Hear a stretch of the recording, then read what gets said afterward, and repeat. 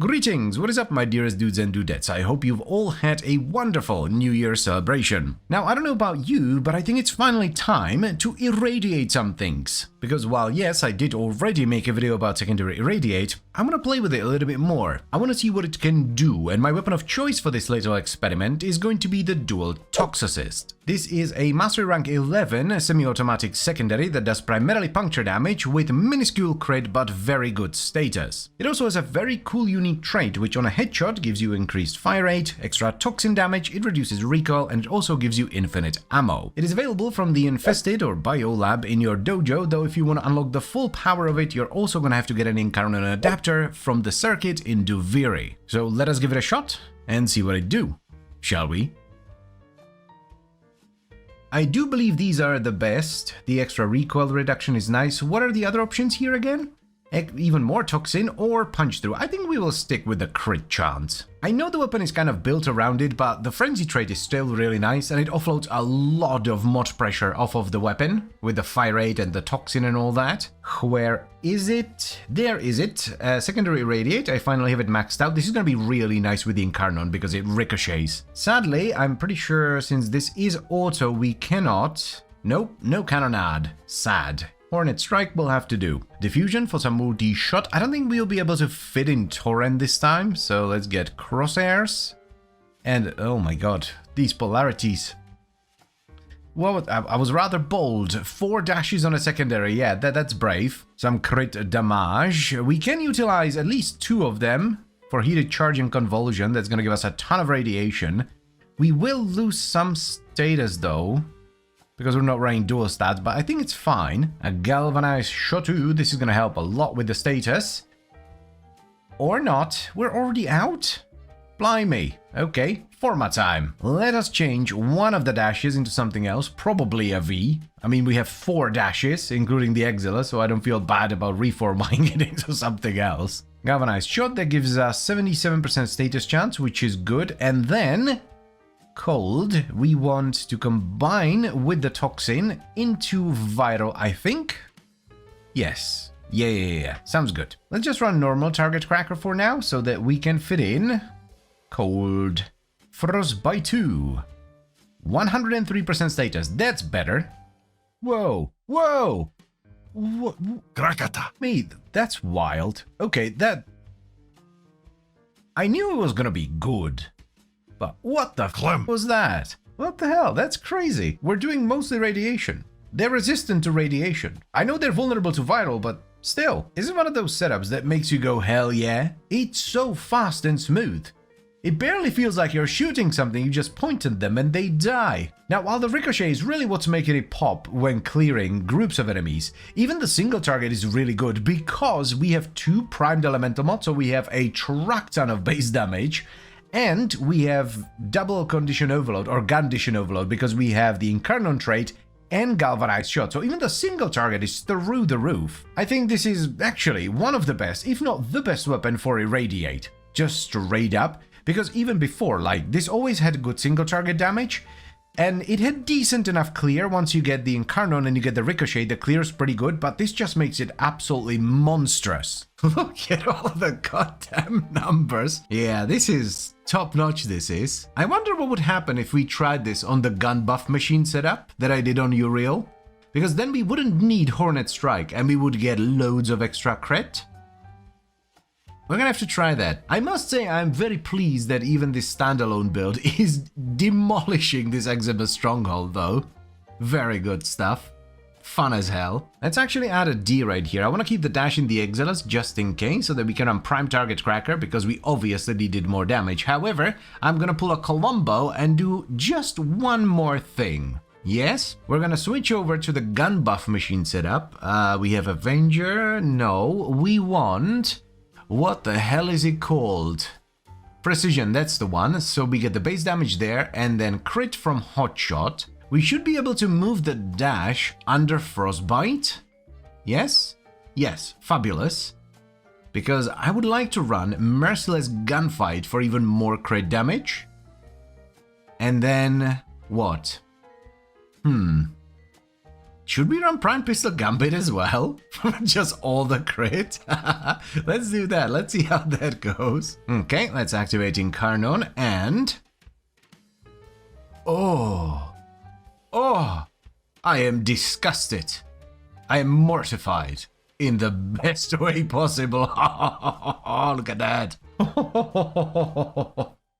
Good lord, that is quite the build, alright. To be fair, we are helping it a lot. We're on Uriel, we have Nourish, we have 2 arcanes that directly buff it, but still.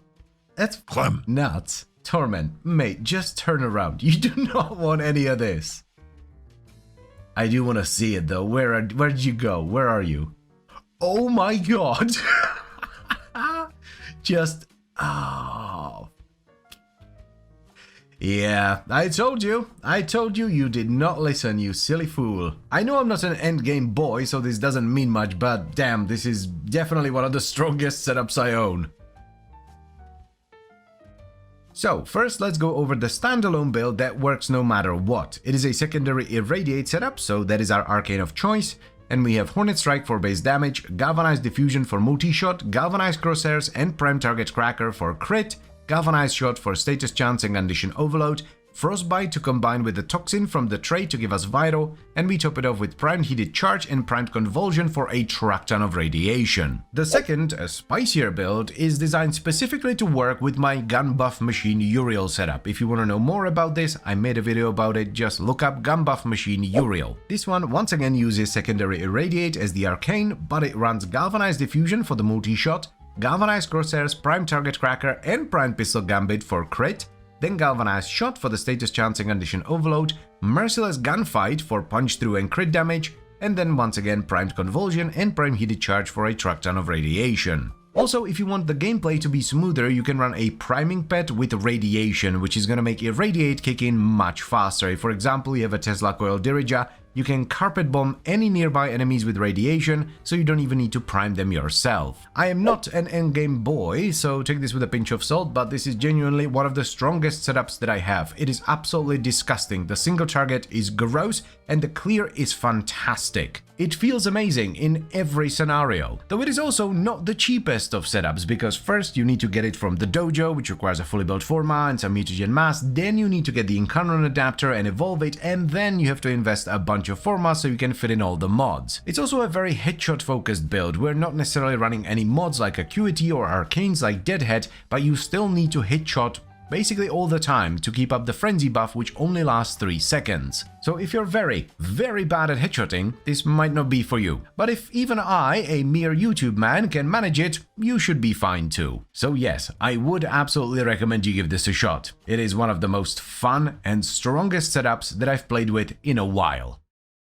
I know we've done the Arbacep not too long ago, but things have changed, or rather, things have been added. Now, just in case you forgot, the Arbacep is Noko's signature art gun, and it's weird in the best way possible. It sports a relatively low 10% crit chance with an awesome 2.9 times crit multiplier and a fantastic 34.9% status chance per projectile. That's not the weird part, that comes next. It fires 6 rockets with every pull of the trigger, which also consumes 6 ammo, so it's quite ammo hungry. But each rocket deals a different type of combined elemental damage. So one does corrosive, one vital, one radiation, and so on. Now that's already pretty cool, but it also makes it, in my humble opinion, the perfect debilitate weapon. So let's give it another shot and see if I'm right. Shall we? I am so curious to see what this trait is going to do with like max status chance and debilitate. I'm telling you, this is gonna be amazing. I would love to run Irradiate, and we're definitely gonna try it. Could be kind of nuts with the rockets and all that, because we have 6 rockets that all explode, so there could be a lot of overlap, but I think Enervate's gonna be too strong, so we're gonna try Irradiate. If it doesn't work particularly well, we're gonna go back to Enervate. Battle for the damage, 2 rounds for the multi-shot. I wanna have as much status as possible, so let's do modified munitions. And then I would love to have radiation, I guess, on every rocket for Irradiate priming. So let's do charged bullets and magma chamber. 97%, that's pretty good.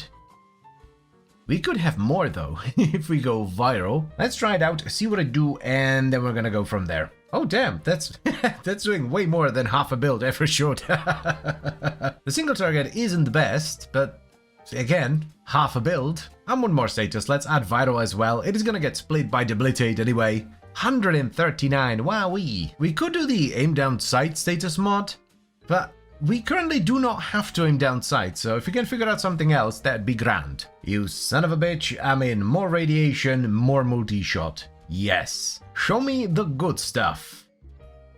Oh. Oh, good stuff is being seen. That is fantabulous. Single target's very nice as well. Alrighty. I think we have a build. Yeah. Oh, that's awesome. Oh, me blimp. I forgot about me blimp. That should help with the radiating nonsense. There we go. Yes. Oh, that's what I'm talking about, baby. Well then, time to take it out for a spin. The Arbicep is so weird. The gameplay is unnervingly calm for something that is causing so much havoc. Like, things are exploding left, right, and center, but it feels tranquil somehow. The clear is very shockingly absolutely amazing, though the single target could use a bit of help. It's not terrible, but I've seen better. We still have ammo surprisingly enough, and I've not had any issues with it so far, though I have a sneaking suspicion that it's because we are in a timed Eximus stronghold which spawns heavy units from the very start. I unfortunately have a feeling that once we go into a normal mission, it's gonna be a bit of a different story. So Irradiate totally works, which is nice, but I still think the Arbicep is going to be better with Enervate. Because then we can also take out Containment Breach, and we have like a really simple mod switch. We just put in hallowed bullets, and bam, we have massive crits. Yep, I've killed like 2 enemies, there goes a third one, and I already know that I'm gonna like this way more. This is much, much better. Enervate just makes more sense on the Arbicep. Like, our guns have terrible crit mods, so solving crit with a single arcane is very, very good. And also the Arbicep already has good clear. We have 6 rockets, all of which explode. We don't really need to enhance the clear with Irradiate. Like, you can totally do Irradiate if you want to. Like, if you're doing some high density stuff and you just want maximum clear, you can do Irradiate. But I think overall, in general, Enervate is still better. Would not swap out Debilitate though, that one is too good to pass up. Like, the amount of value you get out of it on this setup is crazy. And we're out, yeah, we're gonna need Dispensary. I still can't get over how smooth the gameplay is, considering the amount of destruction we're inflicting upon the world. This is, by the way, this is with Screen Shake. I have Screen Shake turned on. You're gonna need Dispensary or some other way to sustain heavy ammo though, especially in like survivals. The first 10 minutes are gonna be pretty rough because you don't get many heavy units, so you don't really get any ammo drops. That is not an Arbicep exclusive problem though, most heavy guns are like this. Here's an interesting question, should we switch this over to Corrosive and Blast instead, so that every rocket has a chance to proc Corrosive and Blast instead of Radiation and Vital? Because I think I'm gonna keep the Radiation and Vital. I kind of like the reliable Vital priming here. It's kind of an interesting thought because usually in Warframe that is a pretty clear-cut choice, right? Do I run Corrosive and Blast or do I go Radiation and Vital? But not here, not really, because we still get the other thing no matter what. I think we'll keep the Radiation and Vital. I've been looking at the enemy armor icons and we're stripping quite a bit of armor with every volley, so I would rather have the reliable Vital priming, I think. Oh, wowee. That's pretty good. I did not expect the single target to be that nice. Yeah, this is a damn good setup. Rightio, so here is the new setup for the Arbicep. We have Primary Debilitate, which is amazing here because every rocket on the Arbicep does a different type of combined elemental damage and we can split all of them into their basic elements. Now for the secondary arcane, we ended up going with Enervate because the Arbicep has high crit multiplier, low crit chance, and this is just a really good way to get a ton of damage. You can run Irradiate if you want to, it's not bad, it works, but Enervate is just too good. As far as the mods go, we have Primed Rubido Lined Barrel for damage, Primed Dual Rounds for multi-shot, Modified Munitions for status chance, Hallowed Bullets for crit damage, and then Hypothermic Shell and Contamination Casing for vital and status, as well as Magma Chamber and Charged Bullets for radiation and status. Now if you want to, you can run different elemental combinations, I just like the reliable viral priming here. If you would rather have more reliable armor strip, you can go Corrosive and Blast instead. Also, while for this particular setup, a priming pad does basically nothing because we're priming every single element that exists, if you're gonna go the irradiate route, I would recommend a priming pad that has radiation, so that irradiate can kick in right away. Next, we need to talk about ammo sustain. You're gonna need dispensary or some other way to sustain heavy ammo, or you're not gonna have a lot of fun. The Arbicep consumes way too much ammo to be used without something like this. So, I don't know about you, but I am very happy with the result. It's nice to finally have a primary arcane that actually works and takes full advantage of the Arbicep. Because I don't know about you, but previously I ran cracks on the Arbicep, which worked kind of. You don't headshot that much with the Arbicep, but you know, it gave some ammo efficiency and a little bit of status, so I kept it on. Debilitate is just better here. Yes, it does hurt to lose the ammo efficiency even though it wasn't up 100% of the time, but that is a sacrifice I am willing to make for the glory of debilitation. So yes, I would highly recommend you give this a shot. It's awesome. Psst, hey, did you ever want to set someone on fire, poison them, make them bleed, electrocute them, and choke them with gas at the same time? Oh, you did. I knew you did. Well, in that case, I have fantastic news for you. Today, we're gonna do things a little bit differently. Instead of covering a weapon and doing a build for it, we're gonna do it the other way around. We're gonna cover a build and use some weapons for it. More specifically, a build that was made available thanks to Primary Debilitate, where you can run 5 damaging status effects at the same time. So don't treat this as a build video for specific weapons, but rather a video about a build that you can add into your toolbox and use when appropriate. So let's give it a shot, shall we? Oh, I'm so excited. Finally, the Warframe Prime Pro Plus build. This is gonna be awesome. First, I want to try the non-crit version on the Kuva comb, so let's get some basic mods. We might have to do Blaze because this is gonna require a lot of mods, but for now, let's just do Toxic Barrage and Scattering Inferno for the gas. And I want to do Prime Charge Shell for electricity, and this is one of the reasons why I'm doing it on the comb, because I have a heat-based comb, so the extra heat's gonna get added into gas.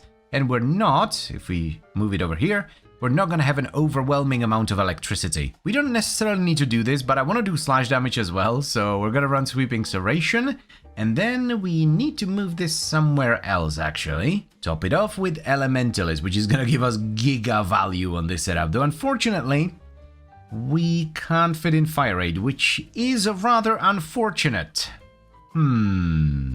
So cool to have 5 dots at the same time, because we have slash, right? Then we have electricity. Then, of course, we have gas, which is eventually gonna get split into heat and toxin via debilitate. Yeah, we have more than enough crit to run tempo, so we can, if we want to, fix the fire rate with arcane tempo instead. Yeah, let's do that. That is ridiculous. Look at the status. Wowee, that is nuts. It actually does damage, which is good. I wasn't sure it was going to, but yeah. Damn, that's so cool. The Warframe Plus build, or the Warframe Prime. Ooh, that sounds good. Look at the status. We're actually getting armor strip from the heat, which is neat. Ooh, I am Eminem, look at me. We are most definitely gonna need mutation though.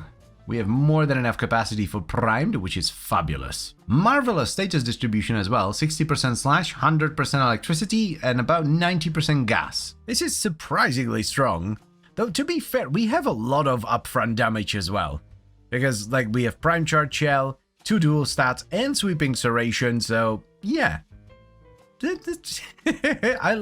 I'm so happy that this actually works. I think it's gonna be somewhat rare that this will end up being the best setup for a weapon, but I mean, we're in Steel Path, and I forgot a pet, and we're doing mighty fine. I am rather pleased that you can do a non-crit version of this as well, because initially I thought you'd only really use this on weapons that can run hunter munitions, but no, you can totally do a non-crit version as well. The problem with the crit version, which I want to try next, is that it's gonna need even more mods, because you need to scale crit and have hunter munitions, and I have no idea how we're gonna fit all of them in. Oh man, the build variety nowadays is just so good. Like, we have never had build variety like this before. Okay, so weapon numero dos is going to be the Amprex. Let's get Debilitate, and then we have to finagle things around quite a bit. So we're gonna run Chamber for the multi-shot, and we're only gonna use Aptitude for base damage. because I'm pretty sure we cannot fit Insurrection. Malignant Force and Rhyme rounds for the gas, and we're just gonna have the innate electricity, we're not gonna mod it at all. Yeah, Galvanized Scope just to get as much crit chance as possible. Then we need some crit damage, so let's get Vital Sense. We could do Hammer Shot as well. Elementalist, there we go, Rifle Elementalist. Top it all off with Hunter Munitions. There we go. This will only really work on weapons that have electricity though. So basically any adversary weapon actually. I mean, we did help the Comb, so let's help the Amprex as well, it's only fair. Avenger for a little bit more crit. The ramp up's gonna be rough. Yeah, we have 0 base damage before we kill something. Yo! Okay, it is picking up. Damn. Again, that is without a pet as well. That's actually good. That is not a meme build, that actually just straight up works. The blimp's gonna help a lot with the ramp up and just like priming in general, so let us see. They're still dying a little bit slowly, but it's not too bad. And... oh...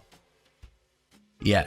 Oh, Jesus Christ, that was so loud. But yeah, this totally works. This is like an actual build. Unsurprisingly, the crit version, or rather the hybrid version I should say, is considerably better. I think I'll just straight up keep this as my primary build on the Amprex. This is very good. It is a niche build, you can't fit it on everything because it requires too many mods, but most appropriate adversary weapons should be able to run this as long as you have the electricity version of them. All you really need after that is fire rate and status. Yeah, not a big surprise. Status resistance, the mortal enemy of any status build. But that is to be expected though. Yeah, this is totally a viable build, even in Steel Path. Like, these are level 200. Here's a bunch of Eximus units. Oh, mow them down. Awesome. Man, Debilitate was such a good addition. So here's kind of like the non-crit version of this build, which can actually be used on weapons that don't have innate electricity because it doesn't require quite as many mods. And this one in particular on the Kuva Comb runs Prime Point Blank for damage, Galvanized Hell for multi-shot, Galvanized Savvy for status chance and condition overload, Shotgun Elementalist for the status damage, Prime Charge Shell for electricity, Scattering Inferno and Toxic Barrage for gas and status, as well as Sweeping Serration for Slash. And of course, we're running Primary Debilitate to split the gas into Heat and Toxin. Also, for this particular build, we couldn't fit in enough fire rate, so we fixed that by running Arcane Tempo on our frame. Then we have the crit or the hybrid version, which only really fits on weapons with innate electricity because it simply requires far too many mods. So for the Amprex, we ran Galvanized Chamber for multi-shot, Hunter Munitions for Slash, Galvanized Aptitude for status chance and base damage from Condition Overload, Galvanized Scope for crit chance, Vital Sense for crit damage, Rifle Elementalist for status damage, and we topped it off with Thermite Rounds and Malignant Force for gas and status. I also ended up helping the build a little bit with crit via Arcane Avenger on the frame. And finally, just like with the vast majority of builds in the game, it's always a good idea to run a solid priming pet, like a Tesla Coil Diriger. So there you go, here's another build archetype that you can add into your toolbox and use when appropriate. It does struggle with status resistant enemies because all it does is status damage, but other than that the damage is pretty good and it's a lot of fun. So yeah, I would highly recommend you give the Warframe Prime build a shot. I really need to go to the barber shop. Yeah, look at my tail spike. Needs to get trimmed. Hello, can you tell I'm out of intro ideas again? So today we are revisiting the Proboscis Cernos because I think it could be pretty cool with the Debilitate. Maybe. We'll see. Now, just in case you don't know, the Proboscis Cernos is a bow that has a very cool unique mechanic. Normally it does primarily slash damage with low crit and high status, but it comes with a radial attack which is preceded by a larva-like pull. So you fire an arrow somewhere, it pulls enemies towards the arrow, and then it explodes, dealing pure viral damage. A very cool mechanic indeed. It is a bit of a shame then that the Proboscis Cernos is a bit of a ball ache to get. Because while yes, it is a market weapon, it requires a fully built Mutalist Cernos, which itself requires a fully built Cernos. Now while the upgrades are worth it, the best way to do it is to simply take your time, build the Cernos, max it out for the mastery, turn it into the Mutalist Cernos, max that out for the mastery, and then turn that into the Proboscis. But anyway, I think that's enough blabbering, so let's give it a shot and see if it's any good, shall we? I'm not sure whether or not this is gonna work out, but I think the Proboscis Cernos could be good with Debilitate. We already have Viral on the explosion, so adding in, we're probably gonna go gas and electricity so that we have the quad element damage on there. That could be neat. We're gonna need Serration for the damage. Let's get Chamber for the multi-shot and Aptitude for the status. We're not gonna go crit because the base crit is really low and we're probably not gonna have the mod space either. I wanna boost the status as much as possible, so we're gonna go with pure dual stats. Let's get Malignant Force and Thermite Rounds. We need to move that D somewhere else. Why do I have 3 Ds? What was I doing? 3 Ds? Why was I... Was I doing like primed cryo rounds? Maybe hammer shot? Elementalist. I was probably doing Elementalist, right? Speaking of which, let's get that in there as well. High voltage rock and roll. I was eyeballing Firestorm, but I don't think it works on the tentacles actually. Does this make sense, or am I being silly? Yo, that is a lot of damage. A little bit too much damage actually. Hold on. You know, let's add a bit of fire rate so that we can fire a little bit faster and try it again. I think speed trigger should be plenty. If it's not, we can always run Vile Acceleration and let's get Vigilante Supplies as well. Nope, still way too much damage, which I suppose is a good problem to have. It's kind of wild though, we essentially don't have an Arcane because Debilitate isn't doing anything. So what is it gonna do when we do add an Arcane? Do we go Crux? Like, we probably would have enough status chance with Crux. But I guess we just get more base damage? I don't know what else. Like, sharp. If you want to go for headshots, you could probably go Sharpshot as well. I rewatched the footage and yeah, Debilitate is not doing anything, so I guess we just go for Merciless. We could go like Sharpshot or even Crux, but I do not want to go for headshots. Oof, yeah, it takes a second for the damage to kick in because of the gas clouds and the electricity, but damn, that's big. Ooh la la. I actually checked the previous video that I did on this and it was right after the blast chain, so I was putting blast on everything, but gas fits so much better. Oh my god, this is utterly devastating. One really cool thing now that I see the Eximus with the Proboscis Cernos is that while you cannot pull them while they have overguard, you can pull enemies to them. So you can just shoot them like so and it will pull enemies towards them and explode them with AoE. Very nice. I'm curious to see what the single target's gonna look like because the clear is obviously absolutely heaven-like, but the single target might struggle a little bit. We will see once an Acolyte shows up, I guess. We probably don't need the mutation in the Exiles because every shot kills so many enemies, it should be pretty simple to sustain ammo even without it. But then again, what else would you put in there? There aren't that many useful Exiles mods for bows, especially for ones where you don't really care about flight speed. Rightio, this is what we've been waiting for. Let us see what the single target is like. What the f was that? What was that? Let's bully some shield boys. Jesus Christ, yeah, this is infinitely more damage than I will ever need for any of my shenanigans. Like, what the hell? That is disgusting. Look. Bam. Wowie. This weapon will never not be good. Like, just the pull alone is amazing. Like, you can just use it for the utility, but then you add the damage on top. Crazy good. Like, I know it's a ball ache to get, but it is damn worth it. I love that there are no gimmicks to this as well. You don't have to aim down sights, you don't have to hit weak points, you just shoot, pull, boom. Dunzo. Fabulous. Yeah, I thought the last Acolyte was rather suspicious. This is nowhere near as fast. It is still good though. A single target is much better than expected. What a well-rounded setup. I kind of don't want to leave, I just want to shoot more things.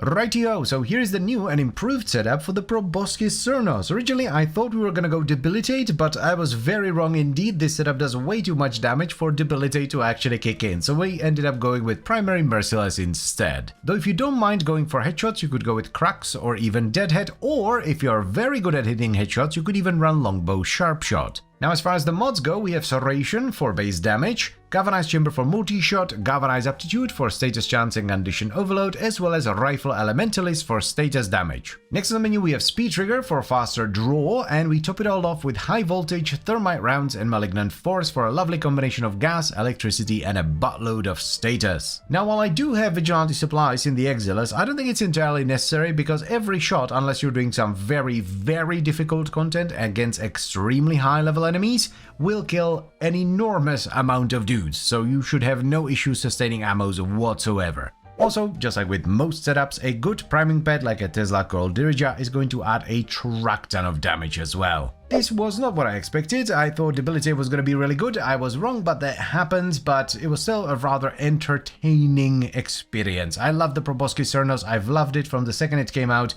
and I will love it till the day I die. This is an absolutely fantastic bow that I would recommend to absolutely everyone. I've tried a lot of different builds on the Proboscis Cernos. It's why I have 7 Forma on it, because I always try new things, and this is by far the best setup that I've tried so far. So yes, I would absolutely recommend you give this a shot. It's fabulous. What is this frame of war I see on my screen, I hear you ask? Well, dear viewer, that is the mighty Chromus Prime. And the reason he's on the screen is because today we require a frame that is capable of storing vast amounts of energy. Because today we're gonna play around with Primary Overcharge, one of the new arcanes which grants you ludicrous amounts of multi-shot based on your frame's energy. It actually scales all the way up to 1000 energy, which is a ridiculous amount, though luckily Chroma is one of the very few frames that's capable of reaching it. Now our weapon of choice for today's experiment is going to be the Bubonico because, well, why not? The Bubonico, just in case you don't know, is a primary arm cannon that has 2 different fire modes. A primary shotgun mode which has high crit and does primarily slash within a toxin, though relatively low status, and a secondary explosive burst which does viral damage with a low crit but high status. The blueprint for the Bubonico, by the way, is available from the Infested Lab in your dojo. It's not necessarily expensive, just kind of annoying. You're gonna need 10 mutagen mass, 3 argon crystals, 1200 plastids and 22,000 nanospores. So let us give it a shot and see if it's any good, shall we? Primary Overcharge, there it is. While at or above 90% energy, gain 35% of max energy as multi-shot, capped at 350, so ideally you want to have at least 1000 energy to get the max amount of multi-shot from this. Also, 350 multi-shot is kinda nuts. That is just ridiculous. I put together a bit of a ghetto setup on the Chroma. It's not pretty, but it'll do. We have Primed Flow, which once we're ranked up will give us 1000 energy. We have Combat Discipline, Grace and Avenger, 3 Umbra mods, adaptation, some basic tank stuff. Though, to get the 1000 energy, we have to use 3 energy shards. And just because I had the space, I put in 2 Topaz for the sustain. We're gonna need Prime Point Blank for the damage. We're not gonna run Galvanized Hell because we're already getting so much multi-shot from Primary Overcharge, so we're gonna use this as our only source of multi-shot and we're gonna skip Hell completely, which will give us a little bit more mod space, though we absolutely do want to run Galvanized Savvy because it's actually multiplicative. Now because we don't need to run multi-shot, we should be able to squeeze in crit, which would be very nice. There we go, you go there. Crit deceleration is just too good compared to Blunderbuss, and why are they organized like, they're organized by drain, why is it like that? There we go, Primed Ravage. One of the neat things about the Bubonico is that we have innate toxin, so we don't have to mod for toxin necessarily, so we can do blast, like so, and then just get electricity, which we might do prime charge shell actually. This will give us corrosive and blast on the primary fire, but on the secondary we will actually get blast, electricity and viral, which is awesome. The last slot will probably end up being Elementalist, but I want to try it first to see if maybe we need something else. Yep, shotgun mode's pretty good, and we don't even have the full multi-shot yet. We're still missing like, what, 62%? Yeah, we probably don't want a pure white energy color on this. Let's do black instead. Much better. I keep forgetting about this because to me it's a relatively new change, but we can just borrow the dash from there, and then we can just put in Elementalist. Yay! I don't think we need anything else. I was thinking maybe Fire Rate. What do we put in the Exile? It's probably just Vigilante Supplies, right? Bloody hell, the shotgun mode is devastating. I mean, we are helping it a lot. We're running a buff frame, right? But still, look at that. Oh, I miss me primed YouTube memes already. Yeah, that is big damage. That is enormous damage. And the secondary is pretty damn good too. I think we have a build. Oh, why are they sorted by name? Not focus lens, usage, there we go. Derija. Yeah, that's pretty nuts. Good lord. Yeah, that's good. That is damn good.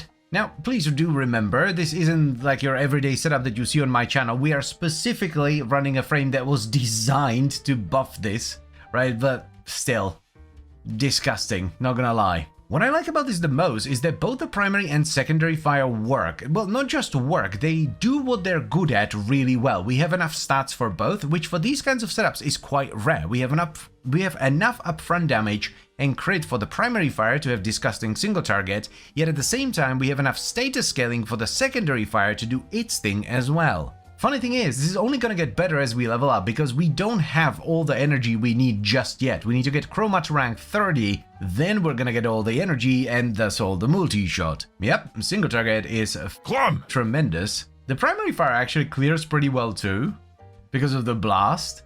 This is an awesome setup. This is like the perfect hybrid setup. I think this is as good as it gets when it comes to hybrid setups. We are almost there, just a few more levels and we're gonna get our multi-shot. One thing I do want to do though is get rid of the prime charge shell.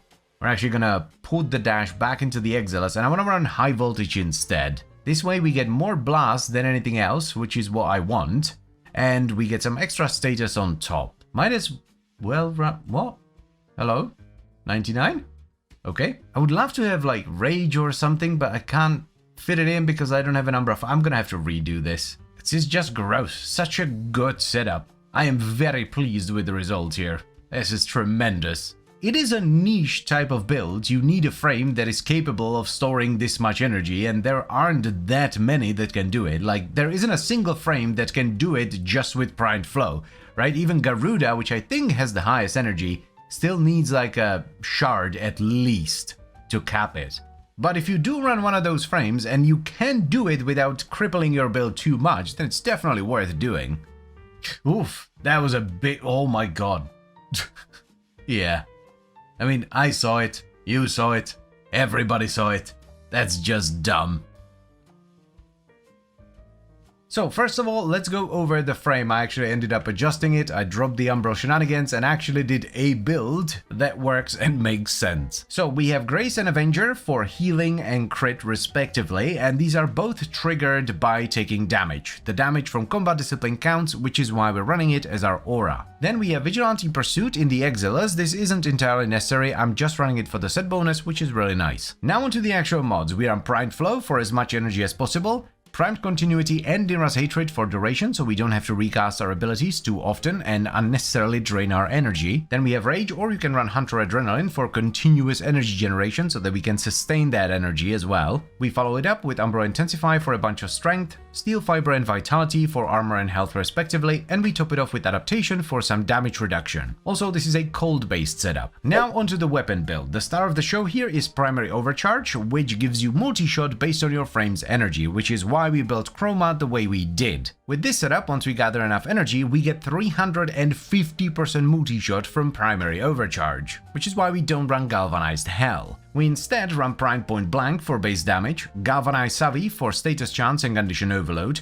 Critical Deceleration and Primed Ravage for crit, Shotgun Elementalist for status damage, as well as Shell Shock, Scattering Inferno and Frigid Blast, which on the primary fire, thanks to the innate toxin, gives us Blast and Corrosive, but on the secondary fire we get Blast and Electricity, which works really well with the innate Vital. Now you can theoretically go for a lot more upfront damage at the cost of some status by running Prime Charge Shell and Prime Chilling Grasp instead of Shell Shock and Frigid Blast. I didn't want to do that because I wanted the primary fire to proc a decent amount of status as well, but it is definitely an option that you can go for. And finally, let's also not forget about a solid priming pet like a Tesla called Derija, which on a setup like this, where Condition Overload is multiplicative on the primary fire, is going to add an absolute truck ton of damage. What an absolutely delightful setup. I did not expect this to be this good or to enjoy it as much as I did. This, while niche, is absolutely fabulous and I would highly recommend you give it a shot. It is more of a full setup than what I show normally, but I think it's good enough and fun enough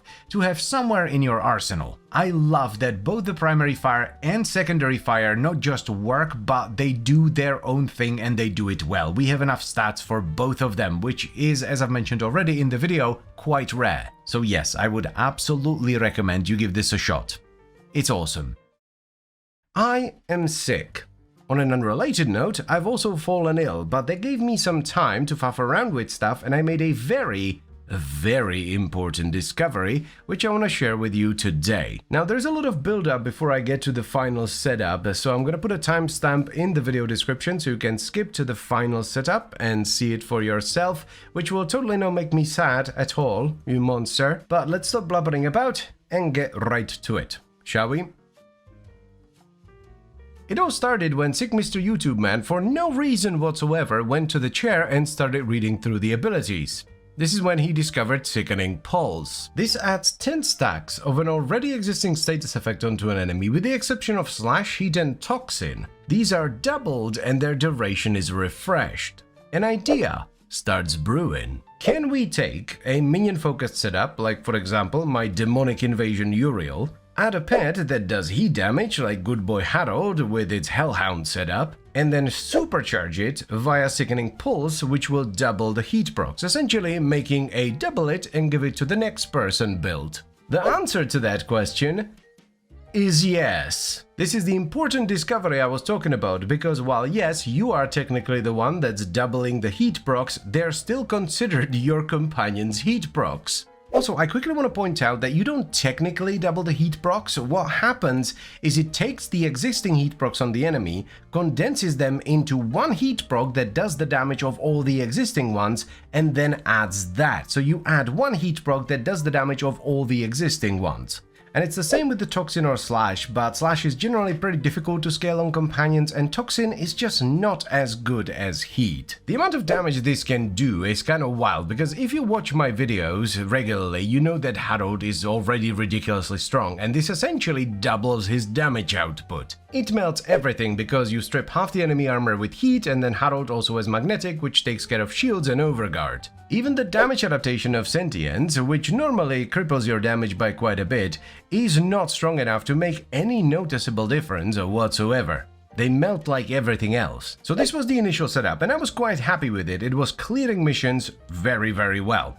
The problem I had with it though is that Harold is unpredictable. He runs all over the place, and every now and then he would be spreading status in places where my Sickening Pulse would not reach despite its massive range. This is where I spent about an hour or two trying to make the Dirija work instead. The Dirija, while nowhere near as strong as Harold with the Hellhound setup, sticks to you at all times, so you have control over where the damage is being dealt. I also wanted to try electricity instead of heat, even though it wouldn't be doubled, just to see how it would work. The mods I have on the Dirija is a pretty basic Tesla coil setup with Momentous, Manifold, Contagious and Duplex Bond. This was not very good. It did work once it ramped up through Momentous Bond and it got some extra elemental damage, but on its own it was simply too weak. So I switched the Tazikor over to a Corrosive and Heat setup instead. This was better, but still mediocre at best. This is simply because the base damage of the Tazikor is too low, so the damage of the procs is very low as well. It is to be expected though, because the Dirija with the Tazikor is used mainly for priming, not doing damage. So I tried a Vital-Electric Volclock instead. This has considerably higher base damage and, unlike the Tazikor, can reliably crit. This is also when I added roll shenanigans into the setup. We have Arcane Circumvent to strip the enemy defenses and take them for ourselves, as well as Melee Kareen to freeze the enemies and proc 10 stacks of cold on them to increase their crit damage taken. I thought this was a really good fit because stripping the enemy defenses will allow our pets to do more damage, and it will also give us something to do because outside of casting Sickening Pulse every now and then, we don't really do much.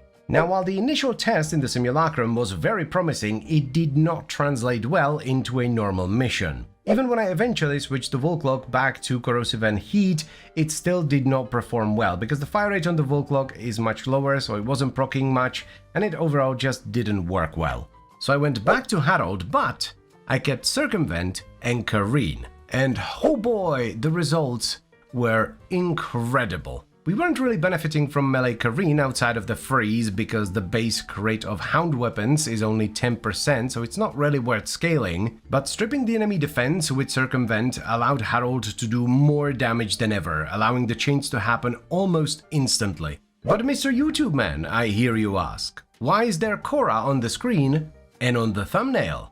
Are you clickbaiting us, perhaps? Well, dear viewer, that comes next. Because it was at this point when I realized that pets that have equipable claws can have all of their elemental damage converted into heat with one simple mod. So you don't have to worry about other elements getting in the way. Now, while you could do this with a Kavat, for example, their status coverage isn't as good as it is on Hounds. But that is not a problem on Korra, because she can have both a Hellhound and a Hell Kitty at the same time. The setup was already pretty dumb with Harold, but with Harold and Venari... Ugh... Jesus Christ. It also fixes the one problem that I had with Harold, him being unreliable because he runs all over the place. If you put the protector posture on your Venari's claws, she will only attack enemies that are within 15 meters of you. So you have Harold running around all over the place, carpet bombing enemies wherever he feels like it, but then you also have Venari, which reliably procs heat and only heat on enemies that are near you, resulting in an absolutely disgusting setup that melts everything and feels kind of like Influence does on really strong melee weapons. You know how sometimes when you have a really good Influence build, it feels like there are no enemies for you to fight? Because as soon as any enemies get within range of your nonsense, they instantly die? Yeah, that's exactly how this feels. And it's damn near immortal as well, because we have Circumvent for the constant plundering of enemy defenses, Kareen for the non-stop AoE freeze, and while I was at it I thought to myself, well, I'm already rolling all the time, I might as well add in Rolling Guard for the periodic invincibility and status cleanse. So yeah, let's go check out the final setup. The Korra setup is rather flexible, you don't have to follow it exactly, you don't have to do Umbral, just the important things here are Summoner's Wrath for the pet damage, Rolling Guard for the invincibility and status cleanse, and Arcane Circumvent for the stripping of defenses as we roll past enemies. If you also want to freeze enemies as you roll past them, don't forget to put Melee Kareen on your melee weapon. Now for Venari, the only important mod that you cannot take out, otherwise this doesn't work, is Contagious Bond. That's it, everything else can be whatever you want, though I would highly recommend some defense so that it's not dead all the time. For the claws, I have Protector Posture so that the Venari attacks enemies that are near me, which works really well because Harold kind of runs all over the place. Then we have Maul and Bite for damage and crit, Hunter Synergy, which takes some crit from your primary weapon and gives it to the Venari. This is why you want to run a primary weapon with high crit, even if you're not gonna use it. Swipe for the AoE damage, and then the most important mod, which is Burning Claws. This gives Venari a ton of status and it converts all elemental damage into heat. This is also why it doesn't matter which 3 dual stat mods you top it off with. I went with Flame Gland, Shocking Color and Venom Teeth, but they're converted into heat anyway and they're only there for the status chance. And finally we have Harold, the Hound. Because while Venari does work on her own and the setup will work just fine, the Hound just rounds it out really well. It has very good status coverage, but it's unreliable, whereas the Venari doesn't have as good of a status coverage, but is very reliable, so they work really well together. The important mods here are Contagious Bond, so that the status spreads when an enemy dies from it, Manifold Bond, which allows the Hound to proc status via its abilities, and then Synergized Prospectors and Repo Audit, which are the abilities with the largest coverage. For the weapon, I run a Priming Focus Batoten, so I have Condiovload and Primed Pressure Point for the damage, as well as Melee Elementalist for the status damage, but then I run Focus Radon, Magnetic Rush, Volcanic Edge, Virulent Scourge and Vicious Frost for a combination of Radiation, Magnetic, Vital and Heat. I know this might sound overly grandiose, but this is my favorite setup of all time. I have never played a setup that I have enjoyed more than this. It is right up my alley, it ticks all the boxes, it's weird, it uses pets, it's extremely tanky, damn near indestructible, and it does very good damage. So I would highly recommend you give this a shot, it is a fantastically weird setup that is extremely effective.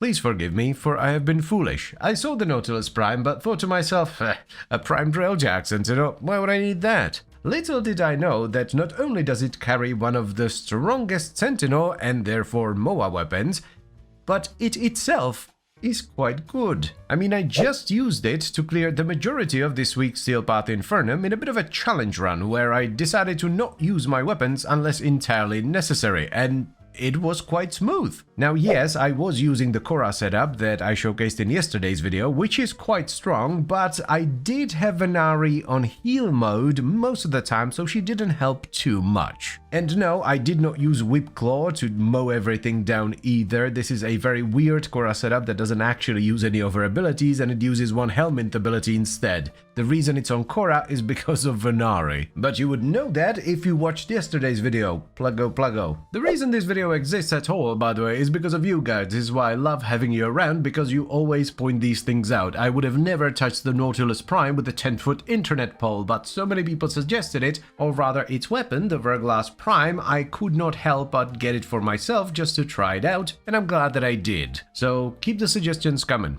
I love them. Now, how much damage does it actually do? A lot. Here's a fully built Nautilus with the Verglass Prime on its own. No buffs whatsoever. Not too shabby. Not too shabby at all. Here it is on Uriel, equipped with Summoner's Wrath, which increases companion damage by 75%. Now we're getting somewhere, the damage is in the millions. And here it would be on a fully dedicated companion setup if it didn't kill everything before I could do the damn combo. Here, even without the full setup, the damage is in the tens of millions. But that's in the Simulacrum, where it doesn't have a chance to chain properly. Yes, this is one of those setups that works better in normal missions, where if you run a dedicated setup, you can expect to hit the damage cap a lot. Though, do bear in mind, this is a setup that's made for this. Okay? It's maximizing pet damage. That's all it does. If you're interested in it, check out yesterday's video. Now, if you're worried about single target or status-resistant enemies, don't be.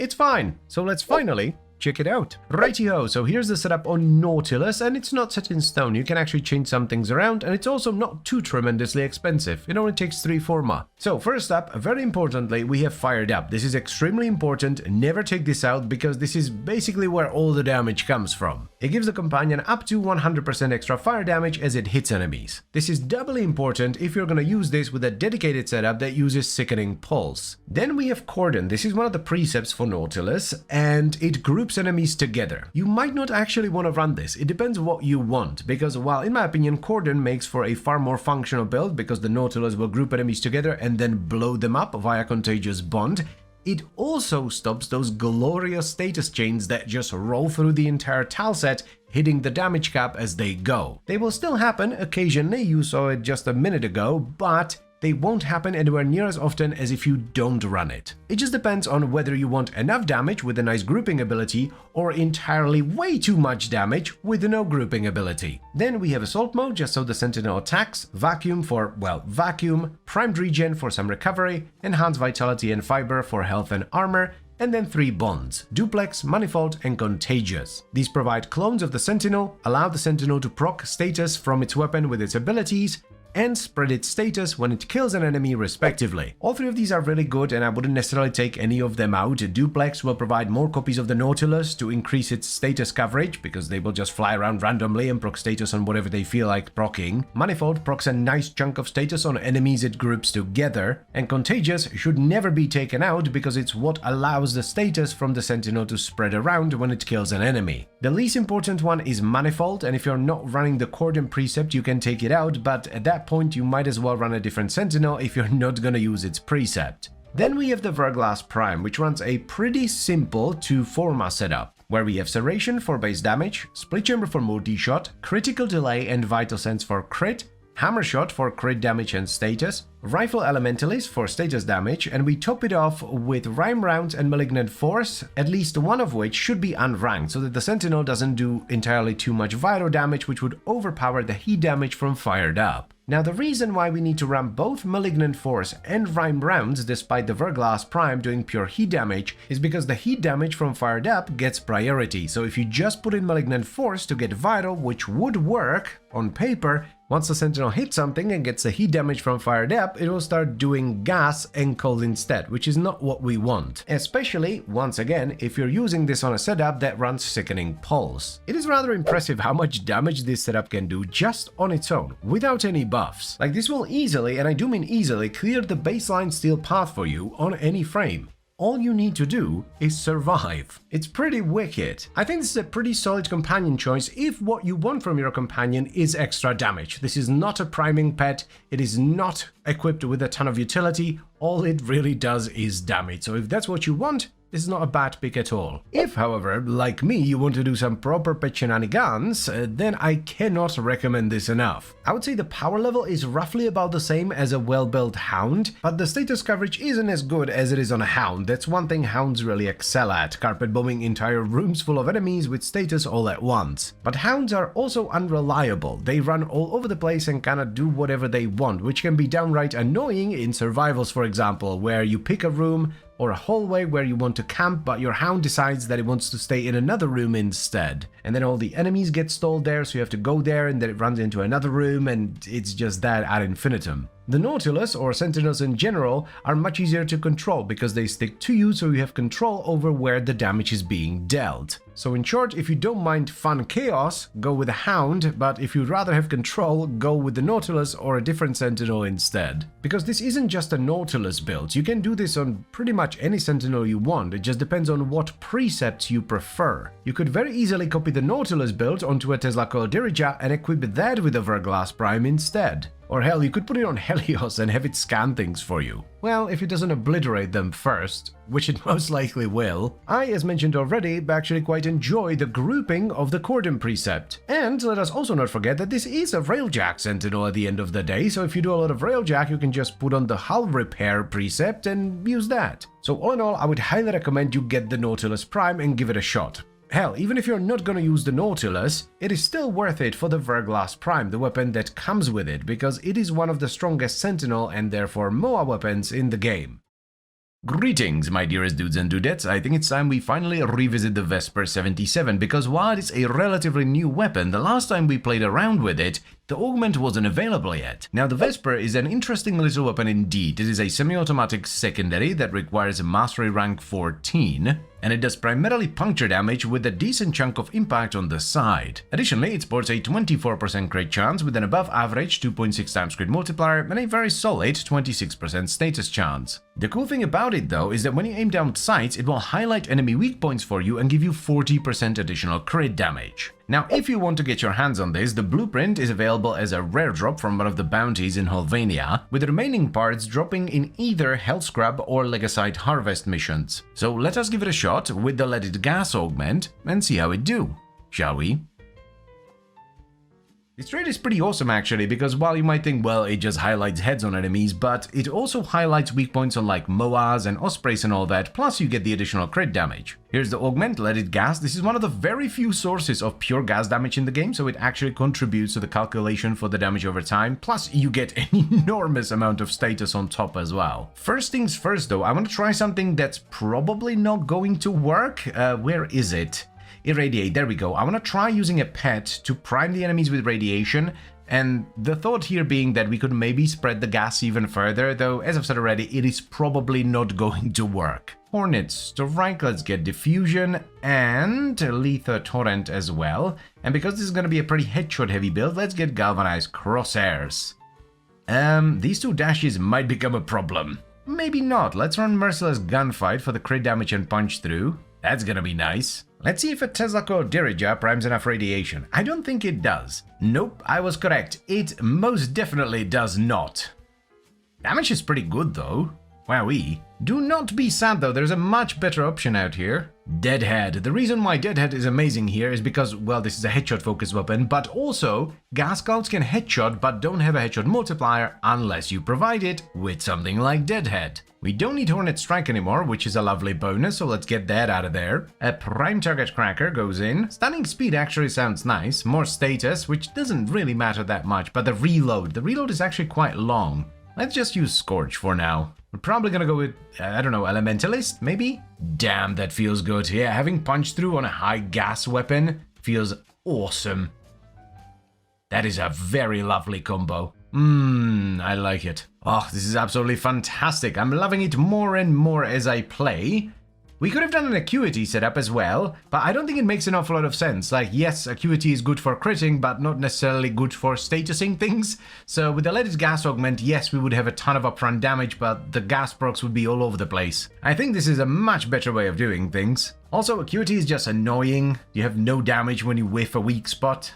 Me no likey. I think the weak point highlights are a very underrated mechanic here, because while it's not too tremendously beneficial against humanoid factions, because you just shoot them in the head, it's really nice versus like Ospreys and Moas, and in particular it is awesome versus the Murmur.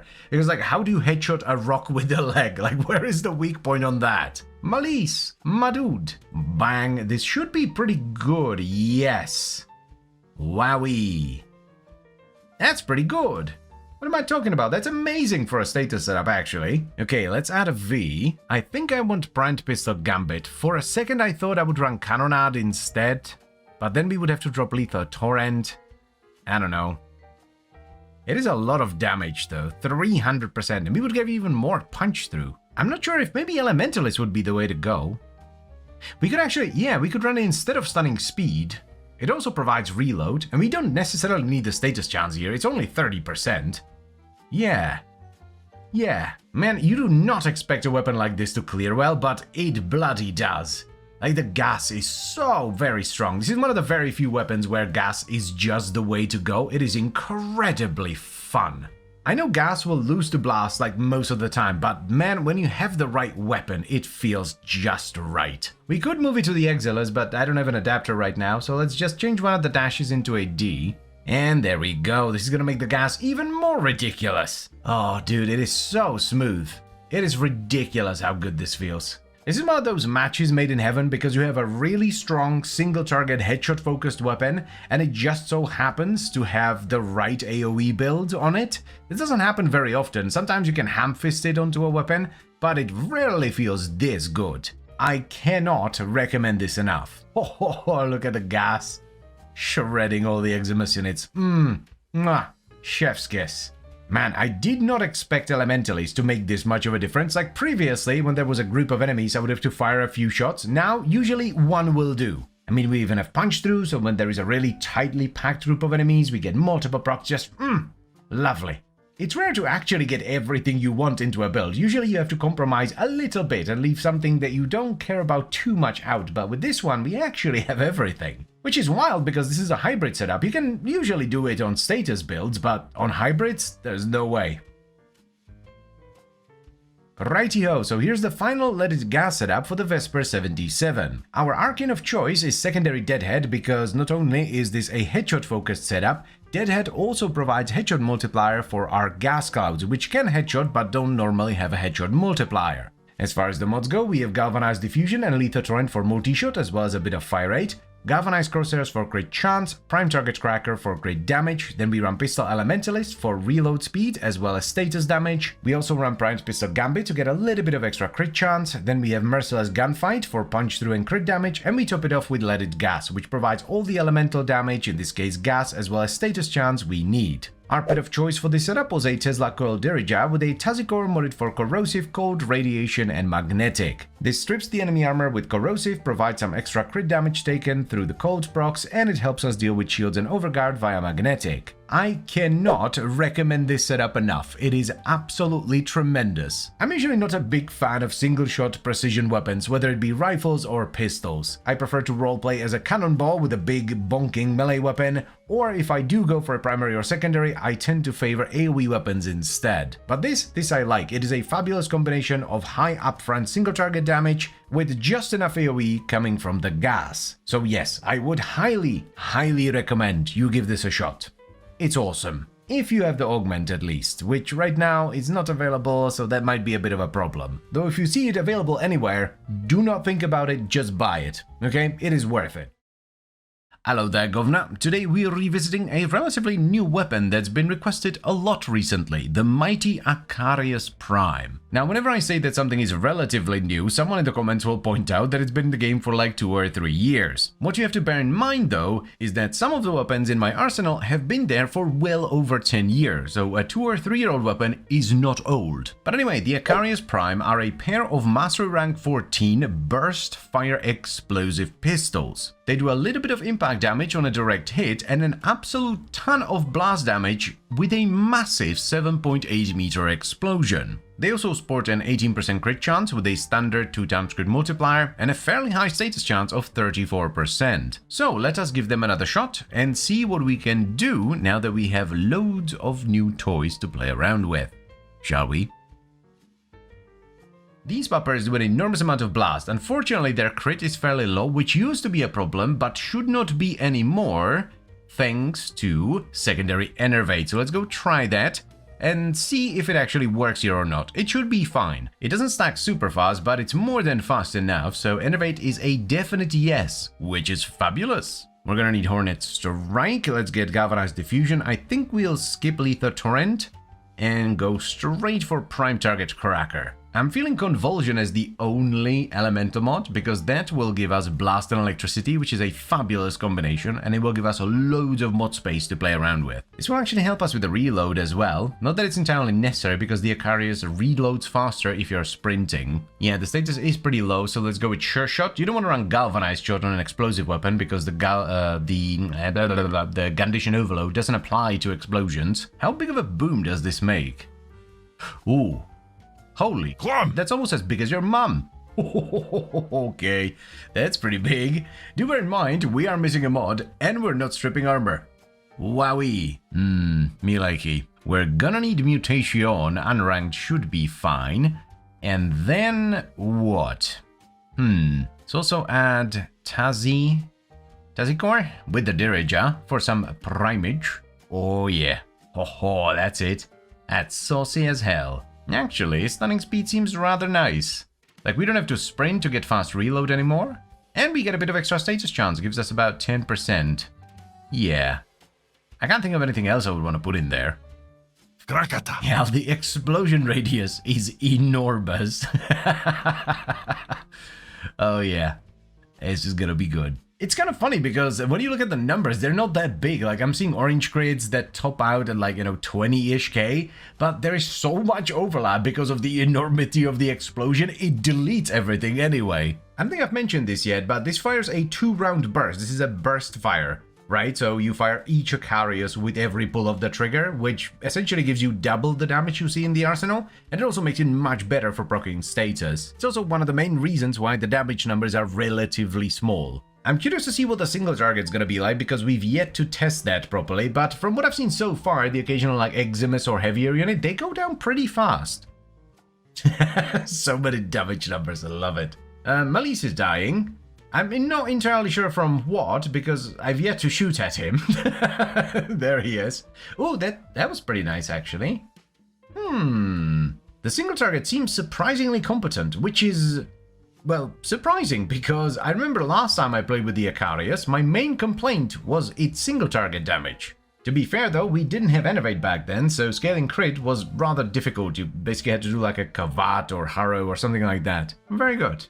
Very good indeed. Man, this is wild when you don't have to worry about enemy armor. I'm just over here bullying some shield boys and it is disgusting. It's not like armor is a big problem nowadays. I mean, you can just run Circumvent, roll around like a clown, and poof, armor gone. I'm curious to see whether we can replicate the damage on the Acolyte. Because, I don't know, here's the thing, like, I don't know if Malise died really fast because there was a lot of overlapping damage from nearby enemies on him, or because the single target is actually competent, but I'm going to hazard a guess and say that the single target is actually competent here. One thing I do have to stress here though is that this needs knockdown resistance, yeah? It is required, it is demanded of you, because the rockets have an almost 12-meter explosion, so it's going to stagger you no matter where you fire it, okay? So either be extremely careful or use Atlas or something like that.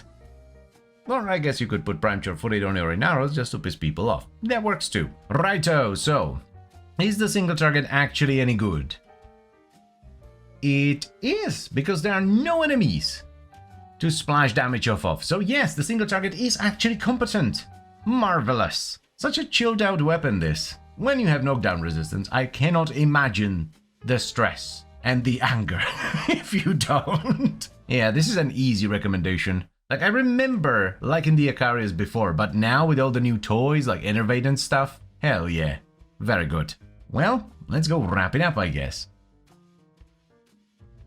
Righto, so here's the updated build for the Acarius Prime. We're running secondary Enervate to take care of all of our crit chance, Hornet Strike for base damage, Galvanized Diffusion for multi-shot, Prime Target Cracker for critical damage, Stunning Speed for a bit of reload speed and status chance, Primed Fulmination for an absolutely enormous explosion radius. Next on the menu is Primed Convulsion for a truck ton of electricity, as well as Sure Shot for status chance, and we top it off with Pistol Elementalist for status damage and reload speed. However, this isn't the most damaging setup you can run. To do that, you want to take out Stunning Speed and replace it with a Faction mod. I didn't do it because I don't like Faction mods, I don't like faffing around with them whenever I want to fight a different faction, so I'm just running Stunning Speed, which works against everything. But Faction mods, even though their multiplier is relatively small, are an enormous source of extra damage, especially when it comes to status effects, because they double dip. They're added once when calculating modded base damage, and then again when calculating the damage of the status proc. Oh yeah, and let's also not forget about Pistol Ammo Mutation in the Exilus.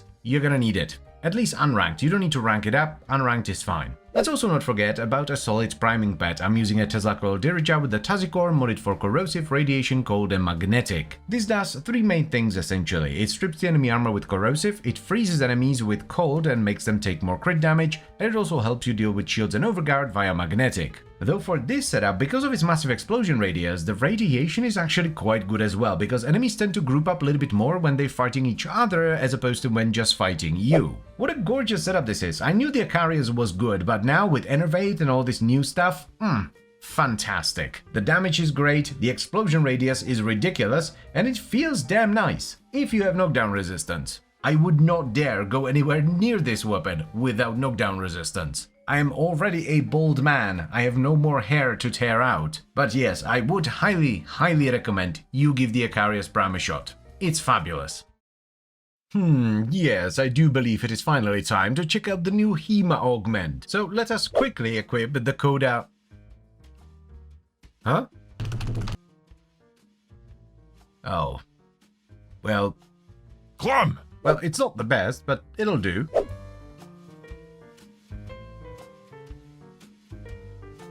And there it is.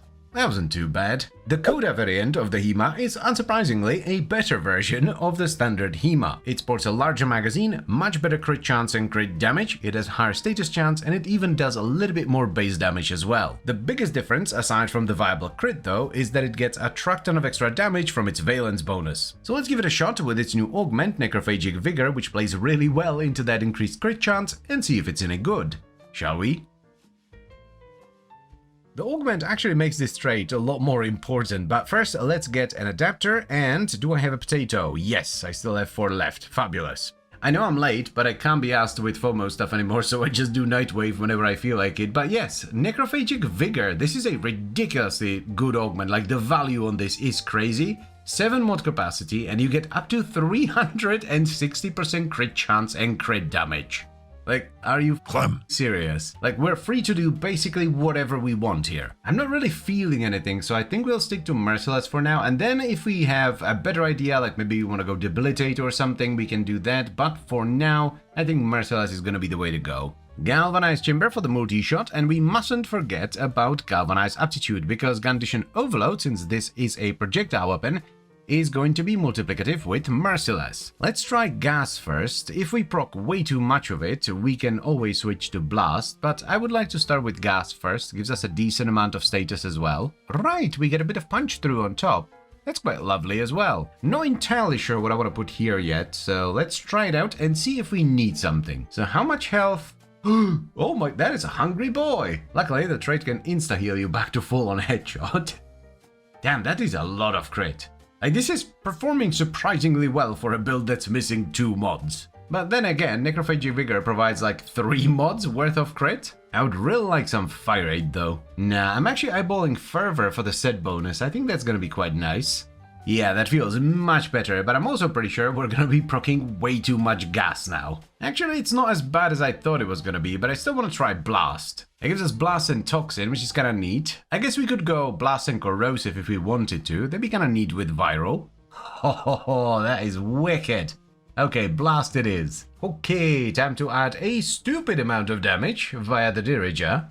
Ooh, dude, damn. That clears so well. Wowee. I am impressed. Oh, this is what I always wanted from the HEMA, just some AoE so that I don't feel like a doofus for running around with a single target weapon in a horde shooter. I've always tried to make the HEMA work because it reminds me of the Hive Hand, which was my favorite weapon in Half-Life. You know what, at first I was like, this is a nice little bit of AoE, but this is a nice big bit of AoE. This actually clears really well. A reminder, by the way, that we are still missing a mod, so there is a lot of power to be added here. Ah, Melise, my dude, welcome. What the f just happened? Did I do that? I don't even know where he spawned. The single target should be pretty good. We do have multiplicative condition overload, right? Wasn't expecting it to one-shot Melise though. Oh dear God. Okay, so maybe it was me that moiderized Melise.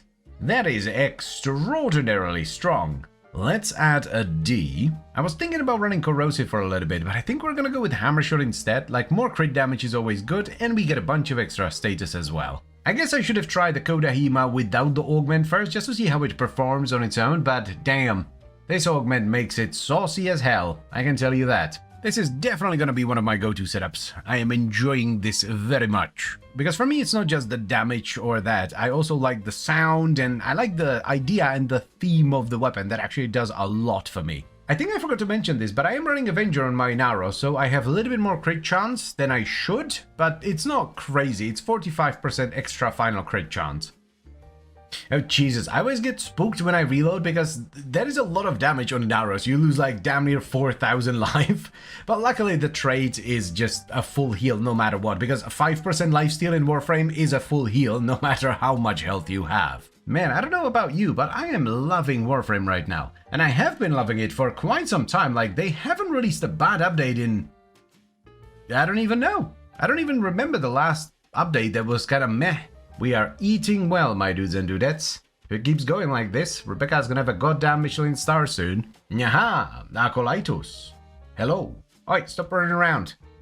Oh, that is wild. That is some goddamn single... Oh, the dirt just going wild over here as well. Fabulous clear, fantastic single target, and infinite tempo on top of all of that. Just gorgeous. So I would like to remind you once again that I was running Arcane Avenger throughout the entire video with a combat discipline setup, which means it was up all the time. So I got 45% extra final crit chance on top of what I should have had. It doesn't make a massive difference, but just in case you're like, whoa, my HEMA doesn't crit like that. Yeah, this is why. Now let's check out the build. I have a toxin-based Coda HEMA, which we're not actually combining with anything, so you could do this with any valence bonus. We're running Galvanized Chamber for the multi-shot, Galvanized Aptitude for status chance and condition overload, which, because the HEMA is a projectile weapon, is multiplicative. Then we have Rifle Elementalist for status damage and a bit of punch through, which is followed up by the new augment, Necrophagic Vigor. This consumes up to half your Warframe's health on a reload, but gives you up to 360% crit chance and crit damage in return. Now to get the full benefit of this, you need a Warframe with at least 720 maximum health. And be careful with this, because it works off of maximum health, not your current health. So if you reload at half HP, it can actually leave you at 2 HP and you will die. Then we have Thermite rounds and Ram rounds for blast, Vigilante Fervor for fire rate and the set bonus, and we topped it off with Hammer Shot for crit damage and status. Also, while Deadhead would probably make more sense here, I actually stuck to Merciless because I like the faster reload speed. And finally, let us not forget about our companion, because thanks to Condition Overload being multiplicative, you can get an absolute track ton of damage from a solid priming pet. For this video, I used a Tesla Coil Dirija with a Shivering Tasicore that's modded for magnetic, cold, radiation and corrosive. What an absolutely fantastic setup. I cannot recommend this enough. It can be a little bit dangerous at times if you're not paying attention, but damn is it worth it, because the clear and single target are just nuts. Also, the unique trait doesn't just compensate for Necrophagic Vigor, it will keep you healthy as long as you headshot an enemy every now and then, because 5% lifesteal on essentially any weapon in Warframe is a full heal regardless of how much HP you manage to squeeze onto your frame. So yes, I would highly recommend you get both the Coda HEMA as well as the Necrophagic Vigor augment that you can currently get from Nightwave. So, there are two things that I read on an almost daily basis in the comments. Number one, I should give the mecha set a shot. And number two, I should do something with beast companions, specifically Kubros. So let us hit two birds with one stone.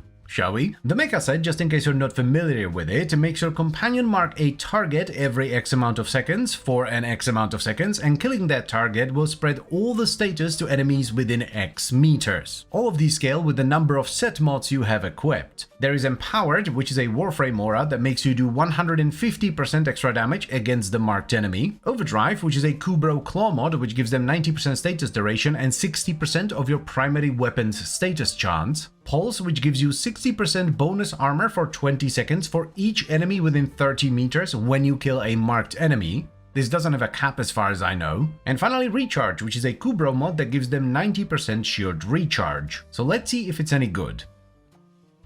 I'm curious about a couple of things. First of all, do I have to kill the marked enemy? And also, how does this interact with Contagious Bond, which does essentially the same thing, just in a smaller area? Ooh.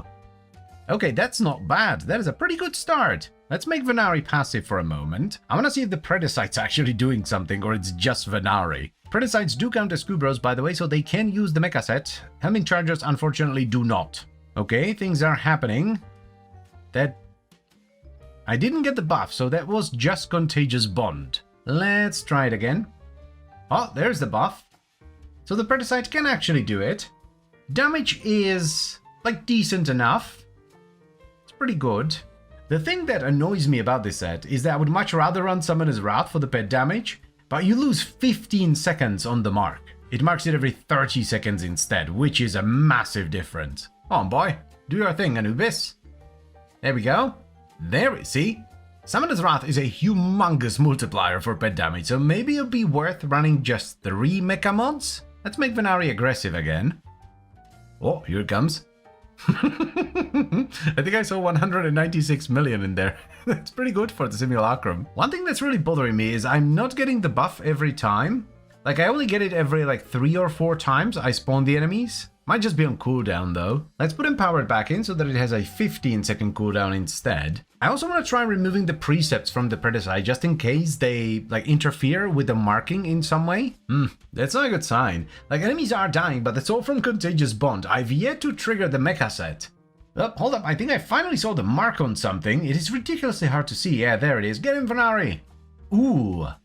Okay, that's pretty sexy. I'm not gonna lie, that is pretty sexy. I can see why people like this. And it looks like Contagious Bond will carry the status even further, which is awesome. I think this is one of the reasons why people like the mecha set. It's kind of like a primer for Contagious Bond, which only spreads in 9 meters, whereas the mecha set spreads in 30 if you have the full set. So you get this initial big explosion from the mecha set, and it's then carried onwards via Contagious Bond. Damage is very... 2.5, 2.7, 5.8 mil? That's not very good, if you know what pet setups are capable of. So, damage is very... What do the kids say nowadays? 6, 7? It is very 6, 7. Whatever the f that means. Here's a genuine question. If something is indeed mediocre, why 6, 7? Wouldn't 5 be more appropriate? Maybe that's the point. Say something stupid and then watch older people go, oh, that doesn't make any sense. Just for comparison, I'm quickly gonna switch back to my original Korra setup, which is a full pet setup that I designed myself, and it runs Nautilus with Verglass. I made a full video about this setup, but in short, it's just a Korra with Summoner's Wrath and Sickening Pulse as one of her abilities, and it runs a fired up Nautilus with the Verglass Prime and Contagious Bond to spread the status. Yeah, the damage is just a little bit better with this setup. I think I just saw the damage cap. Yep, there it is. It's very common with this setup to hit the damage cap. This is genuinely my favorite setup of all time. It is the best thing I've ever put together, and I absolutely love it. Because even if you're not... Oh, here comes the damage cap again. Oh, that is a big chain. Look at them billions fly. Yeah, even if you're not using Sickening Pulse and you want to subsume on something else, your Sentinel can still clear the entire game. I want to do one more mission and talk about it a little bit more, because I don't think I'm being fair to the mecha set by comparing it to Contagious Bond, because while they do something very similar, they're also very different. Ooh, now that was a sexy thing right there. And this is where the mecha set really shines. For spreading your status effects around. It's kind of like a different variant of influence. I think the best way of utilizing the mecha set is to actually not focus on it at all and just have it running in the background as like a little bonus if you're running a Predicite or a Kubro, because then you can equip yourself with a status heavy weapon. In this example, I'm using the Pennant Prime, which I've modded for heavy attacks, which have a guaranteed slash proc on them. Because then as I swing the Pennant around, I will inevitably hit the marked enemy at some point, which will spread those slash procs to everything within 30 meters, giving me kind of like a scuffed version of melee influence that works with slash. Plus, you get a ridiculous amount of bonus armor as well. Like, I don't think there is a cap to this. I've seen it go as high as like 2,000+ bonus armor, which is a lot. So yeah, if you like running Kubros or Predicites, I would definitely incorporate the mecha set into your setup. Even though I'm still not chuffed about the fact that it takes up an aura slot, but if you're not running a pet-specific setup, the aura isn't as massive, because on pet setups, Summoner's Wrath is a big chunk of your damage. On a normal setup, the auras are good. Like if you're running a combat discipline loop with like Arcane Avenger and Grace, then you probably don't want to drop that. But on most setups like Corrosive Projection, Energy Siphon, yeah, like whoop-de-doo.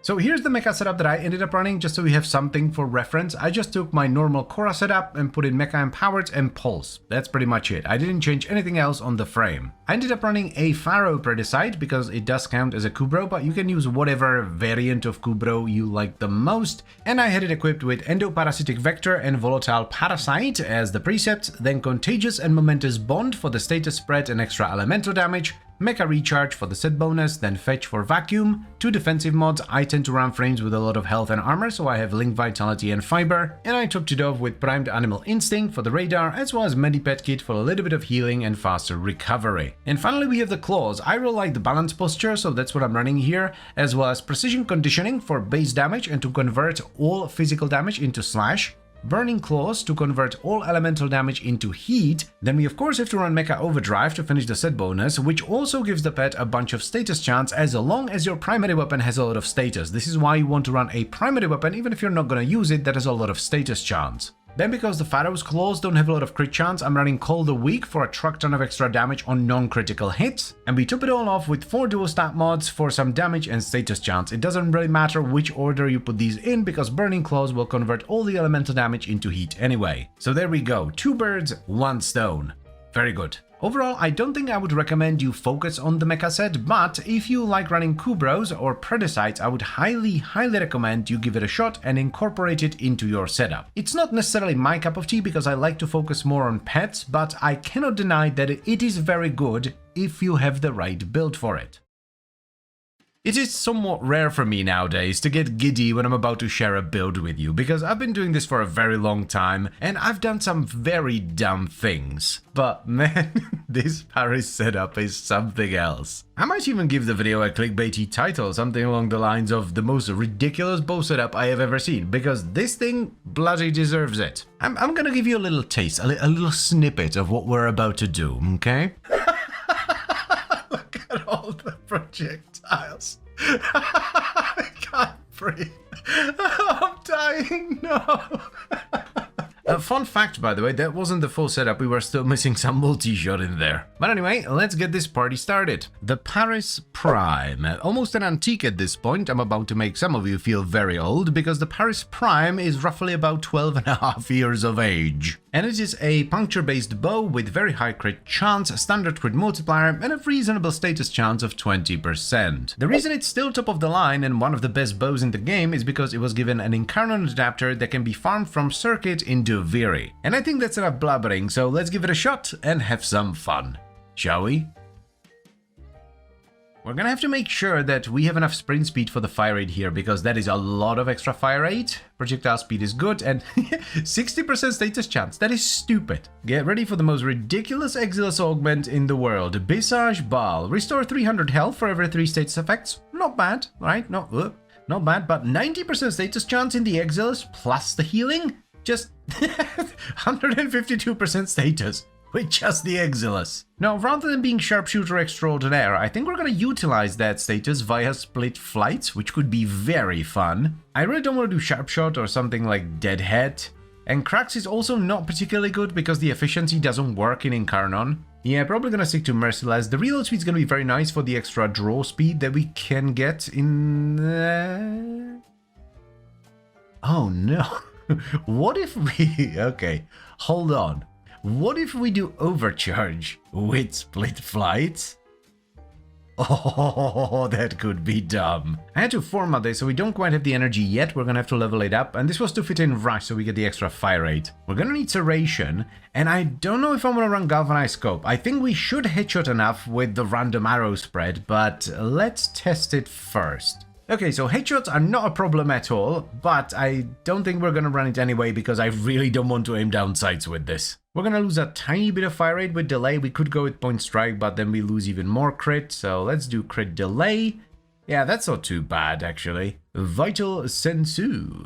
Top it all off with a bit of blastage. There it is. Let's get a D. Rifle elementalist. There we go. We're gonna get a bit of extra punch through as well. Lovely. Man, even the non-incarnon is ripping it up. It's so hard to tell what's going on because there's so many particles. Tazikor, there we go. A bit of extra priming. It's gonna be very nice.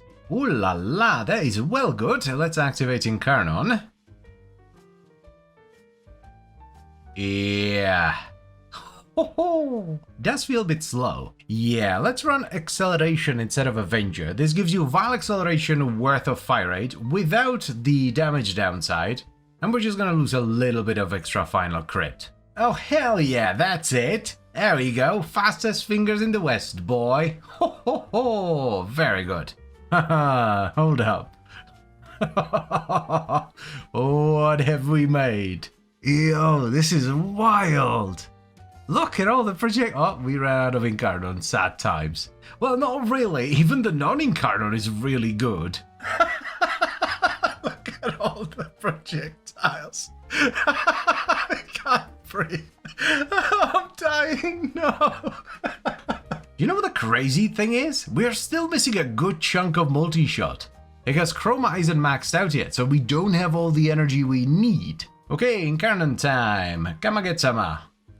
Ooh, big damage. Hell yeah. Oh, hello. Just one shot. What about you? Wowee, what a setup. I love when this kind of stuff happens because this is not entirely what I had in mind. Like, I wanted to do split flights and I thought it'd be kind of funny, but look at all the projectiles here. This is just silly. I've made some ridiculous bow setups before, but this might this might very well be the most devastating one yet. Okay, Chroma's maxed out. We are officially at full power, boys and girls. Let's do a little bit of this. So it's been like a minute and I genuinely cannot tell a difference because like we were already firing way too many projectiles before. I'm seeing some really chunky numbers every now and then. Like most of the hits are like 100, maybe 300k, but every now and then I will see like a 5 mil hit out of nowhere. I would like to remind you, by the way, that we are also healing 300 health for every 3 status effects. So it's not just that we have ridiculous damage, but we're also constantly healing. This setup is just dumb. You know, I was thinking about doing like a max multi-shot hex setup for the heck of it. No. But I don't think I need to do that anymore. I think this is better. So, unlike with most build videos that I do on my channel, this is a full setup, so it requires the right frame in addition to the right weapon, obviously. This is why it's, unsurprisingly, stronger than the regular build video you see around here. Now, my frame of choice for the Paris Prime is the Chroma Prime, because he can, without too much faff and nonsense, hit 1000 energy. This is so that we can get the maximum possible multi-shot from primary overcharge. But that's not all, we are also using Arcane Acceleration, which on a critical hit gives us a 30% chance to get 90% fire rate for primary weapons, and we are using Rush in the Exiles. This is important because of the first evolution. If our Warframe has above a 1.2% sprint speed, we get 80% bonus fire rate in addition to the base damage. For the second one, we have Swift Deliverance for the prot speed, and then finally we have Elemental Balance, which gives us 60% bonus base status chance, which is just silly. Now onto the actual Paris build. So our arcane of choice is Primary Overcharge, which can give us up to 350% multi-shot based on the amount of current energy our frame has. It's why I'm using Chroma Prime, because you need at least 1000 energy to get the full benefit of this. For the mods, we have Split Flights for negative accuracy and a ton of multi-shot, Serration for base damage, Vital Sense and Critical Delay for crit, Galvanize Aptitude for status chance and condition overload, Rifle Elementalist for status damage and punch through, Thermite rounds and rhyme rounds for blast, and then in the Exilus we have Visage Bal. This gives us a 90% bonus status chance, which for an Exilus mod is ridiculously strong, but it also heals us as we proc status. And finally, let's also not forget about a solid priming pet. I'm using a Tesla coil Dirija with a Shivering Tuzzy core that's modded for corrosive, cold, radiation, and magnetic.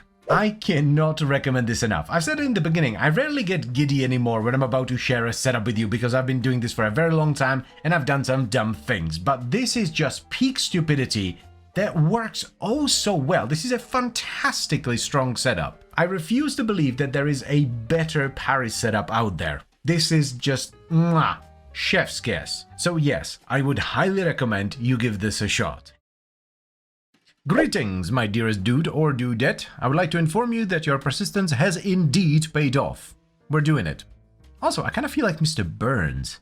Look at me. Yes, excellent. The Keratinos, a pair of Mastery Rank 9 tickle fingers that do primarily slash damage but still have a decent amount of impact, puncture, and a little bit of vital on the side as well, which is rather lovely. Their crit is pretty bad, though their status chance is quite good at 29%, and they're decently fast with good follow through, which is important because the range of 1.7 meters is not entirely correct. For you see, the Keratinos possess a unique trait which, when you do a heavy attack at 12 times combo, makes them grow into tickle fingers extraordinaire, increasing their range by 2.8 meters for 3 minutes. This trait used to be fairly annoying to build around and would cut into your damage scaling, but nowadays with Tennokai it's basically up all the time, so the actual range of the Keratinos is 4.5 meters instead. All the bits and bobs you need for the Keratinos are available from Father in the Necralisk, and they are actually very cheap, so you can pick them up as soon as you get there. But anyway, let's give them another shot and see if they're any good, shall we? This used to be very annoying back in the day. Like, it was a good trait, but you'd have to build a lot of efficiency so that you wouldn't dumpster your entire combo every time you triggered it. But nowadays with Tennokai, you can have it up non-stop. I'm pretty sure we're gonna go with Vermilion Storm. Raptor and Full Riders are fine, but Vermilion Storm is one of my favorite stances in the game. It is super smooth and feels great to play with. Now, it could be boring and just run Influence, but I think we're gonna go with Duplicate because we should have just enough crit to make it work. The crit is actually low enough so that we can run Blood Rush and Galvanized Steel, which is tremendous. We're also gonna invest quite a bit into status, so Condi Overload it is. We absolutely need to prioritize Tennokai here so that we can trigger the trait. I'm actually gonna drop Avenger so that we don't get the extra crit chance from it. We are most definitely going Blast because, well, it just makes sense, but also, tickling someone so hard they explode is kind of funny. We're gonna have to shuffle this around a little bit. There we go. Elementalist for the status damage. Then we need, what? Attack speed. And there we go, and we top it off with status Weeping Wounds. There it is. Looks like a build to me. The ramp up is slow as hell, not due to the lack of range mind you, it's mostly because the forward combo doesn't have good multipliers, and multipliers affect the number of combo you build per hit. Here it's mostly just 100-200%. The damage though, ooh la la. That's quite saucy, I like it. Almost there, may I please get a proc? Oh, I may, thank you very much. Yes, Tickle Monster officially unleashed. They look so cool when they grow. Oh, we have a dude, come here. Oh, I'm about to tickle you. Oh, I'm gonna tickle you. Very aggressive tickling this. This is gonna help a lot with the damage. Let's make sure we have the Tazzy core, yes. Yeah, it makes the ramp up even worse because we have way more damage before we're ramped up, but doesn't matter because once you get to 12x, especially with Opportunities Reach where you have a really big Tennokai window, you're just gonna sit at 12x at all times. Actually, it feels pretty good even without the extra range because Vermilion Storm and Blast is a combo made in heaven. So much AoE. Love it. Wowee, look at that, that is naughty as hell. The heavy attacks are so devastating. What the clum? I'm so glad we didn't go for Influence because that was my initial thought, right? It makes sense. We already have Vital, might as well add Electricity and Blast and bippity boppity boopity. There we go. A strong, though relatively boring build. I think this is much better. Yeah. Oh man, such a glorious stance this. Vermilion Storm just has the best moves. I appear to have teleported into a wall. That's unideal. Goodbye, cruel world, I guess. If this happens to you, by the way, do not panic. There is an easy way out of this. Simply type /unstack and whapam. We're back in the game, baby. Moving around with Vermilion Storm with like the slides and spins and the flips. brings me so much joy. I love this stance. Oh, time to tickle some feet. Oh, I'm gonna tickle your footsies. I think I'm finally losing it. Took longer than I thought it would, to be honest. Come here, give me your toes, you big rock.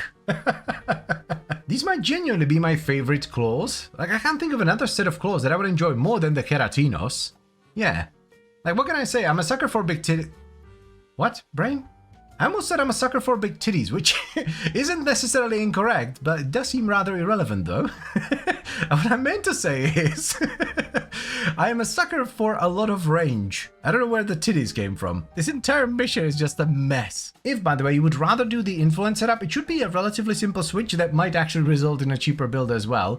So what you do is you drop the crit, so Blood Rush and Galvanized Steel, because it's not worth scaling if you're not going to do duplicate, and then replace one of them with Voltaic Strike and the other one with something else. You can kind of do whatever you want, though I would probably go with Primed Reach for the lols. Sending another capsule? Oh, thank you very much, Ballsackfish. Yes. What is going on with me today?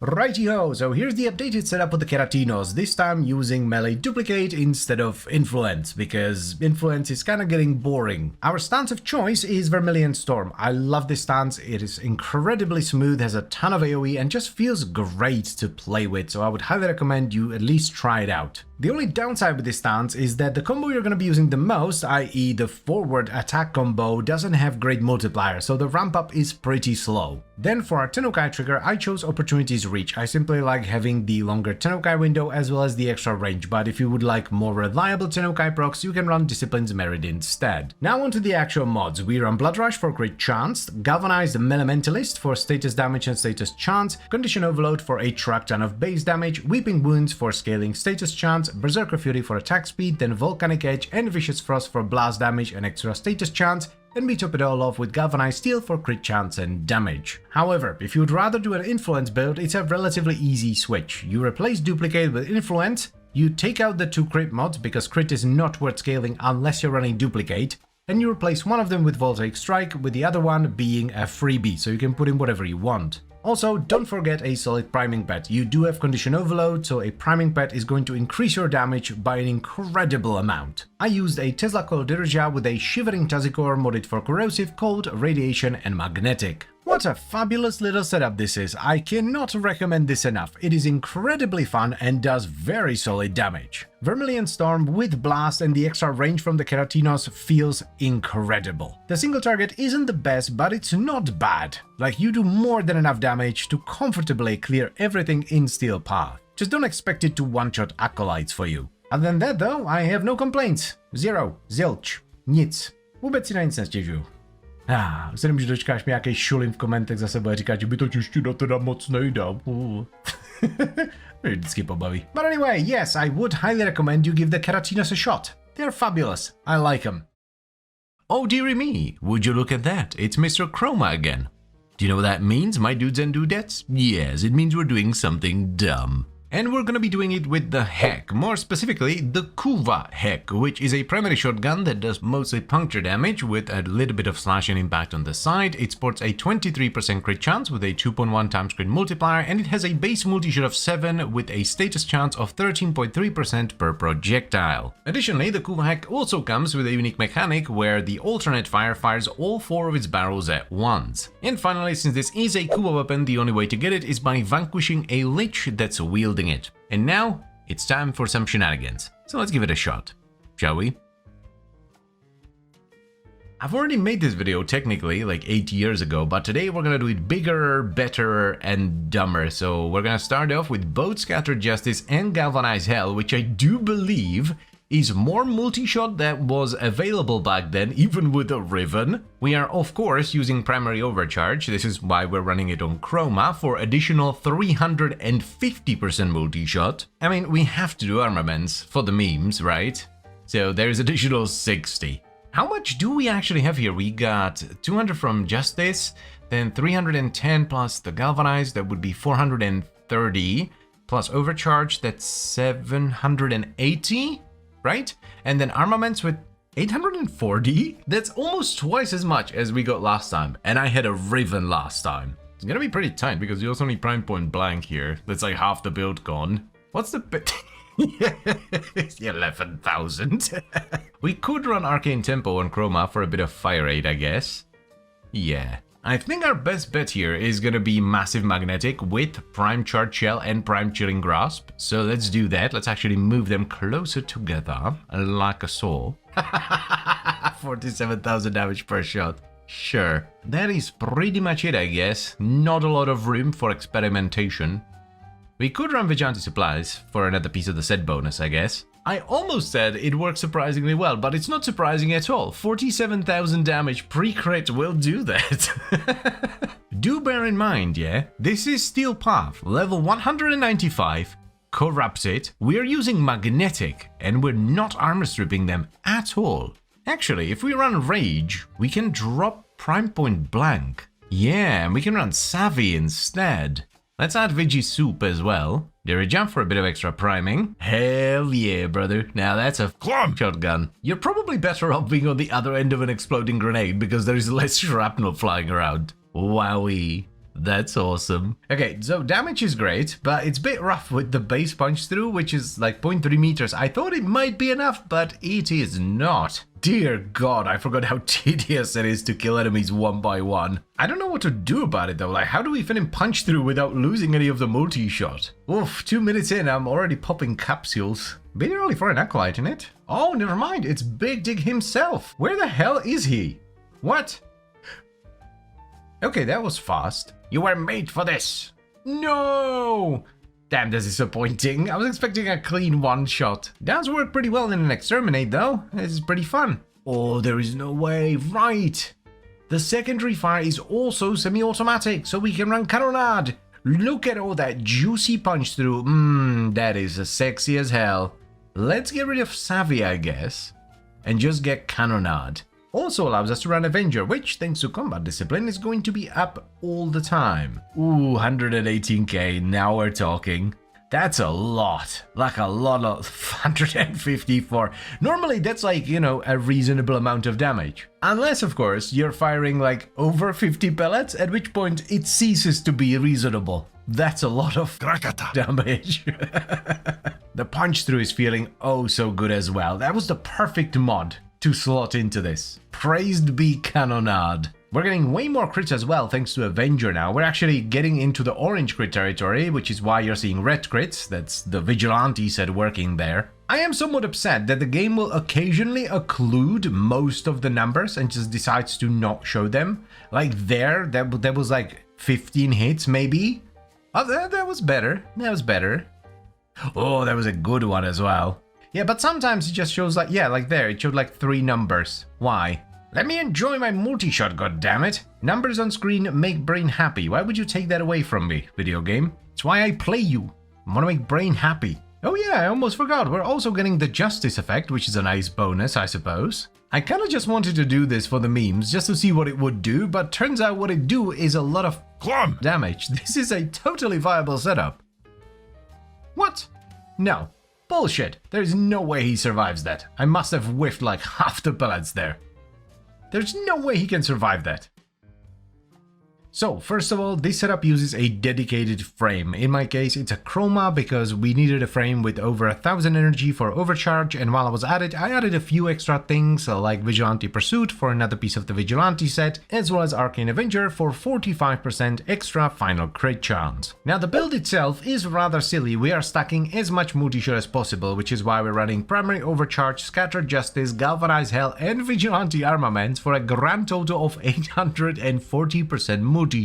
However, the disposition on the Kuva hack isn't too bad, so you could actually push this quite a bit higher with the right ribbon. Now, outside of the multi-shot, we're running Prime Ravage and Critical Deceleration for crit, Semi-Shotgun Funnonade, I suppose, yes, Cannonade for base damage and a ton of punch through, which works really well because we don't have any other AoE on the build. And we top it off with Prime Chilling Grasp as well as Prime Charge Shell for a truck ton of magnetic damage. Also, if you want to, you can add an extra bonus on top with Vigilante Supplies, which will give you a third piece of the set. Now, while this might seem like a complete and utter meme build, and it kind of is, it's actually quite strong because the base damage is ridiculously high. We're doing almost 60,000 damage per shot before crit. The secondary fire, as a matter of fact, might actually have the highest base damage that I've ever had on any weapon.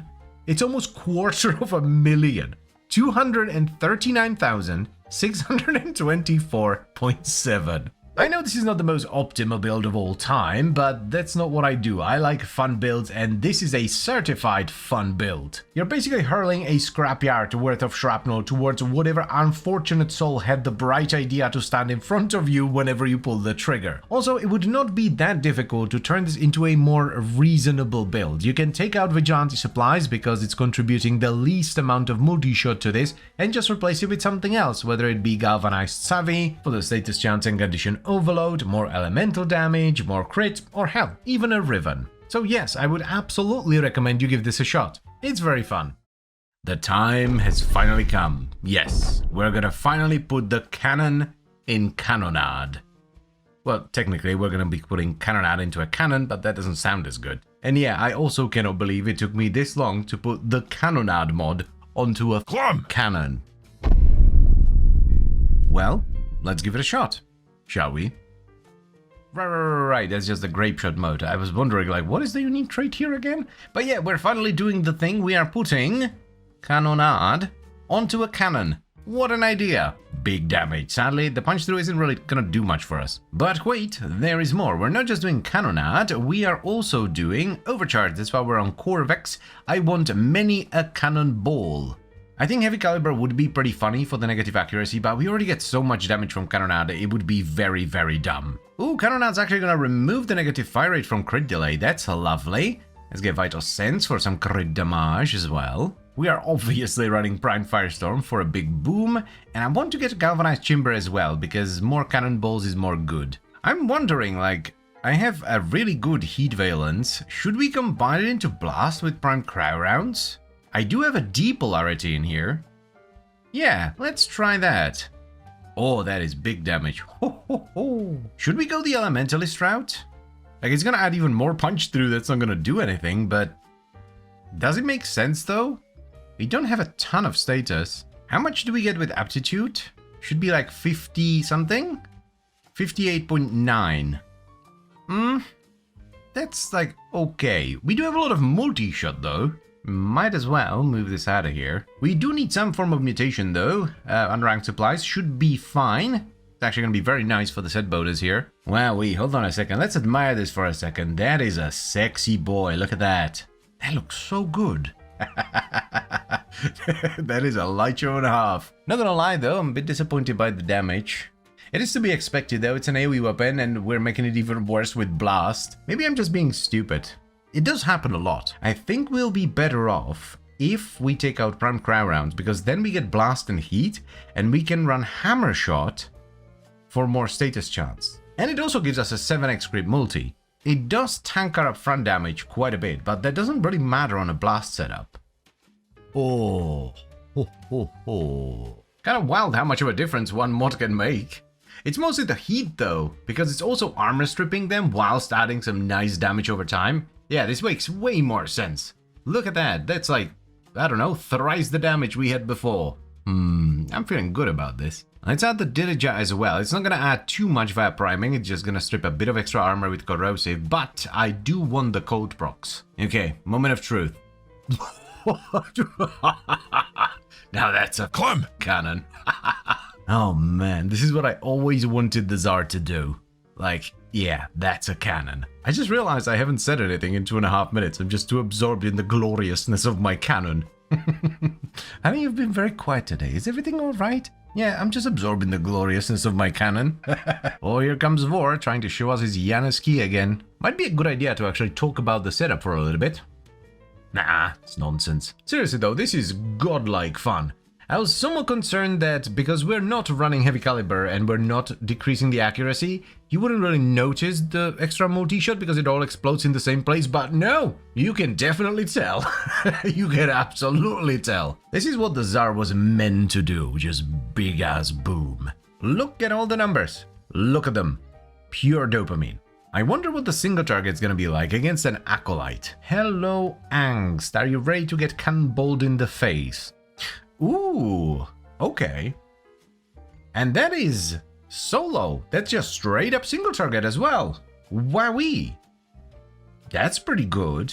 That's way better than I thought it was gonna be. Because here's the thing about Blast, like it does more damage to surrounding targets than the enemy it's exploding from. And the difference isn't negligible, by the way, it's pretty big. I'm so happy this works as well as it does. Time to bully some shield boys. Oh, right away, 12 seconds in, already happy. Yeah, this is a must-try setup. A definite keeper this is. Why did I turn into Yoda there for a second? Definite keeper this is. Seriously though, if you don't try this, like, what are you doing? Also, if you haven't seen the Corvex video yet, go watch it, first of all, and then come back. But we're not using any other buffs. This is literally just a Corvex build that's meant to trigger and sustain primary overcharge. We don't have like any funky arcanes or vigilante mods. It's literally just for overcharge. Do you know what's really cool about power creep? Aside from the fact that you can run less optimized, more fun setups and still make them work, it makes explosive weapons fun again because you can actually use the damn things. Like I remember when they initially changed the ammo system, which absolutely gutted explosive weapons because most of them got like 5, maybe 10 shots. It wasn't very fun. Like, it was neat for a little bit because you had to be more cautious and you had to pick your battles, but at the end of the day, I just want to shoot my goddamn gun. So here's the new Kuvazar setup, and it's actually kind of weird because we have no elemental damage whatsoever. Now, it is a primary overcharge setup, so you're gonna need a dedicated frame that has ideally at least 1000 energy and can sustain that energy so that you get up to, ideally, 350% multi-shot from primary overcharge. If you don't know how to do that or you want some help, I made a video earlier this week that goes over a very simple primary overcharge setup for Corvex. But anyway, for mods we have Galvanized Chamber, which isn't entirely necessary when you have primary overcharge, but as I've mentioned already, more cannonballs is more good. We run Primed Firestorm for massive explosions, Critical Delay and Vital Sense for crit, Semi-Rifle Cannonade for a semi-truck ton of damage. Then we ended up running Hammer Shot, mainly to bolster our status chance, but it's also nice to have a 7x crit multiplier on a setup like this, and we top it off with a Rifle Aptitude for pure status, as well as a Rifle Elementalist for status damage. Now, this setup is best when used on a Kuvazar that has the Heat Valence bonus, because on top of Blast you also get Heat, which is going to strip the enemies of their armor and give you a lot of damage over time, which scales very well with Elementalist. And finally, we also have a priming pet. I'm using a Tazikor with a Dirija, and while the corrosive is nice because it's gonna strip a little bit of the enemy armor, and the magnetic isn't too bad because it's gonna help you with shields and overguard, the main thing here is that it's a Shivering Contagion setup with cold damage. This makes the pet freeze basically everything it hits, which adds a tremendous amount of extra crit damage. I knew this was gonna be good, because it's the Tsar, it has a lot of multi-shot and big damage from Cannonade. I didn't quite expect it to be this good though. This is awesome. I recommend you give this a shot with all my might, just do it. It's fun, it clears extremely well, and while the single target is an S tier, it's good enough to take care of acolytes in Steel Path. The only real downside is that you need a specific dedicated frame setup that can get enough energy to make overcharge worth it. But outside of that, this is one of the most fun setups you can run. You know, having played this game for as long as I have, I sometimes find myself in a situation where I pick up a weapon and I'm like, oh man, I remember when this first came out, it was so good, it was like the bee's knees back in the day. And then when I look the weapon up on Wiki, just to make sure I don't forget about anything in the video like an absolute dullard, I realize that the weapon is 12 years old and my knees start to hurt all of a sudden. This is one of those guns. The Lex Prime, released in 2014, is a semi-automatic secondary hand cannon that does primarily puncture damage with very good crit, decent status, and exquisite accuracy. It also only requires Mastery rank 8 because, well, back in the day the Mastery didn't go very high. The only sort of downside of the Lex Prime is its relatively low fire rate, which can of course be fixed with mods, though I must say that is ill-advised at best because this thing kicks like a bloody mule, so if you give it a lot of fire rate and fire it as fast as possible, you'll break your spine. Now the reason why this weapon is still pretty popular, aside from it just being a solid secondary, is that it has access to Incarnon evolutions via an adapter that can be farmed from Steel Path circuit in Deviri, so definitely get yourself one of those. But anyway, I think that's enough blabbering, so let us give it a shot and see if it's any good, shall we? First one doesn't really matter because we don't have shields, recoil, very good, and crit. Yeah, I think we'll just stick with those. Oh dear god, that is an unfortunate set of polarities. 4 dashes and 4 Vs. I want to try Irradiate, there it is, because the Incarnon on the Lex actually does radiation damage, and I think we might make it work if we add a priming pet on top of it. Another reason why I think Irradiate might be hilarious here is because we're gonna get a ton of punch through from Semi-Pistol Cannonade. as well as like a ridiculous amount of damage, of course. Galvanized diffusion and actually. No, we lose the fire rate to Canonade, so no lethal torrent. I kind of want to do bullseye because it will help with the dash situation. And we don't get the negative fire rate, but I think galvanized crosshairs is going to be the way to go. Let's also get primed target Crackerino. Yeah, this is just an unfortunate situation. We have to reform one of these. You, my good sir, shall become a D. Thank you very much. Wapam. Right as I did that, I realized that I could have just gone with primed convulsion and heated charge for the rate. Well, I guess we can still do that if we take out creeping bullseye. I take it back immediately. We can just run galvanized crosshairs instead. Sure, I mean, more crit. Why not? If, dear viewer, you are infuriated by the fact that Mr. YouTube Man just took out creeping bullseye only to replace it with prime pistol gambit despite the fact that he has way too many dash polarities on the weapon, you are not alone. I too do not understand why I did that. And guess what? It gets worse. Yeah, more crit. Very good. We're gonna need Dirija to help with the radiation priming because we cannot proc enough radiation on our own. Oh, it's a bit weird without the recoil, but yeah, look at them red crits fly about. Very good. Also, now that I'm seeing all those impact procs, this isn't the only way to build for the Lex Incarnon. You have guaranteed impact procs on all shots, so you can actually do a hemorrhage setup as well. This is a mess. I need to reshuffle this. Hold on a second. And in you go. Much better. So first of all, this is awesome. I love this. Look at them juicy red crits, just delicious. However, second of all, Irradiate isn't doing a goddamn thing. We're not using any outside buffs, by the way. All this juicy goodness is just the Lex Prime. Ooh, that hits the spot. That was big. Damn, dude. Just a quick reminder here. We basically do not have an arcane here. I'm actually not sure what to do, because we already have a ton of damage from Canonade, so we don't need base damage. And most of the other arcanes don't do much either. Let me explain why what Mr. YouTube Man is about to do is extraordinarily dumb.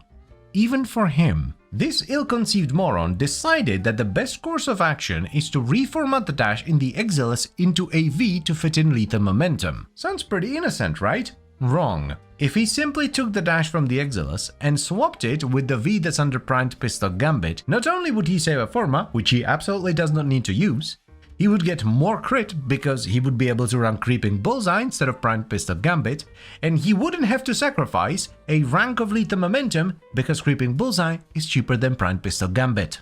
Hold up, we could do conjunction voltage actually.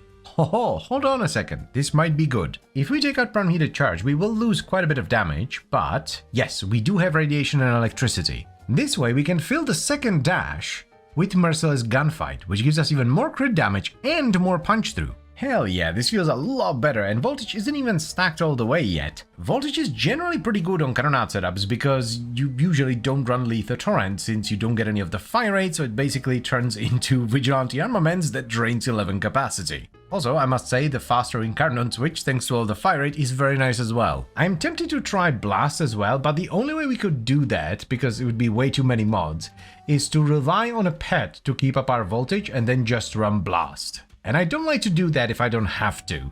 I try to make my builds as generic and as self-sufficient as possible, because while I do have some very specialized setups that require a full gear up, I'm also an absolute dumbass, yes, that is correct, and sooner or later I'm gonna equip myself with the Nautilus, which doesn't have any electricity, and not even realize that my arcane isn't working. I also do it because, well, some of you guys might want to try this build as well, and you might not have electricity on your pet. I know already, by the way, that I'm going to recommend this. This is really cool. I'm enjoying this very much.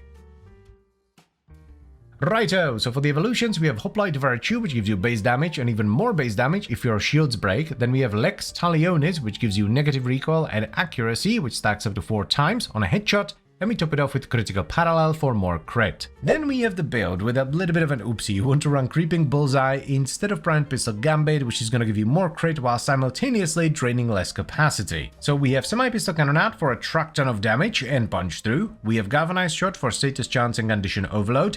Galvanized Diffusion for a ton of multi-shot.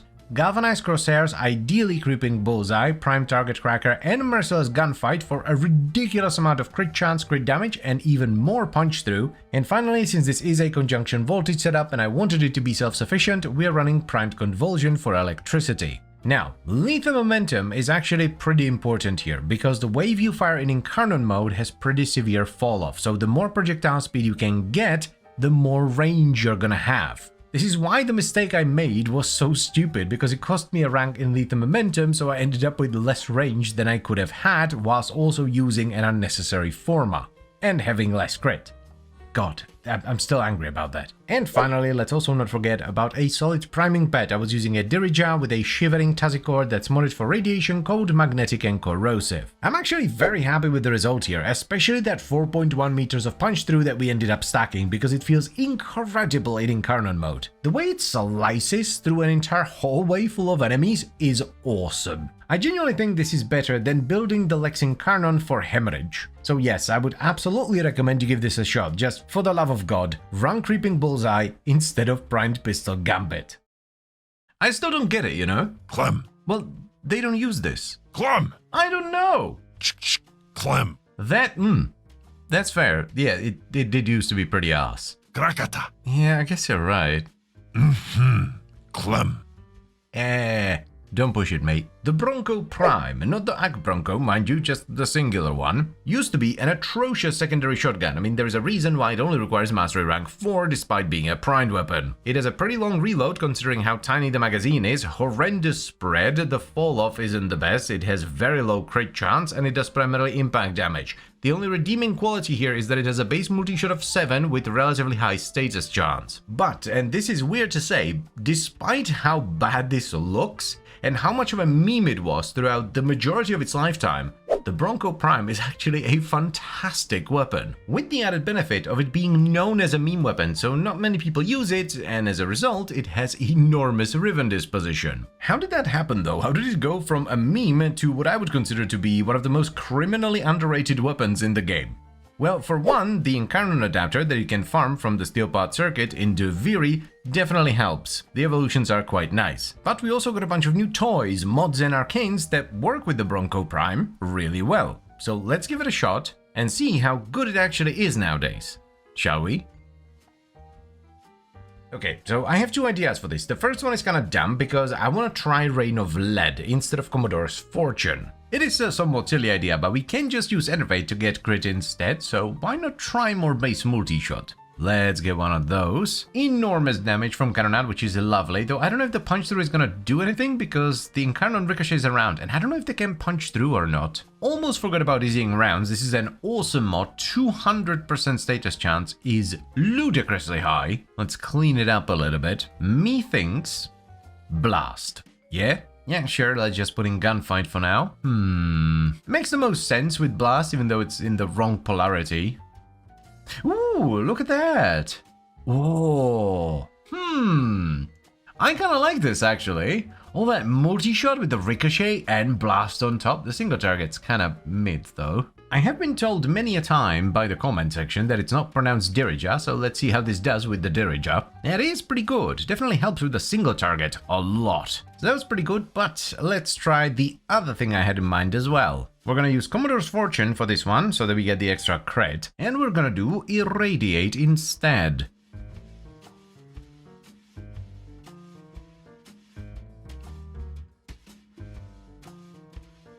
Top it off with Momentum. Oh, ooh, that is gnarly. Eek, I'm gonna need a shower after this. That is some proper filth. Wowee. Ho ho ho. This is definitely the way to go here. Damn. Dude, that is some prime dopamine right there.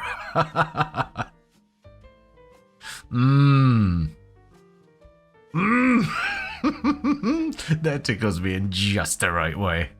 Oh my god, that is Krakata. awesome.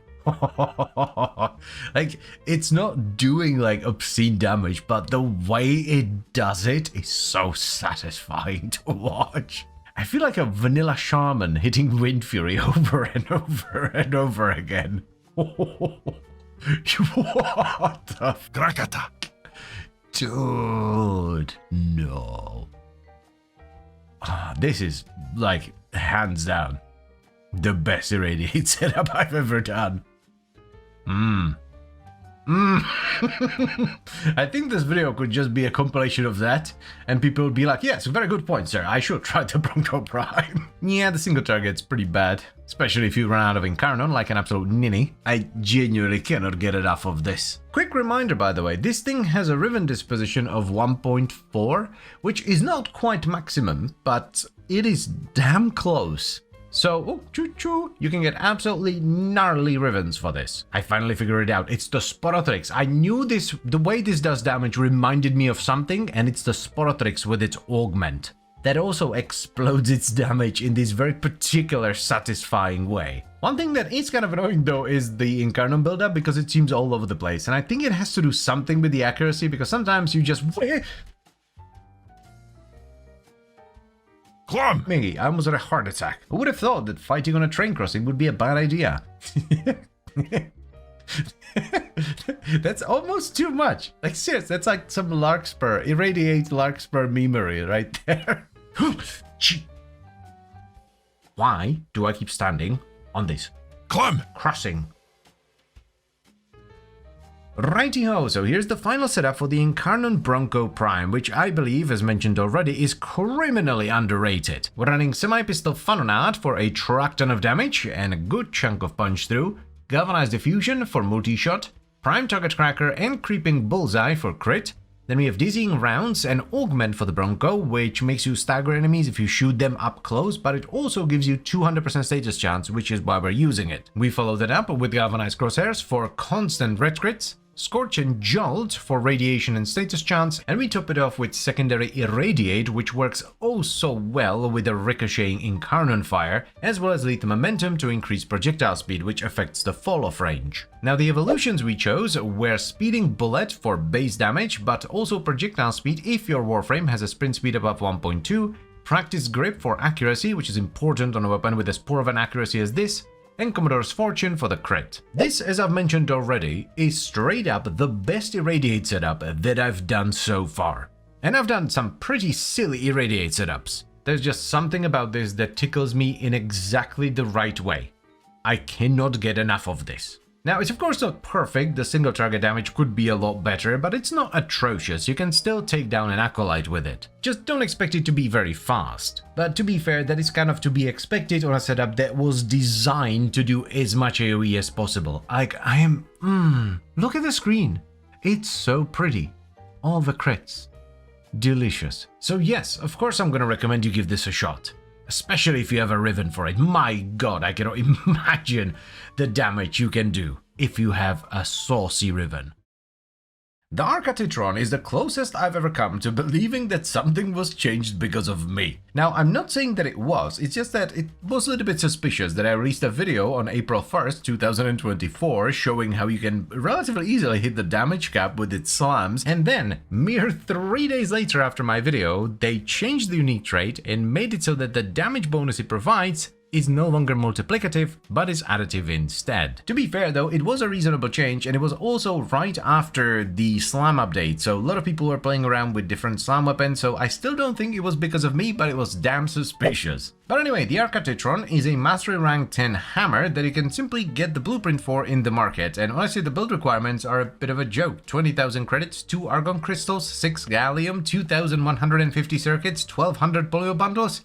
Yeah, that's a lot of power for basically nothing at all. Now the Arcatitron doesn't look terribly impressive up front, it does mainly impact damage with some slash on the side, and it has decent crit with very good status. However, its attack speed is tremendously low, 0.733, and the follow through of 40% on hammers is also not great. But not only do its slam attacks do pure electricity damage with big AoE, it also comes with a unique trait called Slam Capacitor, which greatly increases the damage and range of your slams when you get regular melee kills. Plus, it gives all your slams guaranteed electricity procs. So let's give the Arcatitron another shot and see if it's still good even after the change. Shall we? I'm not even gonna change the colors. That is one sick looking skin. Damn. Last time we built almost entirely around this trait, this time we are going to avoid it completely because the final part, slam attacks apply electricity status effect, does not require you to have stacks of slam capacitor. It works all the time. Which means we should be able, to make a pretty disgusting melee influence setup. And I don't feel bad about using it here because it's just a really neat combo with slam capacitor. Stance is purely for capacity here because this is a pure slam build. Now I do have an Umbra Forma there, but even if you don't have it, you should still use Sacrificial mods because Sacrificial Steel with pressure gives you 275% crit chance, which is doubled. Galvanized Steel gives you 110. That's a massive difference for heavy builds. I'm gonna need Organ Shatter for some crit damage. No need to do Amalgam because heavy slams don't have any wind up. Seismic Wave for the slam damage. That's not the right mod at all, actually. I want Galvanized Reflex for the initial combo so that we can heavy slam at like, what is it, 5 or 6 initial combo? I think it's 6. Now, you can of course do a Tennokai setup, and that would be kind of like a builder-spender type setup. So you would run Tennokai, and then as you're trying to proc it, you would build up some slam capacitor charges, and then when it procs, you do a heavy slam, but I would rather just do a pure slam build instead. I don't think Focus Energy is all that good here, even though we don't need the status chance from Voltaic Strike, because you just can't slam fast enough to drain your initial combo, so I think we stick to Shocking Touch and Voltaic Strike. Top it off with Galvanized Elementalist. Or do we, actually? I just said that we don't need the status chance. We might actually be better off with the regular Elementalist instead. It is 10% more status damage, though with that said, Galvanized Elementalist is really good, especially if you are doing a Tennokai setup with Slam Capacitor, because the extra status chance is gonna be much better than the heavy attack wind-up speed. Moment of truth, way bonk!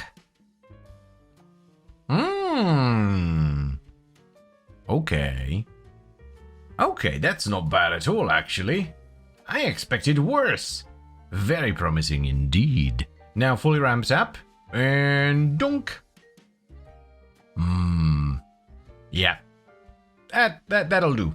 That'll do. I would love to have some vital priming, but the cold isn't too bad either. Oh dearie me, we're officially bonking, look at that. Dunk. Jeez, man, the forced electricity is just silly with influence. It just is. Yeah, this is still really good. It's of course not as crazy as it used to be, because I do believe like prior to the change, if you had fully stacked Slam Capacitor, it would increase your damage by like 1,000 times or something stupid like that. You know what? Let me check the wiki actually. Yeah. Each Slam Capacitor charge multiplied base damage by 2 up to a maximum of 10 charges, which would total out to a 1024x multiplier. Yeah, I told you it was a reasonable change. It was ridiculous. You can still get a decent amount of damage from Slam Capacitor, by the way, but instead of it multiplying your damage like 1,000 times, it's instead like, I think it's 1250% increased damage, which is still a lot. It's not really enough for me to bother with it though. I'm much more interested in the forced electricity. Yeah, I don't think you want any of this, mate. Ooh, that is a big rock. See, I told you, you did not listen, you silly fool. Oh, not the bleed! I can already see the comments. Like, if you used your third ability, Mr. YouTube man, it wouldn't have happened. And it pisses me off because you are absolutely correct. I don't know about you, but I kind of miss Harold. We've not been using him very much, and he actually fits into this setup much better. Ooh, 2.4 mil. Yeah, a little bit of iron priming goes a long way. Not gonna lie, I love to take Harold for a walk every now and then. The Diraja is very reliable. It's a good priming bed, but it's also kind of boring. Harold is so wonderfully chaotic. Oi, stop stealing my kills, Harold. I kind of forgot I gave him Contagious Bond. Yeah, this is still awesome. I'm not mad at this. It was a reasonable change, and the build... Well, off I go. As I was saying, it was a reasonable change. Like, it makes sense. And we're still able to slam for, like, 1 to 2 mil relatively comfortably, even with just a pure slam build, not using the slam capacitor at all. Alrighty, so here's a pure heavy slam build for the Arcatitron. We have Crushing Ruin as our stance, but it doesn't really matter. We're not using normal attacks at all, so it's just there for the extra capacity. The Exilus remains empty because we don't really need anything in there. For the mods, we have Sacrificial Pressure and Steel for base damage and a truck ton of crit chance, Organ Shatter for crit damage, Seismic Wave for slam damage, as well as Galvanized Reflex, mainly for the initial combo so that we can heavy slam at 5x combo. We follow that up with a regular Elementalist for the status damage, though you can go Galvanized Elementalist as well. You just trade a little bit of status damage for status chance. And we top it off with Shocking Touch and Voltaic Strike for electricity. Now, this is one of those weapons where I don't feel bad about using melee influence. I usually try to avoid it and use different arcanes because melee influence is very much overused, but here it just makes sense because it combos really well with the forced electricity procs from Slam Capacitor. And finally, let's not forget about our priming pad. We actually chose Harold this time around with this Batoten modded for radiation, heat, magnetic and viral for the priming. So, is the Arcatitron still good even after losing its ridiculously obscene 1000x multiplier from Slam Capacitor? Yes.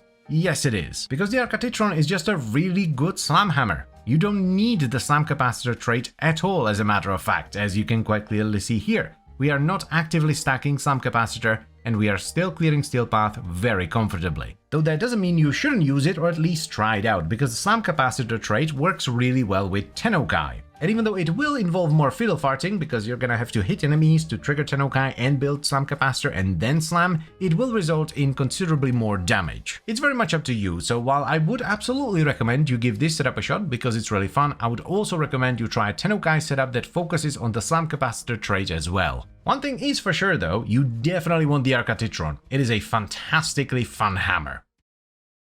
You know what, I do love me some sword and board action, and the Sylvan Aegis have been requested quite a bit as of late. So let's figure something out. The cool thing about the Sylvan Aegis, as well as the Sylvan Aegis Prime, is that they do pure heat damage. This, depending on the build of course, can be really nice because you don't have physical status effects getting in the way of your elements. The stats aren't too shabby either, a very solid 30% status chance, a nice 25% crit chance and a standard 2x crit multiplier. Also, both the Sylvan Aegis and the Prime come with a unique trait which adds additional status and crit chance when you block. So let's give it a shot and see if it's any good, shall we?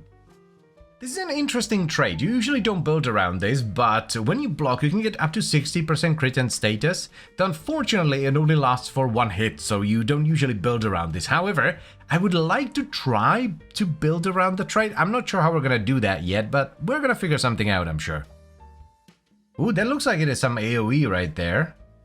That's a cool stance, man. I kind of always default to Final Harbinger. I should try 11 Storm out more. What's the heavy like?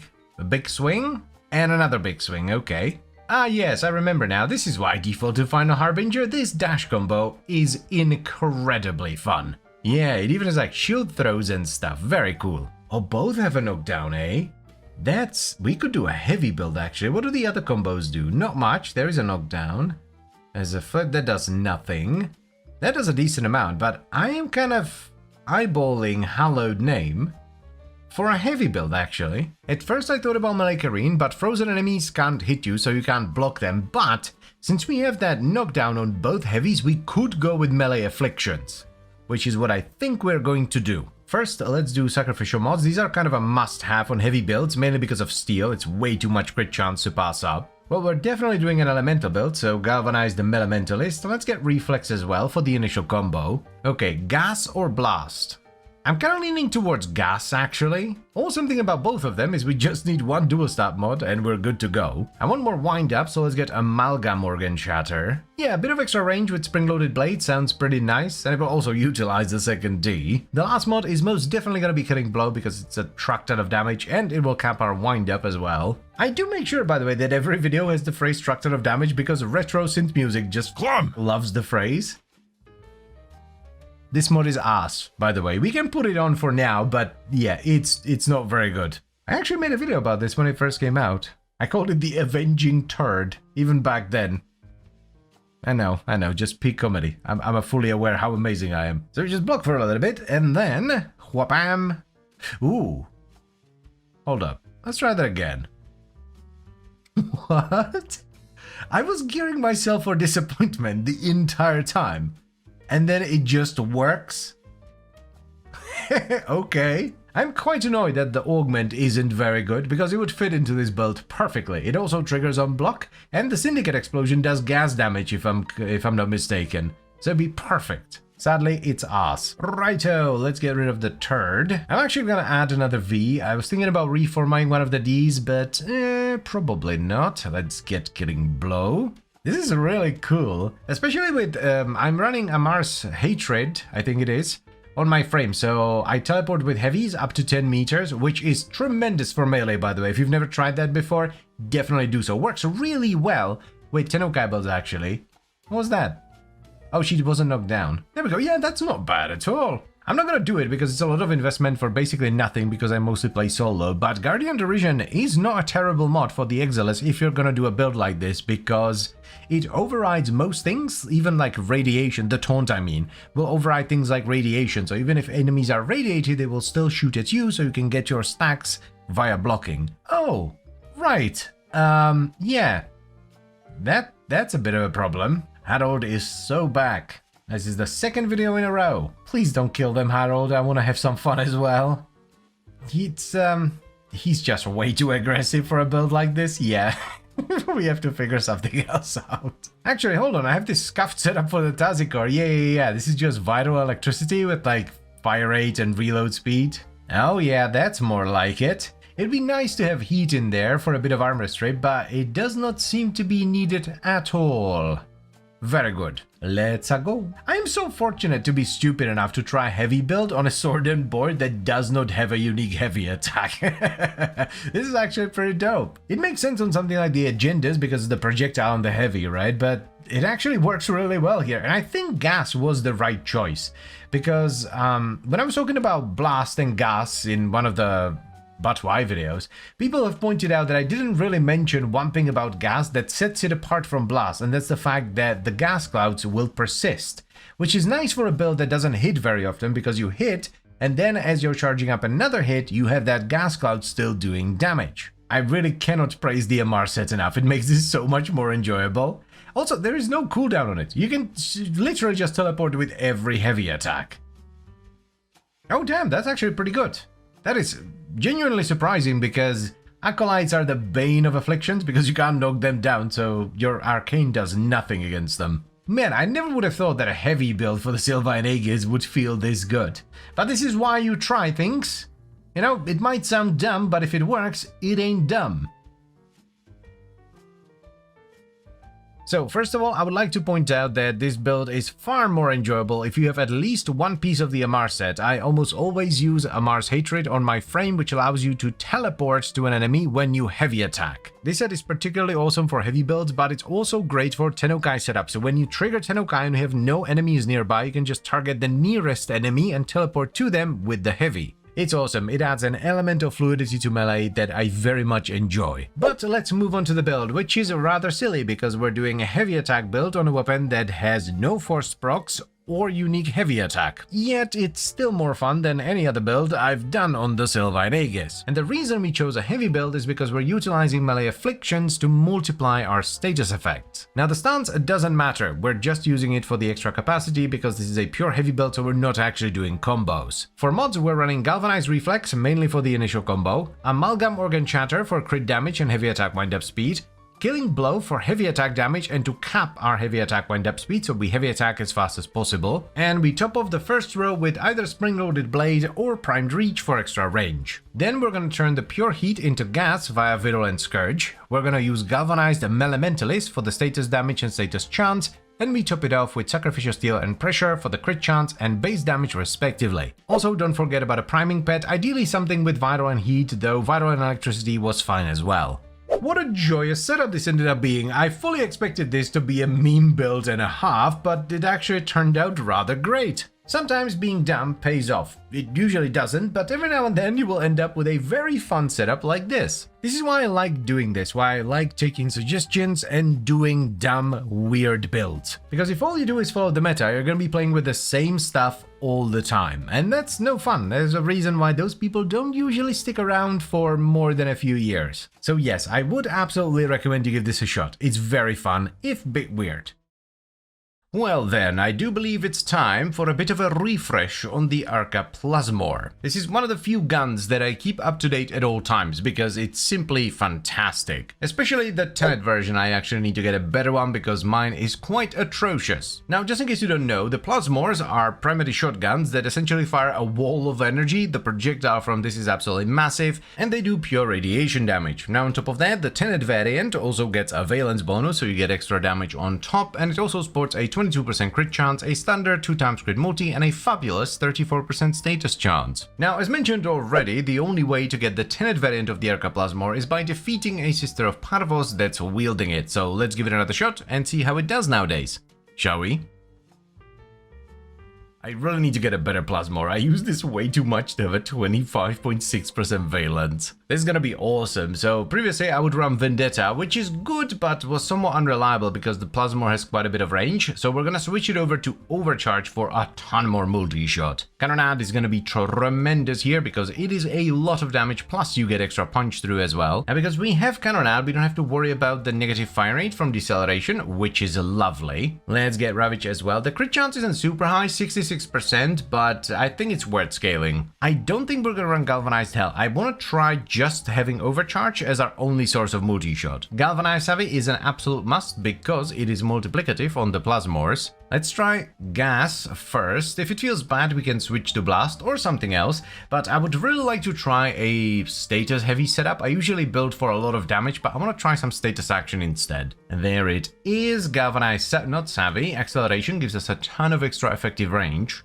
You go here and you can sit right there. This will also give us a bigger magazine, which is nice. I am not loving the idea of a 3-second reload though, so we'll probably do something about that. Yeah, I mean, we might as well utilize the dash with Tactical Pump. I'm actually liking the idea of Hunter Munitions because the Plasmors don't have great single target and we're really not helping it by running gas, so the extra slash from Munitions is actually gonna work rather spiffingly, I think. Damage isn't half bad, which is a good sign because it's only gonna get better, like much better once we have a priming pet. Does feel a bit weird though, not gonna lie, but that's kind of the thing with dot setups, especially on shotguns, because I generally build my shotguns kind of like early 90s Arnold Schwarzenegger action movie shotgun, so you shoot something, it flies across the room and explodes. Let's also try Galvanized Hell for a moment, just to see what it do. Ugh, I expected more from this. That's pretty mid.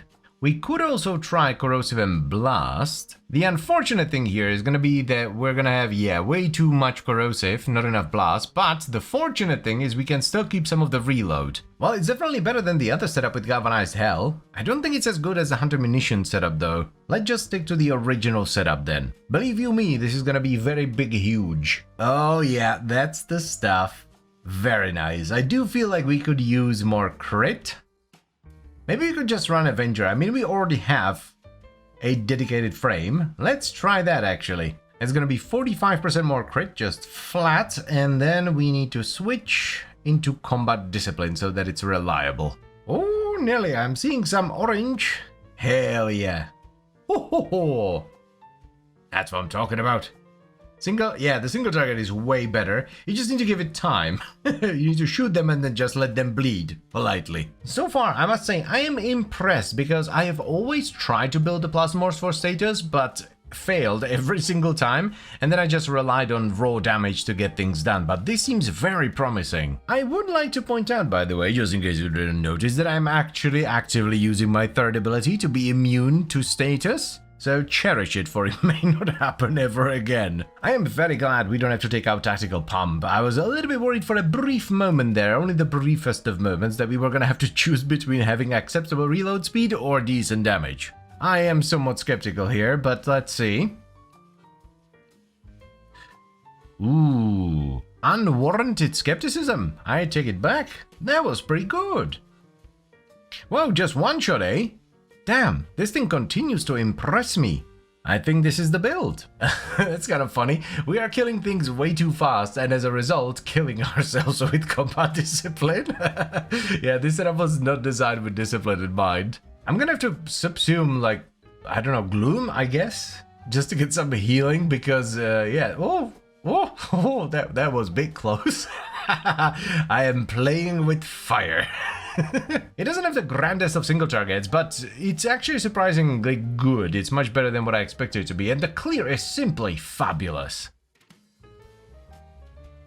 So first of all, this setup does require a dedicated frame. In order to take advantage of Overcharge, you need a frame that can ideally get over 1000 energy, and I'm doing that on Corvex with Arcane Battery. If you don't want to run a dedicated frame, by the way, you can just replace Overcharge with Shotgun Vendetta, but you are going to lose a lot of multi-shot. Also, since we were already using a dedicated frame, I added Arcane Avenger to it on top, so this will give us 45% extra final crit chance, which is very nice. Now for the build, we actually went very status heavy, and I'm glad that we did, because it worked out really well. For the mods, we ran Critical Deceleration and Primed Ravage for crit.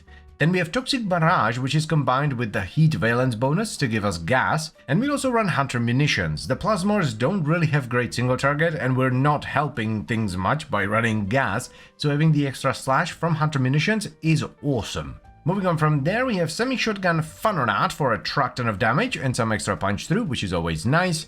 We run Galvanized Savvy for the status chance and multiplicative damage from Condition Overload, and we top things off with Shotgun Elementalist, which gives us status damage and a bigger magazine, Tactical Pump for reload, and then Galvanized Acceleration for more range. It's also very important that you get a solid priming pad for a weapon like this, because as mentioned already, Galvanized Savvy is multiplicative, so the more status you can get on the enemy, the more multiplicative damage you're gonna get. I know I've already said this, but I've always wanted to try a proper status setup on the Plasmor, but it's very difficult to do because it's a slow-firing shotgun with a base multi-shot of 1. So I'm extremely happy with the result here, because not only is it a status setup that works, it has great clear and decent single target. Plus, the upfront damage isn't too shabby either, which is very nice because it makes the weapon feel a lot nicer. So, would I recommend you give this a shot? Yes, absolutely, but I cannot guarantee it's going to be your favorite build, because full-on big dick upfront damage Plasmors feel amazing as well. So what I would recommend you do is try both, and then pick the one that you like more. I get a tremendous amount of requests for various different weapons, and I need to start chewing through them. So today we're gonna start with one of the more popular ones, and that is the Sicarus. Now this is a secondary burst pistol that does primarily impact damage, but it still has a decent amount of puncture and slash, and it sports a 25% crit chance, a 2x crit multiplier, and a 20% status chance. So all in all, not too shabby, but also nothing spectacular. So why is it so heavily requested? Well, because it is one of the few weapons that has access to an Incarnon adapter, which can be farmed from Steel Part Circuit into Viri. So let's give it a shot and see what it do, shall we? The Sicarus actually has a very interesting evolution that I've never really played around with too much. It's this one, Wise Man's Regard.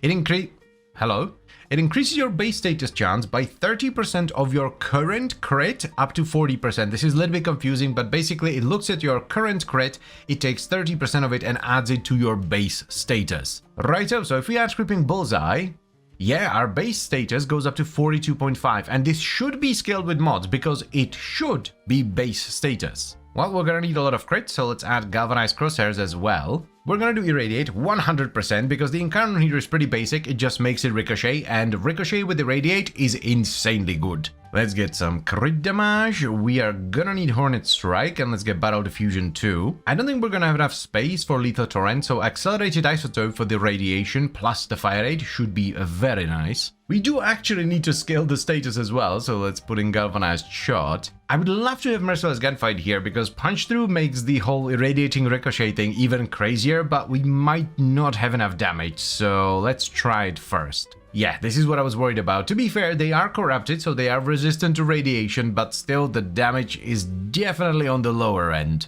Yeah, I guess that would be an option as well. We could just run both and get massive radiation. Okay, let's add a D dash. There we go, almost made a boo-boo there. And slap in Primed Heated Chargeau, which is gonna give us about 1000 damage. Yep, that's not bad. And about 1200 damage times 3, because this is a 3-round burst. Oh yeah, this feels considerably better right off the bat. Like, the damage is incomparable, though I do see a bit of a problem here. We have way more heat than radiation, so I don't know if we're actually utilizing Irradiate all that well. Another option here would be to drop Accelerated Isotope in favor of Primed Convulsion, though we would lose the fire rate. That doesn't actually feel half bad. That is obviously slower, and I don't like that, but it's doable, I think. Let's just try it. We're gonna have to put it instead of Bullseye, though. Much better on the Irradiate side of things, obviously, but I think the heat was actually doing a lot of heavy lifting here, because it's not just the heat damage, right? It's also the armor strip, because heat immediately on the first proc strips 50% of the enemy armor, which is pretty huge. I would much rather have the fire rate, to be honest with you. I'm not a big fan of this. Plus, we're also going to have a pet that's going to help with the radiation priming. Let's go back to the original setup. There we go. Good thing I checked. I have it on viral electricity. Let's switch it back to the OG setup for the radiation. Yep. This is the way to go, my dudes and dudettes. Quite saucy, actually. I am impressed. I do have an open arcane slot, and I want to see what this can do. So let's add Arcane Avenger as well. Oh, that is feeling mighty fine. Ho ho ho. It's kind of crazy what a silly little burst pistol can do nowadays. I'm definitely seeing Irradiate doing stuff. It's kind of hard to distinguish, especially with a burst pistol like this, because there's a lot of bullets flying around, so you get a ton of numbers just from the ricochet, but yeah, it's definitely working. What the How many times are you gonna snag my weapon, you absolute fannies? So good, dude. This is such a nice combo. You know what? We might actually switch to Corvex for a little bit, because I want some punch through. Ooh, not too shabby at all. Not too shabby at all. That's pretty good, considering we have, like, a non-existing arcane for a single target. Override, yes, and then we just switch battery for grace. Oh, dearie me, that shoulder pad is rather prominent, is it not? Oh, hell yeah. Man, so good. You can go much crazier with this, by the way. The disposition on the Sicarus isn't too bad, so you can get a pretty saucy Riven. Plus, we're not using a frame buff, we just have Avenger. There's so many things to like about this. Like the fact that it's a... Ooh. Oh, disgusting.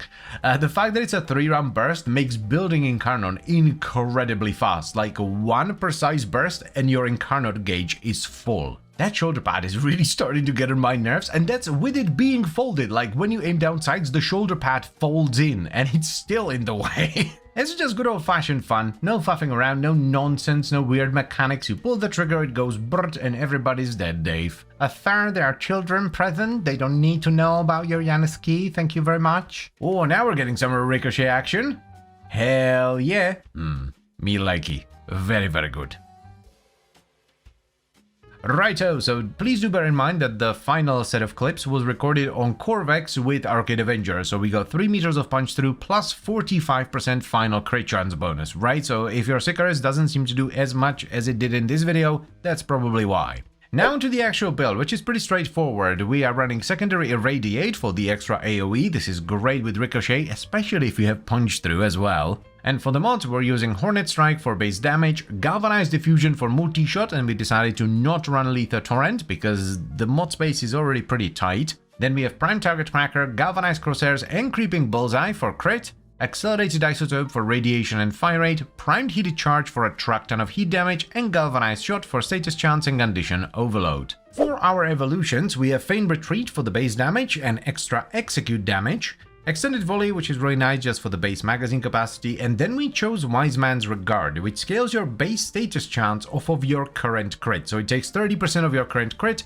and adds it to your base status up to a maximum of 40%. And finally, let's also not forget about a priming pad, because if you don't have a solid priming pad that's gonna help you with the radiation priming, you're not gonna get a lot out of secondary Irradiate. I know I've said this in the video already, but damn it, I'm gonna say it again. It is wild what a silly little burst pistol can do nowadays. This is a tremendously fun setup. Ricochet with Irradiate and punch through is just mwah, chef's kiss. I'd actually argue the Sicarus is one of the best weapons for this because you have a 3-round burst. So you have a 3-round burst plus multi-shot, which then ricochets and irradiates, and if you have punch through as well, oh, so very good. So yes, I would absolutely recommend you give this a shot. It's amazing. Greetings! I know we've done the Exceltra fairly recently, and by fairly recently I mean within the last year or so, but this was one of the requests that I simply could not resist, because Overcharged Exceltra sounds tremendously enjoyable. Now, just in case you don't know, the Exceltra, or in this case the Exceltra Prime, is a primary fully automatic micro-missile launcher. It does pure impact damage on direct hit, which is actually a decent chunk of your total damage, and then mostly puncture with a little bit of slash with a 5-meter explosion. It also has really good secondary stats, a 34% crit chance with a 3 times crit multiplier and an 18% status chance. It also comes with stagger protection because the rockets will only arm after flying for a few meters once they leave the battle, which is both a good and a bad thing. It's good because you most likely won't stagger yourself, but it can also be bad because if you're firing at an enemy that's closer than this arming range, the rockets won't explode. But anyway, let us give it a shot, overcharge it, and see if it's any good. Shall we? I have a feeling this is going to be very silly. We might run chamber as well, just to get ludicrous multi-shot. We do need serration for sure though. Hold up. What if we go caliber instead? It's the same damage as serration, but the negative accuracy actually drops it to medium.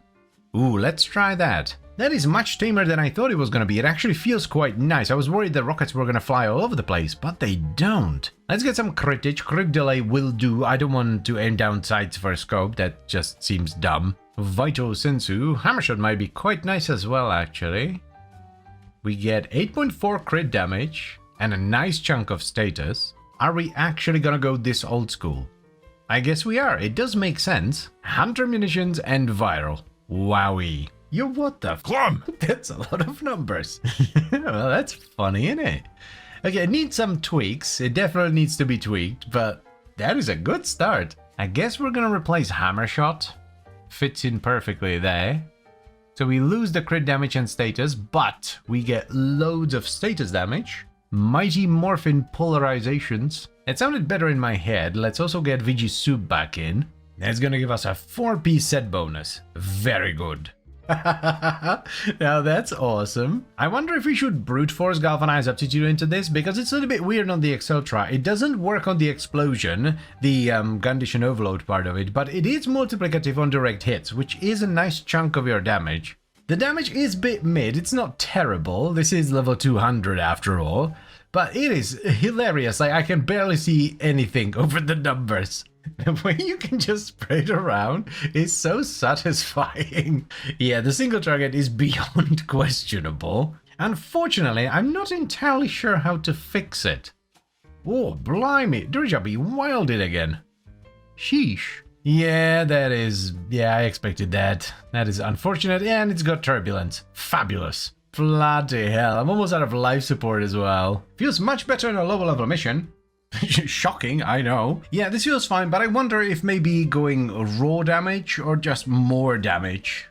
Basically just doing something else would be a better idea. Yeah, this would be fine if it was like this everywhere, but this is a relatively low mission. Okay, time to regret changing that depolarity into something else. I still want to do dual stat mods for the corrosive. We are definitely keeping primed cryo rounds though, that is way too much damage. If we move this over here, we can finally run aptitude. We are gonna need one more format to fit in VG Soup, but for now we can just run mutation. Pizza time, I don't want to wait any longer. Oh, it's magnificent. Oh, it feels so good. Yes, this is the way to go. Delightful. Actually, it doesn't feel like a rifle at all. It's more like a fully automatic explosive shotgun, which is just awesome. I think it would actually be nice if the accuracy was even lower, but that would hurt our single target even more. Probably don't want to do that. Well, it's still not amazing, but it is miles ahead of what it used to be. Yeah, that is more than good enough. I truly wonder how dumb this would be. 90% extra fire rate? The D has returned. A bada boom. This is entirely way too much fire rate. Ammo seems to be holding though, which is very good. I definitely liked it more when it had lower fire rate because there was a nice rhythm to it. So maybe Avenger for me would be better, but in general, like, if you just want to go ham, acceleration is the way to do it. You could also just like subsume Roar to skyrocket the damage as well. Maybe if you're gonna use this, you should make the damage numbers a little bit smaller so that you can see, or bigger. Like, I'm not your dad. Probably. Oh, that is some prime dopamine. Yep. This is the way to do it, man. So first of all, this setup needs a dedicated frame that can ideally get 1000 energy or more. This is relatively easy to do on a lot of frames by just stacking armor and running arcane battery. However, since we're already using a dedicated frame, I also decided to throw in arcane acceleration for an idiotic amount of bonus fire rate, though if you'd rather not have idiotic amounts of fire rate, you could also just run arcane avenger for the extra crit instead. Now the actual weapon build is relatively straightforward. We are utilizing primary overcharge to get up to 350% bonus multi-shot based on the amount of current energy we have on our frame. This is why we're using that very specific frame setup. For mods we're running heavy caliber for the bonus damage, but also negative accuracy. This spreads our rockets out a little bit, so it makes it feel more like a fully automatic explosive shotgun than a rifle. Then we have galvanized chamber for more multi-shot, because why would you not want 500+% multi-shot on a weapon like this? Like, come on now, have some fun, my dude, or dudette. We have vital sense and critical delay for crit. Then primed cryo rounds for a truck ton of cold damage, malignant force and high voltage for corrosive damage and a nice chunk of extra status.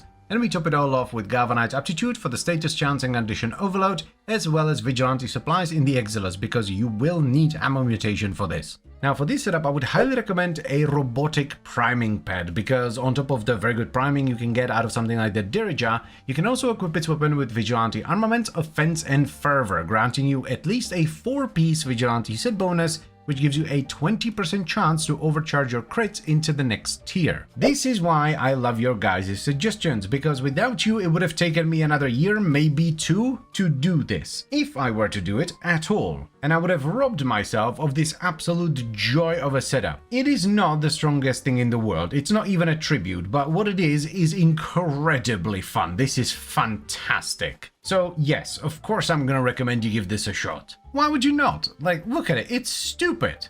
Especially with arcane acceleration. It's like a fully automatic explosive shotgun on crack. Greetings. Today we're doing something very cool, but also rather nostalgic for me, because I made a somewhat similar build, though for a very different reason, about 10 years ago. You see, when I first started farming void keys, way back in the day, when they still existed, I could complete most of them myself with relatively few issues. But defense always gave me trouble, because back in the day we were much weaker than we are nowadays, and we didn't have many AoE weapons, and the ones we did have were clunky and dangerous as hell. I tried everything I could think of and nothing seems to be working until I farmed and built a Chaos Nyx. And ever since then, she has always had a special place in my heart. So let's give her another shot, shall we? Wowee. I think I did good. That looks awesome. I know putting armor shards on Nyx is probably not the most productive thing I could be doing, but I really don't care. Baby needs to get thick. Yeah, let's put on an equilibrium shard as well. I mean, it would make sense to go secondary crit chance. We do get a lot of crit chance from the passive already, but this is a secondary build, right? This is going to be an irradiate primer with chaos, so let's just get more crit. Why not? Do we go projection or siphon? I'm kind of leaning towards projection, but both of them are good, so I guess we can try both and see which one we like more. Chaos Sphere should be really good. It will require more duration, but it creates like a secondary sphere, and if the enemies walk into it, they will be affected with chaos as well, so you don't have to cast it as much. Grace for the healing. Oh yeah, we can get precision for the damage as well. This is guaranteed on a headshot as well. It's not like a chance. So most weapons should be able to trigger this rather reliably. Yes, absolutely. We need a decent chunk of duration for this, mainly for the sphere. Here's a question I actually don't know the answer to. Does strength affect the amount of radiation procs you get with chaos? Because if it doesn't, which it does not, we can run overextended. Yes, very good. Time for some chunk. Adaptation is always nice. Catalyzing shields might be good. I'm not 100% sure on these. Nyx has a decent amount of shield, so we might take this out, but we're definitely keeping adaptation. I guess streamline. We really don't want to cripple our duration with expertise. Don't have much of a choice here, so I guess it's just vitality. Yeah, let's get it in there. Yeah, we could run Nira's hatred as well. A nice extra chunk of duration. Yeah, sure, why not?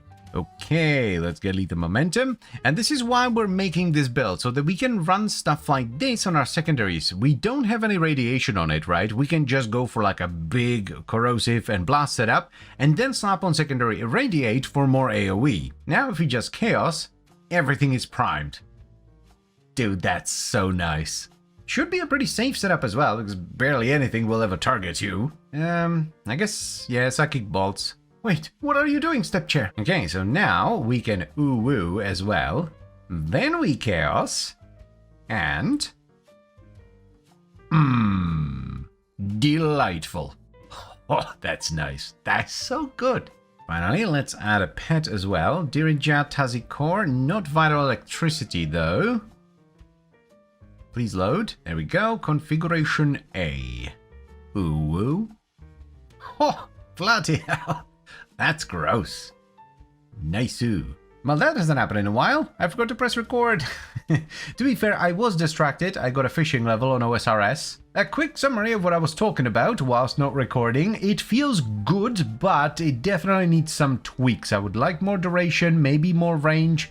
Not sure about Chaos Sphere either, but overall, not a bad start. Let's get rid of catalyzing shields to make space. Yes, I think I would rather have the extra range from stretch than the set bonus from reach. You know what, might not be the worst idea to actually have a usable Exilus mod, so let's get rid of audience. Even more range. Again, a regular build, we just have secondary irradiate on. Definitely feels nicer, also the twin Comags absolutely shred with the radiate.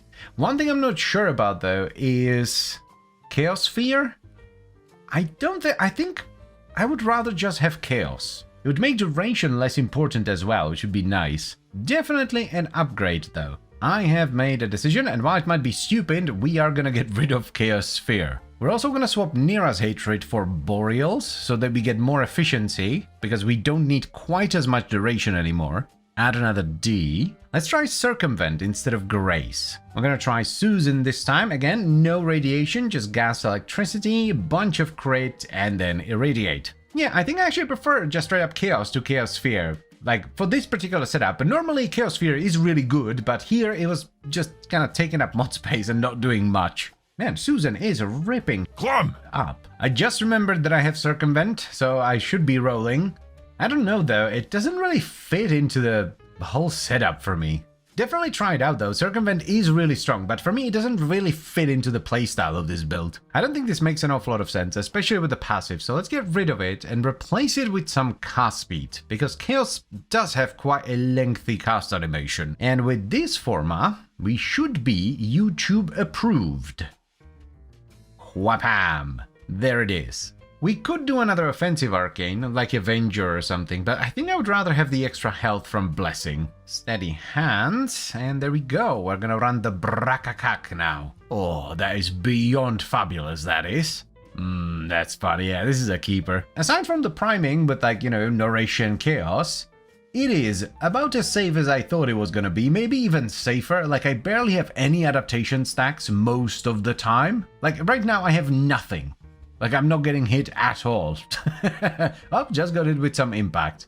But yeah, oh, hello, Malise. Oh, Malise, you really don't like the Brakakak now, do you? Ho ho! I am so very happy with this. This is precisely what I had in mind when we first started today. So I did actually tweak the build a little bit afterwards, but it didn't really change the way the build works, it just made it tankier. So for our aura, I actually ended up swapping to Energy Siphon in the end, because it made it feel a little bit smoother, the extra energy felt nice, and I didn't really feel like I needed the corrosive projection, but the aura isn't super important, so if you would rather run a different one, feel free to do so. And the same goes for Prime Sure-Footed in the Exilus actually, you really don't need it, I'm a YouTube man so it is the law, but if you don't play with an awful lot of explosive weapons, or if you don't despise knockdowns like I do, you can run something else. Now onto the actual mod. Primed Continuity is mainly here for Nourish, which we have subsumed over our second ability so that we don't have to recast it all that often. If you're not gonna run Nourish or another ability that relies on duration, you can swap this out for something else. You don't need it for Chaos because most enemies will die before it runs out. Then one change that wasn't recorded is that I added Primed Vigor on top of Vitality. This way we get a truck ton of health and shields, and it just makes the setup a lot tankier. If, by the way, you don't have Primed Vigor, you can either run regular Vigor or just run Redirection. Next on the menu, we have Adaptation for another layer of defense, which is always nice. Streamline and Boreal's Hatred, which gives us a truck ton of efficiency and a little bit of extra shield capacity from Hatred. And we top it off with Stretch and Overextended because range is by far our most important stat here. As far as the arcanes go, I went with one defensive in the form of Arcane Blessing, which gives you more and more health as you pick up health orbs, and one offensive in the form of Arcane Precision, which on a headshot gives your secondary weapons 300% extra damage. Now, while this build might seem very niche because we essentially made it specifically to be used with irradiated secondary weapons, you don't have to use it that way. It works on its own. It is a perfectly fine Chaos build that also primes enemies with Vital via Nourish. It has multiple layers of defense, so it is very sturdy, and it primes enemies rather well. So I would recommend you give it a shot, even if you're not gonna use it specifically with irradiated secondaries. Gotta say, I love the new update screens that they started doing, very, very cool, because prior to these, like, you would log in after an update, see nothing new, be confused, and the game would just be standing there in the corner like, I don't know what's new, figure it out, dumbass. I have been given things, many things as a matter of fact. This is the new Tennokai mod, yes. This is what happens when you're a partner, disclosure and all that. Damn, that is a thick squid.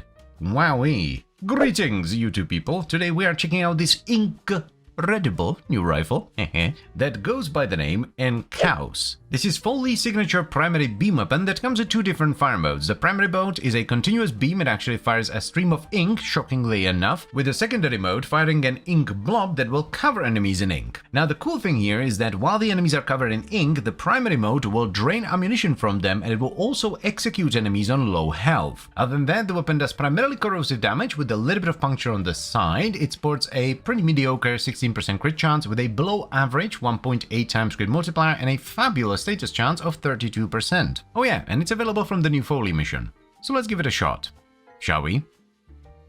Ooh, that is looking mighty fine, I must say. Oh, that's a neat effect. What about the secondary? A boom, alright, cool. Oh, ammo's going back up. I should probably read the description. I see two real choices here. One is debilitate for the big status, or crux. Though with crux, I'm not really sure about this because you have essentially, well, not essentially, you have literally infinite ammo, so I think we will start with debilitate. Some damage, a little bit of multi-shot. Let's get up to 2 as well, it's a bit of a no-brainer here. Let's try heat first. I mean, we already get electricity and toxin from the corrosive. Let's also get mentalist. It gives us a bit of punch through as well. Yeah, I feel like high fire rate is going to be the way to go here, so let's get speed trigger. Huh? Where did that come from? What the Clum! Oh wait, is that the oh, that's the execution, isn't it? Aha! Also, very good range. The pop on the execution is extremely satisfying. Ink either lasts a very long time or it just doesn't fall off. Very good. Bit more priming. This has a very distinct feel to it. Actually kind of feels like the Amprex. Maybe even better. What was that? Something just dinged. I want a AoE, so let's momentarily trade speed trigger for blast. Yes. Hold up. Is blast triggering the executions? That would be nuts. I think it is. A very neato. That's why I was grinning so much. I had Avenger. Also, I do have Emerald Taufies for the extra corrosive proc, so I don't have to worry about armor strip at all. Corrosive does it all. I guess we can try the new thing, eh? Foley's Hunt. I could not have picked a worse mission for showcasing a weapon. Most definitely needs more damage, but it is very fun. I love the pop of the execution. The execution, I feel, does a lot of heavy lifting with this gun. One thing I would like to note here is that as long as you occasionally throw out the ink blob with the secondary fire, you basically never have to reload. Like, I don't think I've reloaded more than once in like the last 5 minutes. I'm tempted to try Merciless instead of Debilitate, because then we don't have to run Serration and we can do something else. I'm usually not a big fan of this, but I think we're gonna ham-fisting crit with Hammershot and Avenger. Ooh, Fisher. Perfect. Prepare to be shocked. It is much better when you ham-fist in a bunch of crit. Yeah, this feels a lot better. I really want this gun to be good. I'm loving the gameplay right now. The pops. Oh, the pops. Does not seem to be executing acolytes though, that's a bummer. Yeah, it is true. That's kind of neat actually. So I think the execution messes with like the way the Thrax works. So it doesn't actually spawn the void entity, it just blows it up. I think they should keep it that way. That's a neat little quirk to have on a gun. What is that? Oh, that's the new survival thing. What does it do? Amazing timing, just as I put it in. Oh, it makes time tick up twice as fast. And I'm assuming life support is ticking down twice as fast as well, yes? Let's slap in a D. There we go, that looks better. It's nice to be back on Hydron. I haven't done this in a while. I've been leveling in survivors. Why do you hate me, video game? Gonna get rid of rhyme rounds. This will cost us some status, which is not ideal. A D numero dos. Dos Ds. That sounds like D's nuts. There you go, primed cryo rounds. That gives us much more upfront damage. And then we need to figure out something to put in here. And there we go, did it properly this time. I don't see a reason why we shouldn't run Deadhead instead of Merciless. I mean, we're not using the reload speed, so we might as well get the headshot multi. Safest option is probably another V, I guess. We could just go with more blasts through rhyme rounds. This will get us back to where we were status-wise. Yeah, damage is really nice, must say that. I'm not loving Deadhead though, because I have to really focus on trying to get headshots to stack it up. I think it might have to do with like the execution or something, because it is like, it's not difficult, but I don't get Deadhead stacks when I just use the gun normally. I really have to focus on trying to pinpoint the enemy's head. I don't think that's a good thing. I think we're gonna go back to Merciless, but before that, I would like to try Crux first. I think it doesn't make a ton of sense with the efficiency and all that because of the ink and the ammo drain, but I think it might work very well actually. But for now, let's just get Primary Merciless because we need to get one more Forma in here so that we can put Serration back in. In you go. Craxorino, in you go. I think this is the way to do it actually. Yeah, this feels awesome. You're not as reliant on the ink, like you still want to use it, it's very good, but you're not as reliant on it, and the extra status chance from Crux is just fabulous. Yeah, I think this is the way to go. Righty-ho, so first of all, this is one of the few weapons where I feel okay ham-fisting in a bunch of crit with Avenger because it makes the weapon feel a lot nicer, gives it a bit of extra punch. It's awesome, I highly recommend it. Additionally, throughout the entire video, I had 2 Emerald Archon charts for extra corrosive proc so that I could strip away all the enemy armor with corrosion alone. Now, we actually ended up going with a Crux setup of all things, which is rather strange on a weapon with infinite ammunition, but the extra status chance as well as the slower ammunition drain feel really nice. For mods, we're sporting Galvanized Chamber for multi-shot, Galvanized Aptitude for status chance and condition overload, Speed Trigger, or if you want to invest even more Forma into this, Prime Shred for fire rate, Serration for more damage, Rifle Elementalist for status damage and a bit of punch through, then we put in Hammer Shot to get a bit of crit damage and some extra status chance, and we topped it off with primed cryo rounds as well as thermite rounds for blast. And finally, you can never go wrong with a solid priming pet, and I chose the Dirija with a shivering Tuzzy that's modded for radiation, corrosive, cold, and magnetic. This, despite being a beam weapon, which are usually rather anemic, is one of the best feeling guns in the game. The pop you get with the executions is fabulous. Now, I'm not gonna bullshit you, the single target isn't the best thing in the world, there isn't an awful lot of crit in here, so you're mostly relying on status to get things done, but the fact that you have infinite ammunition and you essentially never have to reload as long as you use the secondary fire properly is amazing. So yes, I would highly recommend you give this weapon a shot. I love it. It's fun, it has great clear, and the single target isn't too bad. So go ahead and pick it up. Please tell me you have it. Oh, you do, you big bitch, yes. Boy band assembled. Get stabbed, idiot.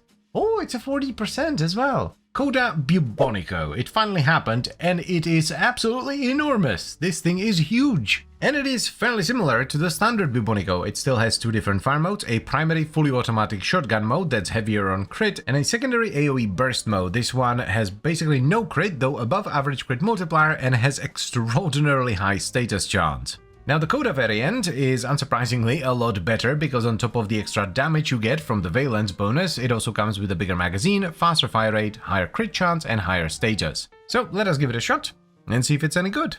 Shall we? We're gonna go Merciless right off the bat because I want the reload and the base damage, of course. Hell for the multi-shot and Galvanized Savvy, which, by the way, is multiplicative on the primary fire. It would actually be pretty easy to go Rainbow on this because we got a magnetic one. It would give us a bigger magazine, that's actually kind of neat. I don't think we're gonna go for this, but I at least want to try it. Bloody hell, this thing is big. Ooh, that's slow.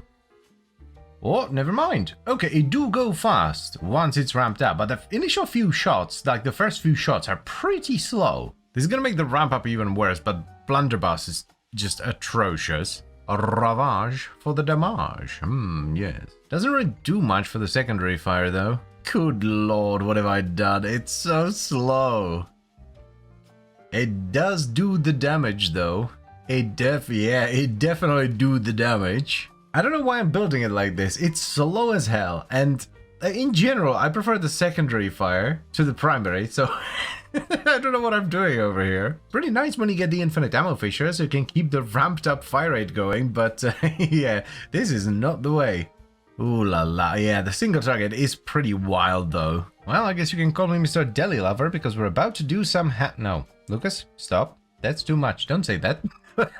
There are children watching. Let's get rid of crit deceleration. We're gonna ham-fist in a bunch of crit again. We're gonna Dust of Grumpy. We don't necessarily need the Vicious Bond, but we have Tenacious Bond, which gives us crit damage. I have enough crit on the claws for this. And then we have Tech Enhance with Cat's Eye for the crit chance. Also gonna do the Grace Avenger combo with Combat Discipline for the additional crit and healing. We should still have more than enough damage with the primary. I would like more upfront damage as well, so let's get Prime Charge Shell with Toxic Barrage. Chilling Reload could be neat as well. I'm gonna do it like this for now, but eventually I would like to run Prime Chilling Grasp instead. Oh yeah. Oh yeah. Oh yeah, that's more my kind of thing. Yeah, this is just too good. Like the single target on the primary fire, or even some AoE if you add Blast, can be insane if you focus on it, but I like this. Another thing I really like about this is that I do not feel the need to aim down sights, which is honestly kind of obnoxious with all the tentacles flailing around. Yeah, this is a build and a half. Quite literally as well, because you need a frame and a pet to make it work. Malice, my dude. Ooh, that's still... God, I saw it as well. I've been bamboozled by Malice once again. I do it every time as well, I just never learn. Okay, we need to reorganize this because it is an utter mess, and I think we're gonna change one of the dashes actually. Yeah, I can't think of another dash mod that I would want to run here. Let's move you over here and then you over... No. Yes. No. No. You go there. Logic. Whapam. There we go. That's big damage. Oh yeah. That's the stuff. I do kind of feel bad for doing it 2 videos in a row, but man, the cred makes this so gorgeous. This was a really good pickup. Like, not only is the valence pretty high, I'm loving the magnetic as well, because on the secondary fire, we then get magnetic for shields, corrosive for armor, viral for health, and then we have blast for damage. It's like the perfect combo. This, by the way, this is not the only way to build a Bibonico. Like, there are a handful of builds that you can do, and they're all really good. Like, if you prefer the primary fire over the secondary, just go for that. I've also done on the normal Bibonico, I've done an overcharge setup for like a ridiculous amount of multi-shot. It's just that, you know, I generally prefer to use the secondary fire over the primary. This should be the final V. I am Eminem once again. This is where it gets dumb, because we've been missing a ginormous multiplier this entire time, and we get a bigger mag as well. Oh, now we're ripping. Hell yeah. Yeah, this is a build for me. Like, you can barely see what's going on, but there's a lot of numbers and things are dying. Again, I would highly recommend you try other builds as well, because a lot of them are very good. I've done a few of them myself and I like them, but yeah, this is my baby. So we ended up with a bit of a niche build in the end. We're ham-fisting a bunch of crit through other means, which I will talk about in a little bit, and we're focusing mainly on the secondary fire, though the primary fire still works really well and it does a truck ton of damage. For our arcane, we went with primary merciless, mainly for the reload speed, because it makes our magazine recharge faster and there's a shorter delay, but it also allows us to use one more mod since we don't have to run prime point blank. Also, you may have noticed that I added one more 4-mine to the setup, but this was for galvanized acceleration, which is very much not necessary. I just wanted to have it finished. On to the mods then. We have Shotgun Elementalist, which gives us a bigger magazine and a ton of status damage. Primed Ravage for crit damage, Galvanized Hell for the multi-shot, and Galvanized Savvy for the status chance, and Multiplicative Gundition Overload on the primary fire. This is why the primary fire still does a ridiculous amount of damage, even though we're not really focusing on it. We topped it all off with a truck ton of elemental damage mixed in with a little bit of extra status, so we have Prime Chilling Grasp and Scattering Inferno for blast, as well as Toxic Barrage and Prime Charge Shell for corrosive. Now, to get all the crit in there to actually make the secondary fire crit reliably, because it actually has a fairly high crit multiplier, we're using Arcane Avenger on our frame, which is one of the mildest things you can do in terms of extra crit. And we have an Adarza Kavat with active Tenacious Bond for the extra crit damage, as well as Cat's Eye in combination with Tech Enhance to get the flat crit chance. Oh yeah, and I'm also running 2 Tau Forged Emerald Shards for extra corrosive procs, and the reason I'm running Tau Forge is because this bypasses status resistance, so even on Acolytes this will add 6 extra corrosive procs. Well, even though it started off a bit weird, it ended up being absolutely glorious. I love this setup, it is awesome. I've always preferred the secondary fire on the Bibonico. The primary shotgun is really strong and it feels meaty, but I don't know, something about the burst AoE is just doing it for me. So while I would very much recommend you try other builds that focus on the primary fire, or maybe builds that do overcharge and stuff like that, I would also recommend you give this setup a shot because it is very fun indeed. What I really like about it is that it's simple, you don't have to worry about anything, you just press a button, it goes blip blip blip and everything dies. So yes, please do give it a shot.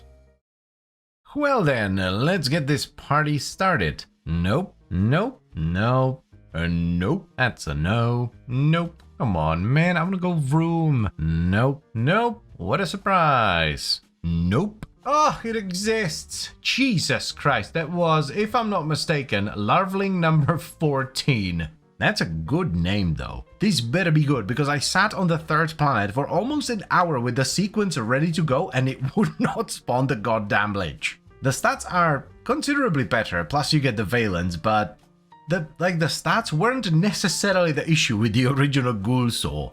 Let's get a Tater. I hope it goes room, because the original one kinda didn't. This is a really cool combo. Sadly, it doesn't have any multipliers or procs. And then of course there's the Vroom combo, which is amazing. I've always wanted to make it work, but it's almost impossible to do so, because you just ride past enemies too fast. The Vroom combo does have a knockdown at the end, so I'm thinking Afflictions here.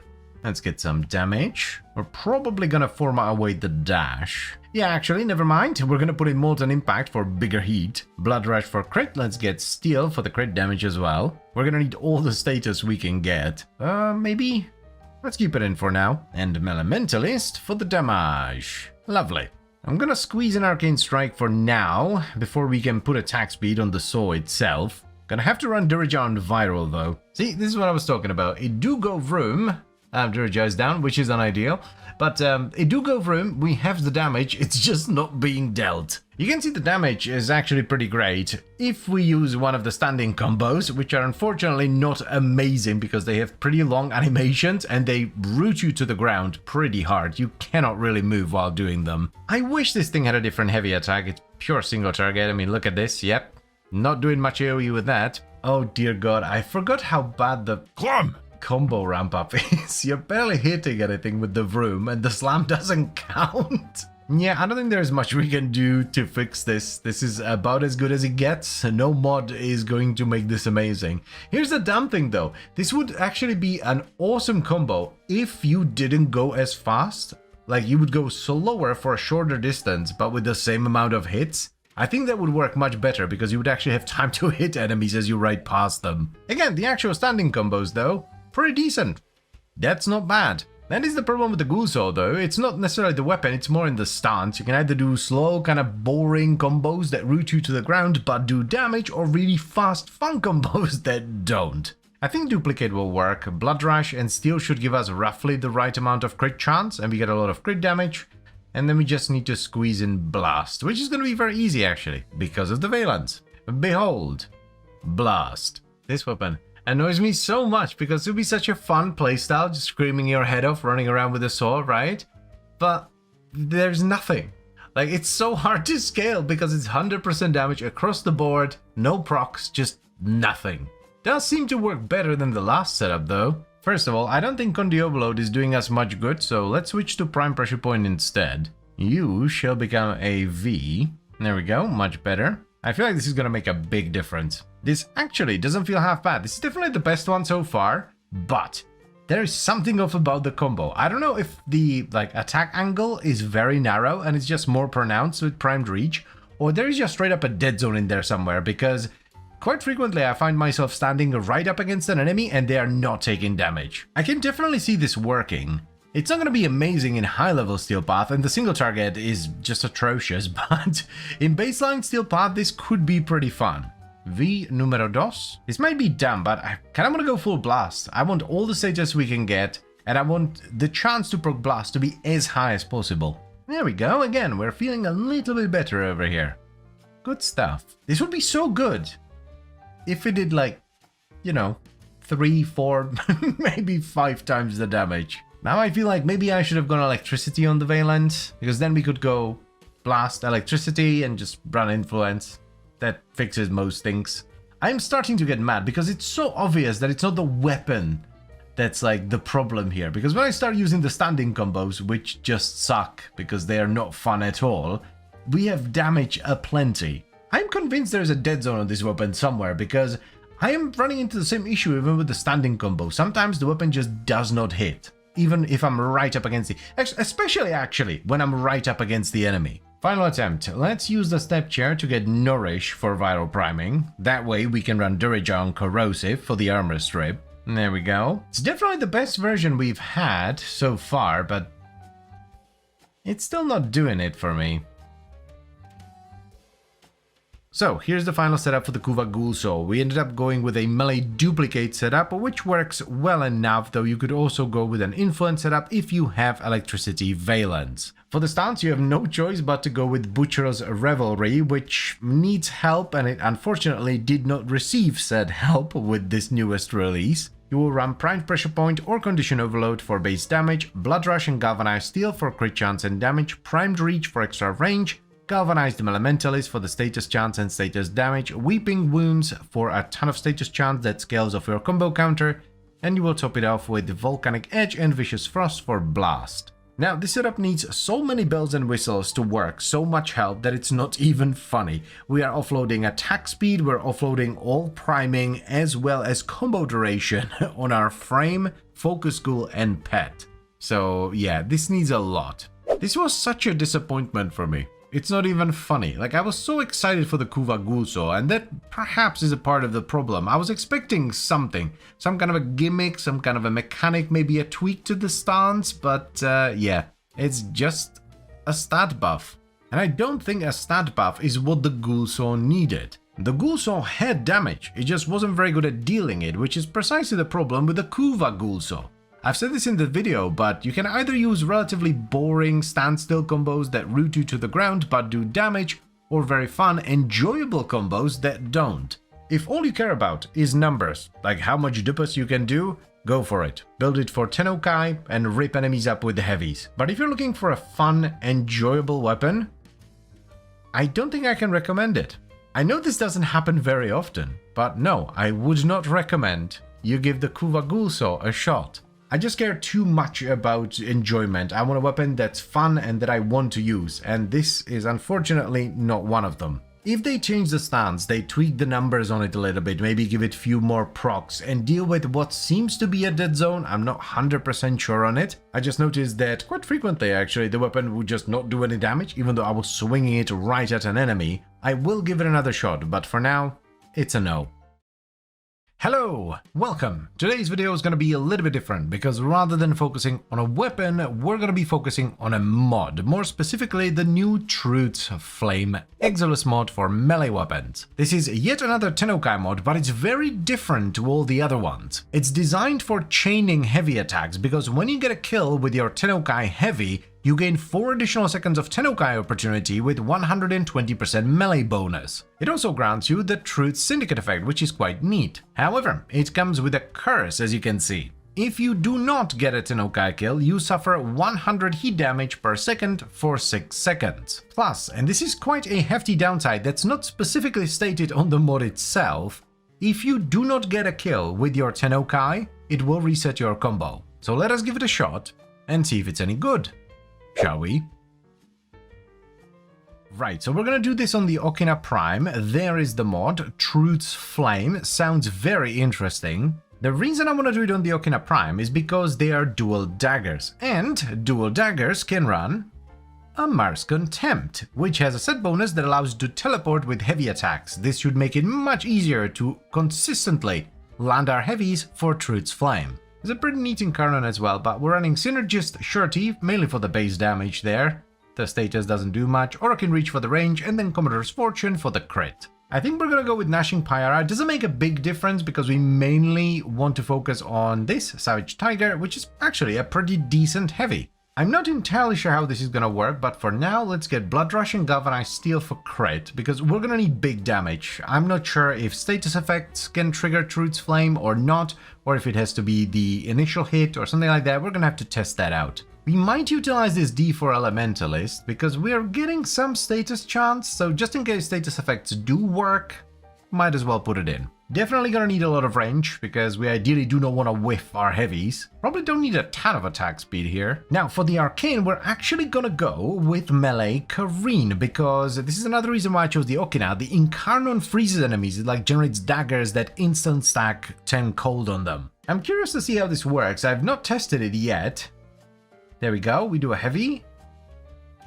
Oh my god, that is sick as hell. Oh my god, that's awesome, dude. That is sick. Wait, where? I lost my combo. Did I whiff it? Hold on a second. Give me a proc, please. If I... Oh. Okay. If you don't get a kill, you also lose your combo. That's important information. Righto, so we need to make sure we're getting kills, so we're gonna have to go big elemental. This also, I think, disqualifies galvanized elementalists as one of the potential mods. Yeah, we can just run Northwind, I guess, in the D, and just get a truck ton of viral. Very good. Yeah, that's much more damage. Yeah, that's much better. I would love to have at least 2 pieces of the set. So we're gonna drop one of the Carapace mods. I guess Saxum, yeah, we're not gonna be lifting anything. And run Amar's Hatred instead, so we get 20 meters on the telly. We're gonna need a dash in here so we can fit everything in. Maybe we should just run like, I don't know, Molten Impact for even more damage? Yeah, let's try that. Dirija is gonna help a ton here actually, because we have Corrosive for the armor strip plus a Shivering Cold setup, which is gonna help with Kareen as well. This is such a sick combo. We're gonna have to do a mission test though, because we're doing a little bit too much damage for the simulacrum. Dude, this is so cool. You know, one thing that I'm noticing right now is that we're not actually building any combo once we start the Tennokai chain. So it might be a better idea to actually treat this more as like a heavy build with Tennokai, or some kind of a hybrid maybe. I must say though, I am loving this so far. This is very fun. Definitely need some tweaks though. Right, so I don't think we're actually doing this correctly. So let's finagle some mods around. Like for example, I don't think we're gonna run Blood Rush. And figure out something else. Yeah. I think that's the plan. So, first of all, let's move this out of the way to make more space. Then we can run Sacrificial Pressure. And I guess for now we can drop Molten Impact in favor of Sacrificial Steel for a tremendous amount of crit chance. It's not going to add any damage directly, but if we whiff, or rather when we whiff, because with this setup we will, we're not going to lose all our combo. That's pretty important, I think. That's perfect actually, because we can drop a little bit of attack speed from Fury in favor of the extra combo count chance. Yes, that is awesome. I don't like doing this, but we're gonna drop Premature Footed in favor of Anguish to have a 2-piece set because we dropped Contempt from the dagger. Yeah, this is the way to do it. That's so much better. Oh my god. And do bear in mind, we don't have crit damage yet. It works better and we have no crit damage whatsoever. I love this so much. This is such a cool setup. It's such a unique way to play. Like, you would think that it would basically just be a heavy attack build, but it's not. It feels completely different. Here's one downside, I guess. If you're fighting one beefy enemy and you have no enemy surrounding them, you can't really chain the heavies, but usually you will have some cannon fodder around something like an Acolyte, so it's fine. This might seem a little bit extreme, but I like this setup so much, I'm actually gonna use my last Umbra Forma just to fit everything in, because this is too damn good. That's another benefit of this setup. We don't need the wind-up, so we can run normal Organ Shatter, which is cheaper, and it gives you more crit damage. This is like the best build ever. It is so fun flying through the... Oh my god, that was a chunky heavy. It's so fun to just fly through the tileset with your heavies. Now, granted, you do need the MR set, or I guess you could do this on the Twin Basalt. Or with Clervo. Does it work with Clervo? I don't know, but yeah, it is fun as hell. Alrighty then, so here's the final Truth's Flame setup for the Okina Prime. Our Arcane of choice is Melee Kareen. This works really well with the Incarnon on the Okina, which freezes enemies, plus we have a Dirija with a Shivering Tazikor that also helps freeze enemies, so you can take advantage of Melee Kareen and you don't even have to roll. The stance doesn't really matter because we're mainly using heavy attacks, but I like Nashing Pyara, so that's what I'm using. For the actual mods, we have Quickening for attack speed and extra combo count chance, Galvanized Reflex for the initial combo and heavy attack efficiency, which is followed by Organ Chatter for crit damage, as well as Sacrificial Pressure and Steel for a truck ton of base damage and crit chance on our heavies. Then to make it more likely we actually kill something with every heavy, we're running Primed Reach so that we have a lot of range, and we topped it off with North Wind and Primed Fever Strike for a lot of viral damage so that we hit as hard as possible. Now, in order to make this setup enjoyable and not an absolute pain in the back, you're gonna need some kind of a teleport mechanic on your heavy attacks. This can be achieved via the Amar set, which gives you 10 meters of teleport per mod, or you could use something like the Twin Basalt. I honestly wouldn't want to do this, and I don't think it would work well without some kind of a teleport. Next on the menu we have the Evolution, so I actually ended up switching the first one to Seeing Red. This also gives you base damage but helps you generate combo on enemies affected by Slash, so this helps a little bit with the combo generation. The second one is Orokin Reach for more range, this helps a lot as well. And then we have Commodore's Fortune for the extra crit. And finally, let's not forget about a priming pet. I would highly recommend, especially if you're gonna go the Kareen route, to use a Shivering Tazikor with something like the Dirija, so that it helps you freeze enemies and you don't have to roll. This, while niche, because it's not gonna work on everything and it needs quite a setup to work well, is one of the most fun melee setups that I've ever used. I love this. So I would highly recommend you give it a shot. It might not be your kind of thing, and that's fine, but you need to at least try it because it's very fun and unique. Thank you very much, LZD Pudding. We have Forma bundles, can never have enough of those. And can we get a new Buzzlog build? Okay, I guess I know what we're doing next. Oh boy, I haven't done one of those in a while. Oh my god, no way, first one, that's what I'm talking about. That kind of makes it for the nonsense. I had to go with a Ghoul Saw. Torana Jev, that's a decent name. Ooh, 47%, very good. Look at this bimbo trying to look thick. Miss, that's not being thick, that's lordosis.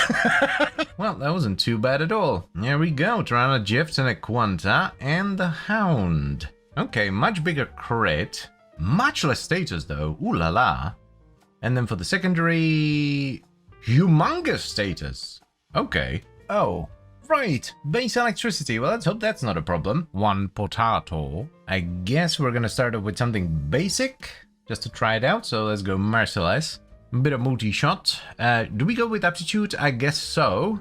It's not gonna work on the secondary, but it should be really nice for the primary. Not sure if we'll keep crit, because the secondary doesn't have a lot of it. Depends on which mode we focus on. Like, if you focus on the primary, we're probably gonna go with scope instead. We're gonna have to force it in, right? Yeah, we have to run both. But we do get base heat, which is good. This should snap into blast, right? Yes. Excellent. So no issues there. And then we get a ton of blast in the secondary. Fabulous. I haven't checked this. Does it work like the old Quanta? It does. Okay. Oh, that's very pew-pew. The primary fire is actually chopping things up. You get absolutely zero feedback for the primary fire. Like no kick, no recoil, nothing. But that's not necessarily a bad thing. Like some guns do it really well. Plinks is a good example of that.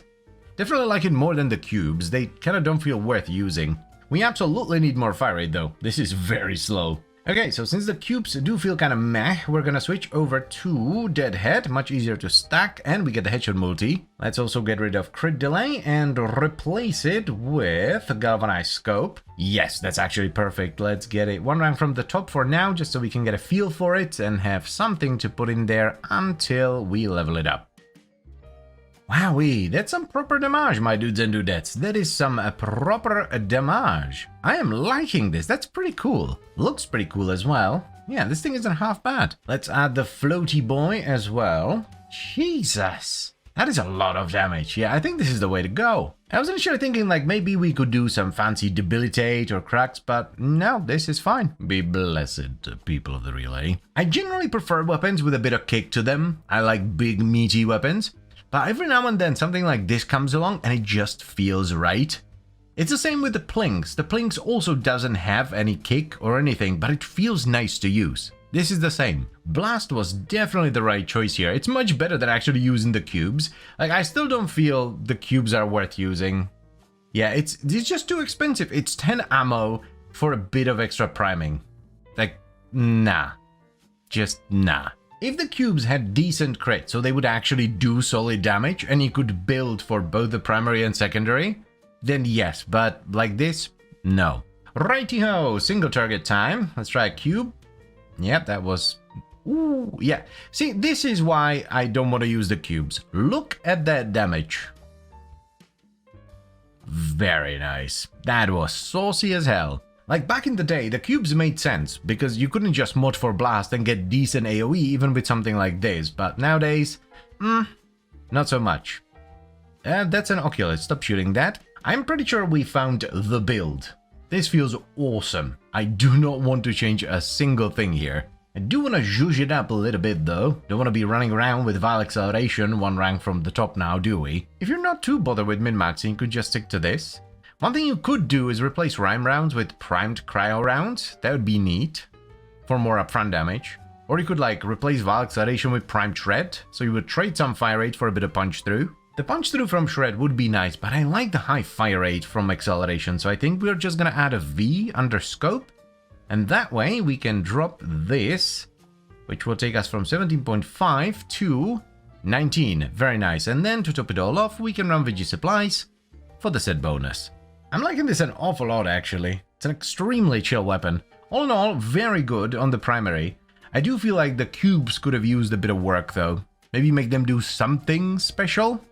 I don't know. Like this, though, they just don't feel worth using. One thing I will say, though, is maxed Vile Acceleration does drain your ammo pretty fast, so it's kind of reload heavy, though not too much because they did increase the magazine size. It's up to 100 on the Tenet, which does help. Oh... yeah, that's good. That's good.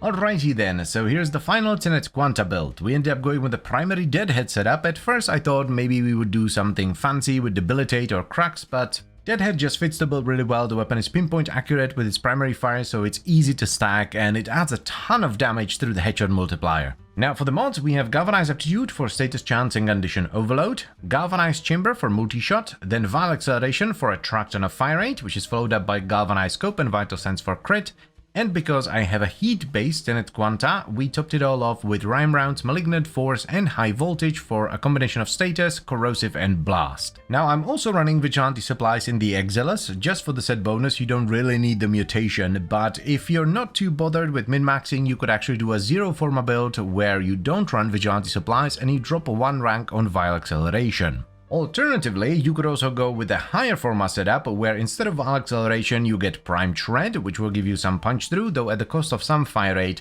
and you could replace Rime rounds with Primed Cryo rounds. The only other piece of kit that was contributing anything at all in this video was my Dirija with a Shivering Tazikor modded for magnetic, radiation, corrosive, and cold. This adds a nice chunk of extra damage through priming for Galvanized Aptitude, but it also adds a ton of extra crit damage thanks to Shivering Cold, which freezes all enemies it touches. I was somewhat disappointed with the cubes, I'm not gonna lie. I feel like they could have done something with them, maybe some sort of a unique mechanic, because as it is right now, you don't really need to use them. I might actually go as far as to say they're more of a detriment than anything else, because they don't do a lot of damage, because they don't have good crit, and you don't need the priming from them, because pets nowadays are really good at priming, and also the primary fire is very good at priming itself. Luckily though, the primary fire more than makes up for them. The primary fire feels great, even though it doesn't have any recoil. It's just nice. It has that plinks effect where, yes, it does not kick, doesn't feel meaty, but it's still satisfying to use. So overall, I'm gonna say yes, I would recommend you give the Tenet Quanta a shot. It's a really fun weapon that does great damage on a relatively cheap build. Like, if you're not too bothered about min-maxing, I've said this multiple times throughout the video, you can get away with a Zero Forma build that's gonna absolutely rip through Steel Path. So go ahead and pick it up.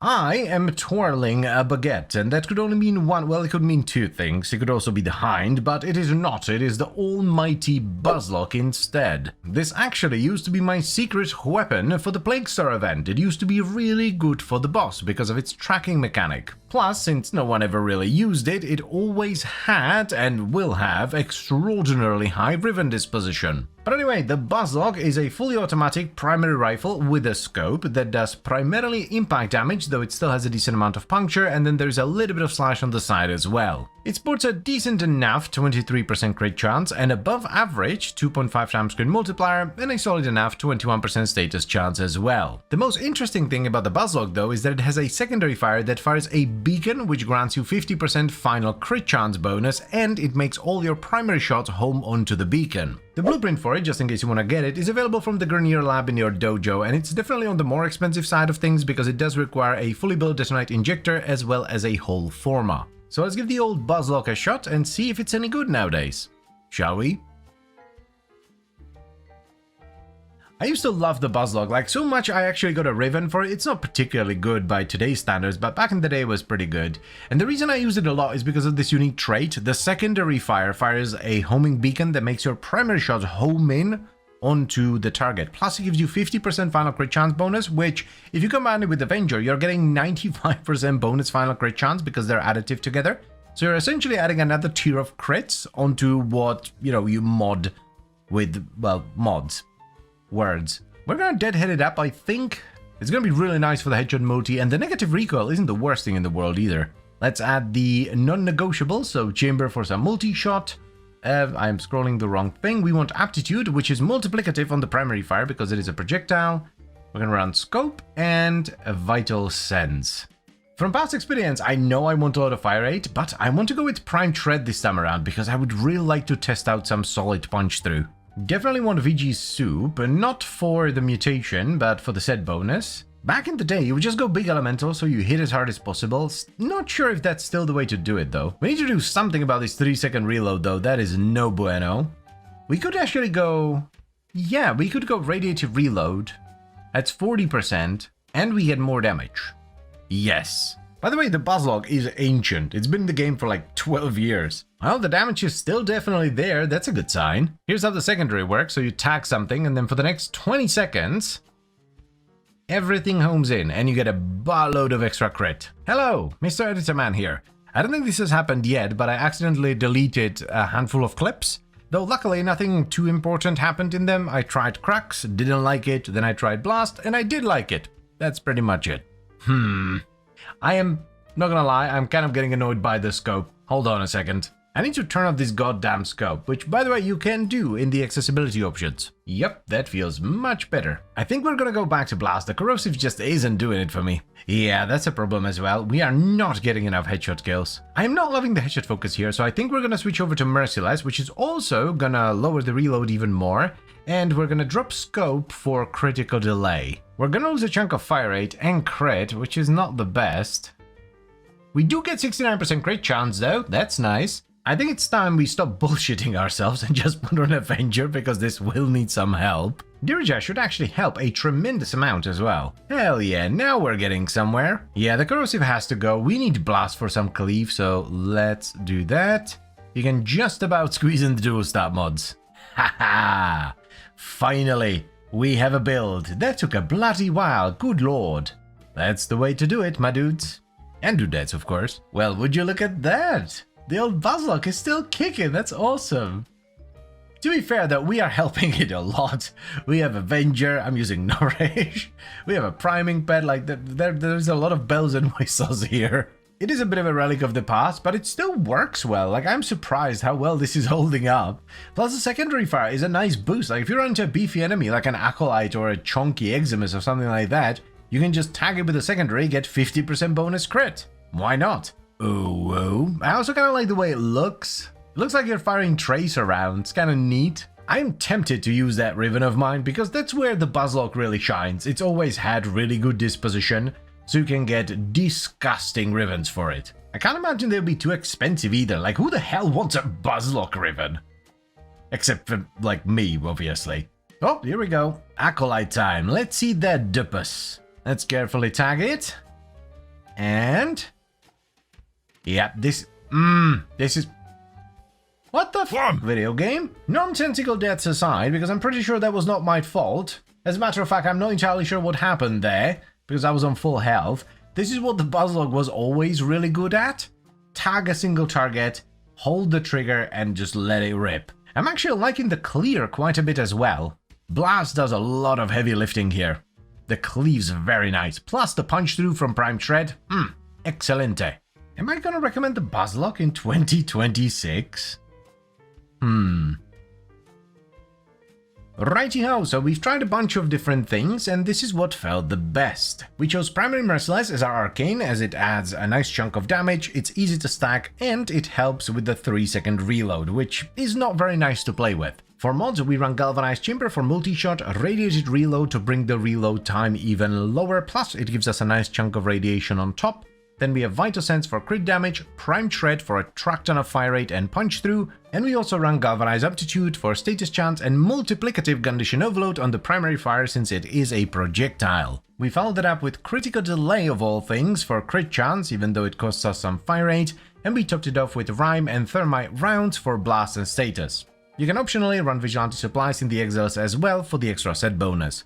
However, that's not all. This setup needs a lot of bells and whistles to actually work well. So on our frame we have Nourish subsumed over one of our abilities for the Viral, as well as Arcane Avenger for the extra final crit chance bonus. Plus, we of course run a priming pet. I run a Dirija with a Shivering Tuzzycore modded for corrosive, radiation, cold and magnetic. This helps us strip enemy armor, it helps us deal with shields and overguard, it freezes enemies with cold, making them take more crit damage, and it of course adds an absolute track ton of damage through condition overload. This was a bit of a doozy from the very start. The Buzzlog is an extremely old weapon that unfortunately requires quite a bit of help to get going. But once it does get going, it's not actually half bad, it just requires a lot of help. In this video, as I've said already, we're using Nourish, Arcane Avenger and a solid priming pet. Without those three things, the performance wouldn't be nowhere near as good. So let's say it like this, yes, I would recommend you give the Buzzlock a shot if you think it's cool and you're willing to help it out a little bit. Or if you get a Riven for it, because as mentioned already, since the disposition is high, the Rivens you can get for the Buzzlock are quite disgusting indeed.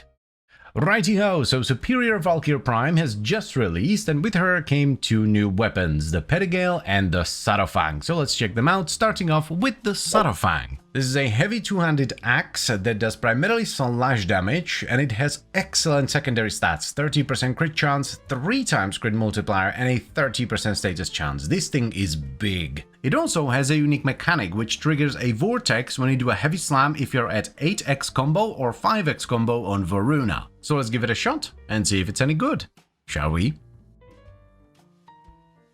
I would like to at least try and make this trait work, because it's been requested a lot, first of all, and second of all, it's just a really neat trait. It's free vortex on heavy slams. There are a few ways we can do this. One of them is Crescendo, so we could just sit at 12x combo at all times, eventually, once we do enough finishers. We could also do it through Truth's Flame. Truth's Flame is gonna be a lot stronger.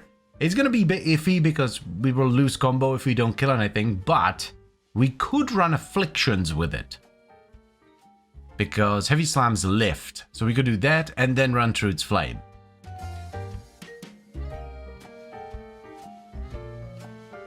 Gas makes the most sense here because it's just gonna be one big ass hit. I hate testing Crescendo in the Simulacrum, so Circulus it is right away. Oh, the ramp up is killing me. That's the one big downside of Crescendo. You need to spend 2 minutes doing this before it works. And a bonk. Yeah, this could be really cool. Eventually, once we get everything going. The single target's gonna be... I don't know. If you get a good gas proc, it should be fine.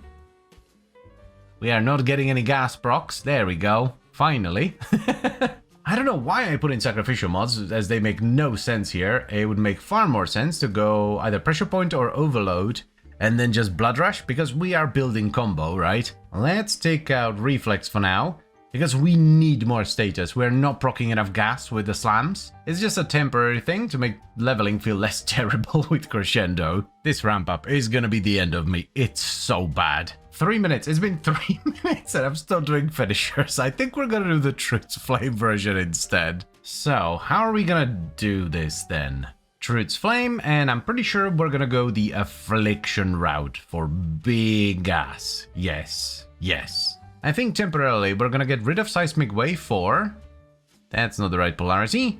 Quickening, so we actually have some attack speed. Yeah, this is so much better, it's not even funny. 2 minutes in, we're already slamming at 12x like a big boy. I don't think Truth's Flame is the way to go either, because we're doing so much damage with the slams, we just kill everything. And then I usually just wait out the timer on the extra Tennokai, so maybe normal Tennokai would be better. How the hell did that not kill anything? What? Yeah, every time I try to chain the slams, I just lose my combo for no good reason because there are no enemies left. So maybe normal Tennokai is the way to go. I really don't think the downside is worth it here, because most of the time I will only do one slam and then just wait out the timer because there are no enemies left for me to slam, so I think normal Tennokai is actually going to be better. Oh, that's actually perfect, we can get more status on the slam. Yes! Let's add a V. There we go, galvanize the Elementalist. This is a big multiplier. We could do the normal Elementalist, but I think the extra status chance is going to be very good here. And then we're going to just top it off with steel. Oh, we need seismic wave as well. Oh, that's going to be tight. This is superior in every way, shape or form. This makes so much more sense than Truth's Flame. This is one of the builds where animosity would actually be good, so you build up a lot of crit as you light attack, and then when you do the slam, it's going to be a massive crit. This is a very versatile weapon. There's a lot of stuff you can do here. I like it. I know I've been ping-ponging between setups a lot, but like the more I hit stuff, the more I just want to hit stuff and not bother with the slams. Excuse me? What do you mean? This has been happening an awful lot recently. The more I play with this, the more I just want to hit things, because Rending Crane is awesome. It can do this. Look, you get so much mobility. It's awesome. We're going to do Vortex, and we're going to trigger it with our pet. So let's get rid of Quickening. Berserker Fury, because more attack speed is more good. This might sound dumb, but I'm actually going to get rid of Weeping Wounds. Galvanized Steel, so we finally have some crit damage here. We're going to put in another V. Let's switch to Opportunities Reach as well. I really like the 4-second Tennokai window, and the extra range is going to be really nice. And then we're just going to top it off with Primed Reach. Right there. Almost forgot to switch over to Blast, which is going to be much better now. This is more my kind of thing. Heavy Blades are so fun with a fast and frantic build like this. Damage is just tremendous here, honestly. So good. One final V. This is going to be awesome. Primed Reach. Yes. This is it. This is my build. We've bounced around so much, and we went all the way back to like the most basic thing. This is awesome. The thing about this though, and this is the awesome thing about the Shadowfang, it's such an extremely versatile weapon. You can basically do anything with it. Like, you pick a melee build, you put it on, and because the stats are so strong, it's going to work. Alrighty then, so we've tried a lot of different things on the Shadowfang Prime. We bounced from one thing to another, but in the end we went with a fairly basic light attack Tennokai setup. We're running Rending Crane as our stance, which matches the polarity the Shadowfang Prime comes with, but nowadays it's also my favorite stance. I would highly recommend you try out Rending Crane. It is incredibly fun. For our Tennokai trigger, I chose Opportunities Reach. I like the extra range and the 4-second Tennokai window, but if you prefer a different one, run that instead. For mods, we have Primed Pressure Point or Condition Overload for base damage. I should have switched this over to Condition Overload. I don't know why I kept Primed Pressure Point in there. Then we have Blood Rush for crit chance, Galvanized Steel for crit chance and damage, which is followed up by Galvanized Elementalist for status damage and status chance.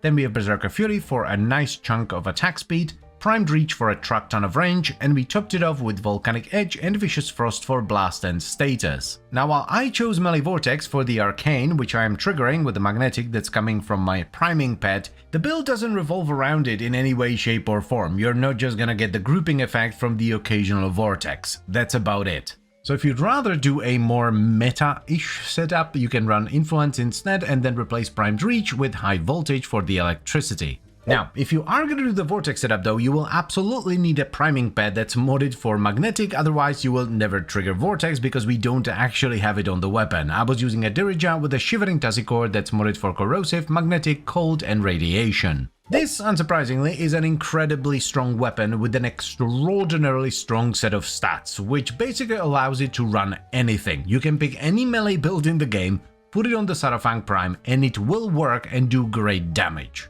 Just off the top of my head, the builds that would work here would obviously be a light attack Vortex setup, which is what we did. Then you could do a light attack Influence setup, a heavy slam Influence setup. You could also do a normal Tennokai slam setup with Animosity or Afflictions. Melee Kareen with a heavy slam setup would work well as well, so you'd roll through the enemies, then jump up and slam into them. And I could go on and on and on. This weapon is so strong, it doesn't really matter what you run on it, you just pick the thing that you like the most and it is going to work. So I'm obviously going to recommend you give it a shot. The Shadowfang Prime is an excellent weapon, you should definitely try it out.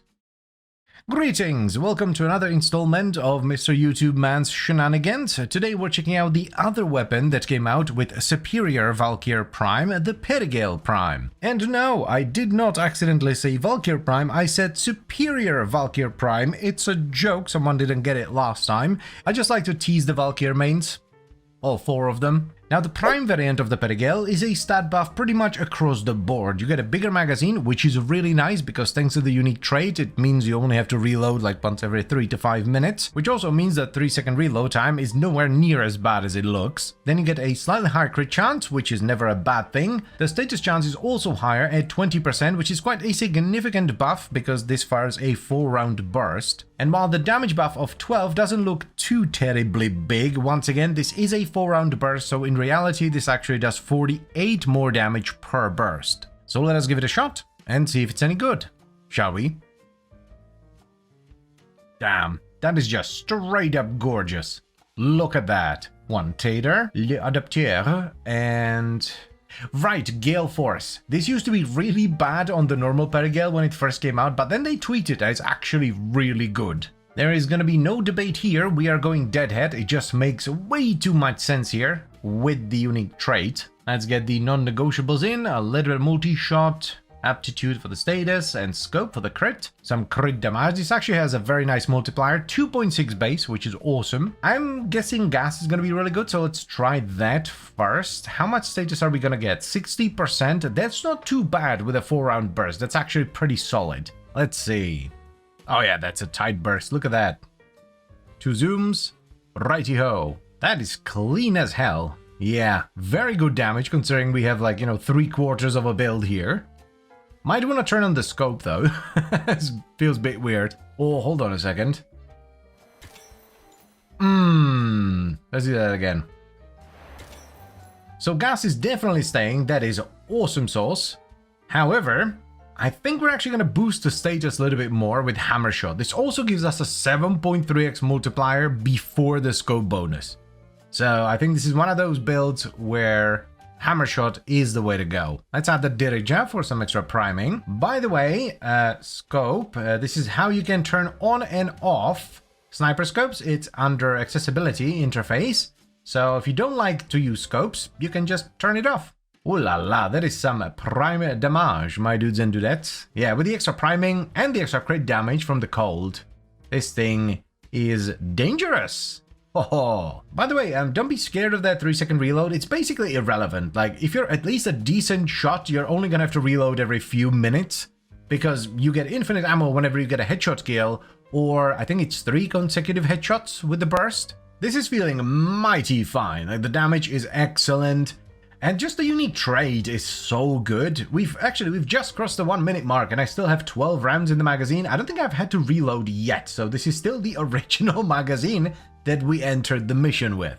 Though I am trying to get as many headshots as possible. If you're half-assing it and you're whiffing a bunch, it's not gonna be quite as good, but it's still gonna be good. We're definitely on the right track with the build. I think this is one of the benefits of the Prime, that high status makes hybrid builds much better than they were on the original Perigale.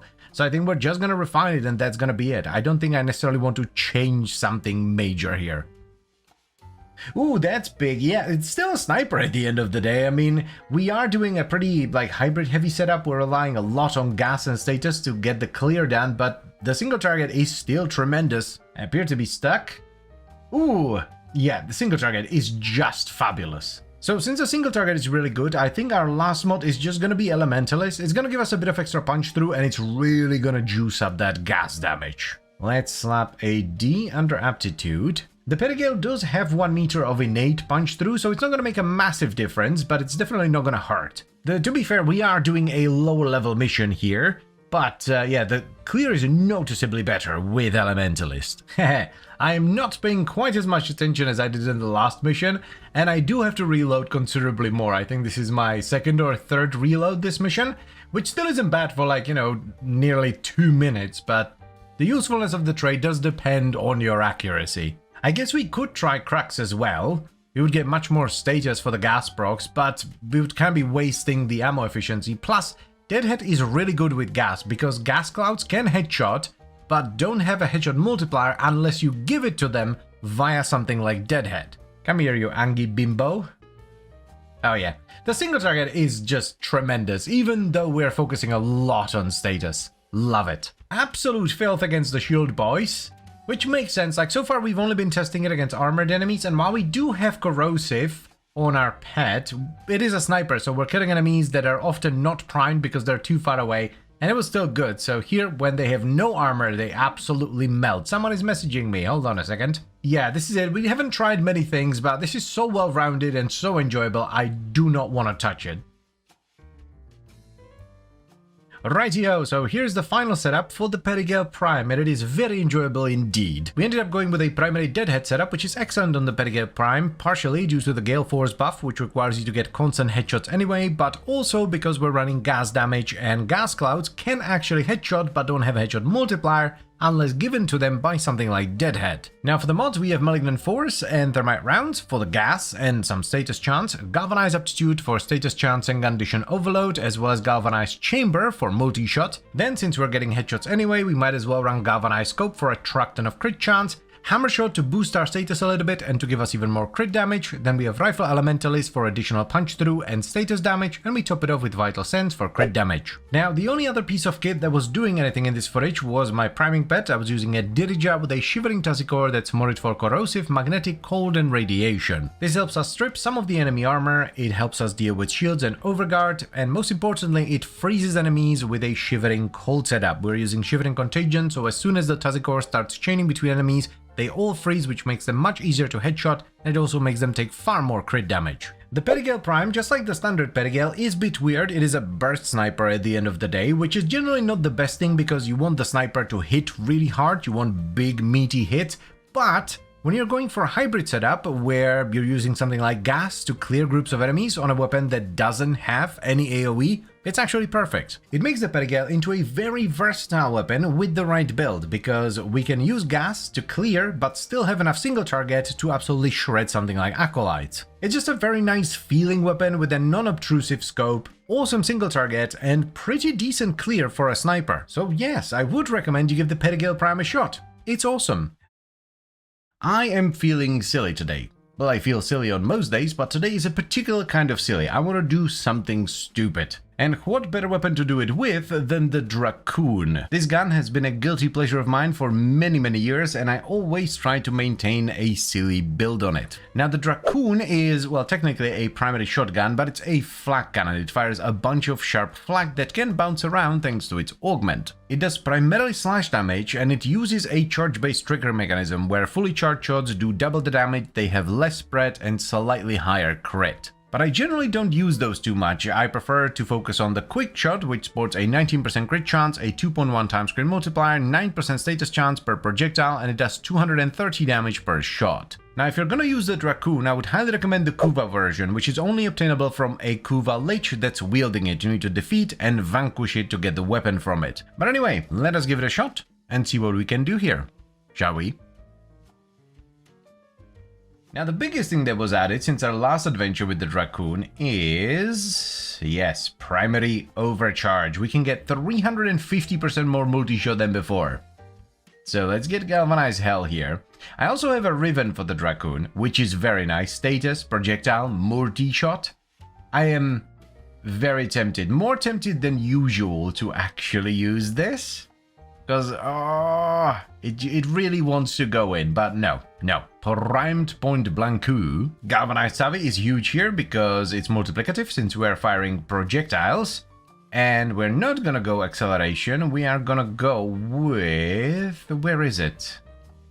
What? Ah, there. Fomorian Accelerant. This makes the flak bounce up to 4 times and gives it 60% projectile speed. Why is Blunderbuss so sad? Yeah, let's go with Critical Deceleration. Primed Ravage. So far so good, stats are looking pretty meaty. I usually do more upfront damage, but I think this time around we're gonna focus on Viral and Slash. I'm not super stoked with this charge time though, so let's fix that as well.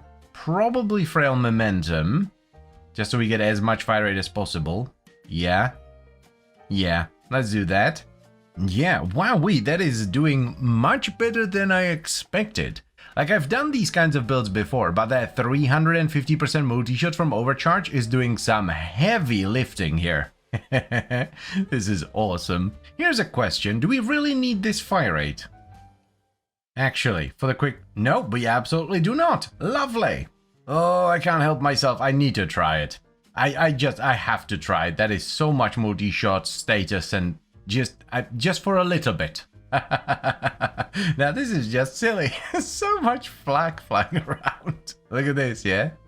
It's just so much. We could theoretically drop the viral if we have this setup on the Tazikor, and I'm pretty sure this also has the Vigilante set, right? Right? Yes, so we get the set bonus as well. Let's get rid of Barrage. This will give us Blast because I have Heat Valence. And then this should give us around like 750-ish% multi-shot, something like that. 37.2. And that's without overcharge. Not as good. Obviously, we're stacking entirely too much multi-shot. That's far too much investment for it to be reasonable. But yeah, this is like full-on silly mode because we're firing like, what, 75-ish? Flak, something like that with every pull of the trigger. Let's be a little bit more serious here. We're going to switch the Dirija into its priming setup. Let's go back to Viral. That worked really well. You know what? I think we're just going to bolster the heat with Incendiary Coat. This will give us more upfront damage, more heat. Seems good. We could have done Hammer Shot as well, I guess. Oh, that is... Whoa! Okay. Okay, now we're cooking. That's awesome. See, this is the kind of build that I've always wanted to have, but we didn't quite have enough power creep to make it work in high-level Steel Path. Until now, I guess. That is. This works really well, actually. I'm so happy right now. Thing is, and this is the awesome thing about the Dracoon and a build like this, if push comes to shove, we can squeeze out some serious single target by just charging the shots. Also, I usually do this with Avenger. We don't have Avenger right now, so this is just straight up overcharge damage. Yeah, if you have Avenger, and oh my god, you could just run Nourish and then drop the Viral and run something. Oh, this has so much potential. I'm loving it. Even like this though, still very good. Not gonna lie, it feels a bit weird. It's different, right? When you have a weapon with good clear, it generally just does a lot of AoE, so you shoot something and everything around it explodes. Not with the Dracoon, because of the punch through and the bounce, it's killing enemies in random places. Yeah, this is what I was talking about before. There's life support in weird places that I've never been to. It's just the bouncing. Yeah, this is gonna be my go-to build from now on. This is awesome. Even the single target on the quick shots is surprisingly good. And then if you run into something really beefy, you can just charge it and there you go. Can I get an energy drop? Like, I would like to start multi-shotting, please. Oh, finally. That took a while. Yeah, look at that. That's so cool. I wonder. Hold on a second. Let's do default and then legacy, I guess? Oh, that is so weird. I forgot how this used to look. My god. To be honest, I think this gives you a better representation of where the damage is being dealt. It's incomprehensible, it's just a random forest of numbers, but at least you see where you're hitting. Silliness has been achieved. I am happy. Oh yeah, you know, it's not amazing, it's not gonna win any prizes, but for a status-based setup versus a status-resistant enemy, that's not too bad. Right, so here's the Corvix setup that I use for overcharge builds. It's just a battery setup with a truck ton of armor. I made a video about this, so if you want to know more about it, you can find the video on my channel. Now onto the weapon. We're running primary overcharge, obviously, to get the 350% bonus multi-shot.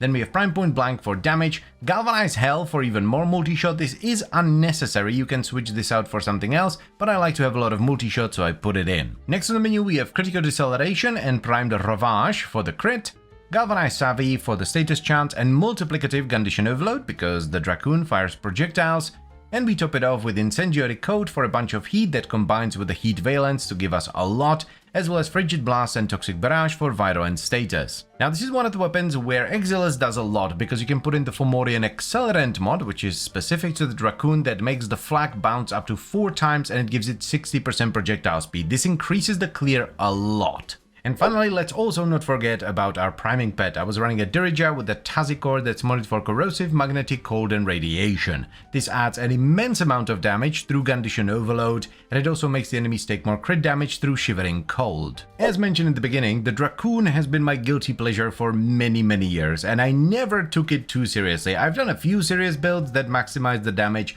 but I think it's much more fun if you build it like this. Especially nowadays, because all the different things that we've gotten and the power creep the game has gone through has made a quickshot build into an actual functional setup. It's not just a meme anymore, it does solid damage. So I would absolutely recommend you give it a shot, especially if you have a Riven for it, because the disposition even on the Kuva Dracoon is pretty high, so you can get some gnarly Rivens. The Opticores always gave me a lot of trouble, and I think I'm not the only one based on how many requests I get for them. They're extraordinarily cool, but their damage is somewhat difficult to scale. It's not impossible though, you can make them do a lot of damage, though unfortunately that usually comes at a cost. The builds are very clumsy and slow. However, I have an idea that might just work out. Now we're going to be using the Vandal variant of the Opticore, which is the much faster firing, though significantly less damaging version that can be obtained from Barocketeer or by doing the Thermia Fractures event. This one has a 24% crit chance, a 2.6 times crit multiplier, and a 30% status chance. Now, just in case you don't know, the Opticores have two instances of damage, the direct hit, which is primarily puncture, and a 4.6 meter AoE that does pure magnetic. This scales from 2 to 400 on the direct hit and 1 to 200 on the AoE based on how much you charge the shot. So, let us give it a shot and see if my idea works out, shall we? The Vandal does significantly less damage, but it has considerably higher fire rate, which is a much better base for what I want to do here. The idea is to go very high fire rate and use Crux to effectively extend our magazine and get a truck ton of status at the same time. In goes Serration. We might fiddle around with Caliber as well, not sure yet. Multi-shot, now I do have two Rivens here, but we're not going to use either of them. I don't like using Rivens in my build videos. Scope should work just fine here. Vital Sense for the crit damage. We could definitely go with gas as well, but I'm feeling blast for this one, so let's get that in. Also gives us a nice chunk of extra status as well. I'm not entirely sure Aptitude is worth it here because it doesn't work on the explosion, but it does get us to 90% status before Crux, which is nice. It's not terrible. The single target's gonna be a challenge for sure, but we definitely need more fire rate. I don't think Aptitude is the way to go. The punch through could win me over, so let's try it, though Val Acceleration would utilize this dash at least. Oh, that's right! Rifle Elemental has some punch through as well. It's only 0.6 meters though. That is pretty fast, but let's try Acceleration as well. Ooh, now that feels good. So Elementalist with Val Acceleration then. Not quite as much punch through, but significantly more fire rate. My god, I need to switch the numbers back, this is weird. This is starting to feel like something. I wouldn't call the single target exquisite, but at least it clears pretty well, and it feels good. This might need some help, so let's get rid of Avenger, because I don't think we need the extra crit. Primary Acceleration. So we get the fire rate here, and we free up a mod slot on the Vandal. Then let's hope this doesn't bite us in the behind. We're gonna reformat the dash into a D. Try Aptitude again. Okay, so we got the clear down. It's clearing well and it's feeling good. The problem is the single target. That is not great. Hold up. We could do Hunter Munitions. We're already set up for it with Elementalist. I think we're gonna have to use Nourish as well. One Uwu for the boys. There we go. And okay. Clear's still really good. What about the single target? Oh, that's looking promising. That is looking promising. Ooh! Hell yeah! I think we found it. One thing I just realized is that we are not getting enough direct headshot kills. So we're not actually stacking scope. It's quite unfortunate. I was really hoping that scope would be good, but unfortunately we can't stack it. So let's run crit delay instead, because we're only getting that 120. This is 200, though we lose a little bit of the charge time. Yeah, it's still pretty fast actually. That's not too noticeable. And the crits are much more reliable. Yeah, I think the consistency of crit delay wins here. Let's get a primer. Well, not the Death Machine Rifle. Where is the Tazikor? Tazikor. Ooh. I don't know. Well, that seems pretty good to me. I think we have a build. Yeah, that's not a bad start at all. Have I finally done it? Have I made an Opticore build that's fun and does damage? I cannot believe it. I mean, it's not gonna win any prizes, but it's clearing pretty well. I'm loving the high fire rate with Crux. That was a good move. Single target's still not amazing, especially when I forget about Nourish, but it's not terrible. You could push this much further, by the way. I'm doing it in Inaros, which doesn't provide any benefits really.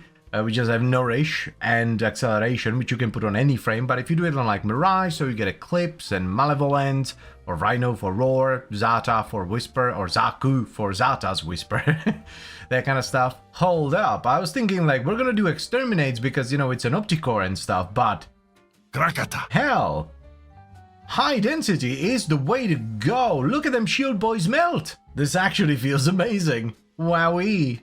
We have a fun Opticore build that melts.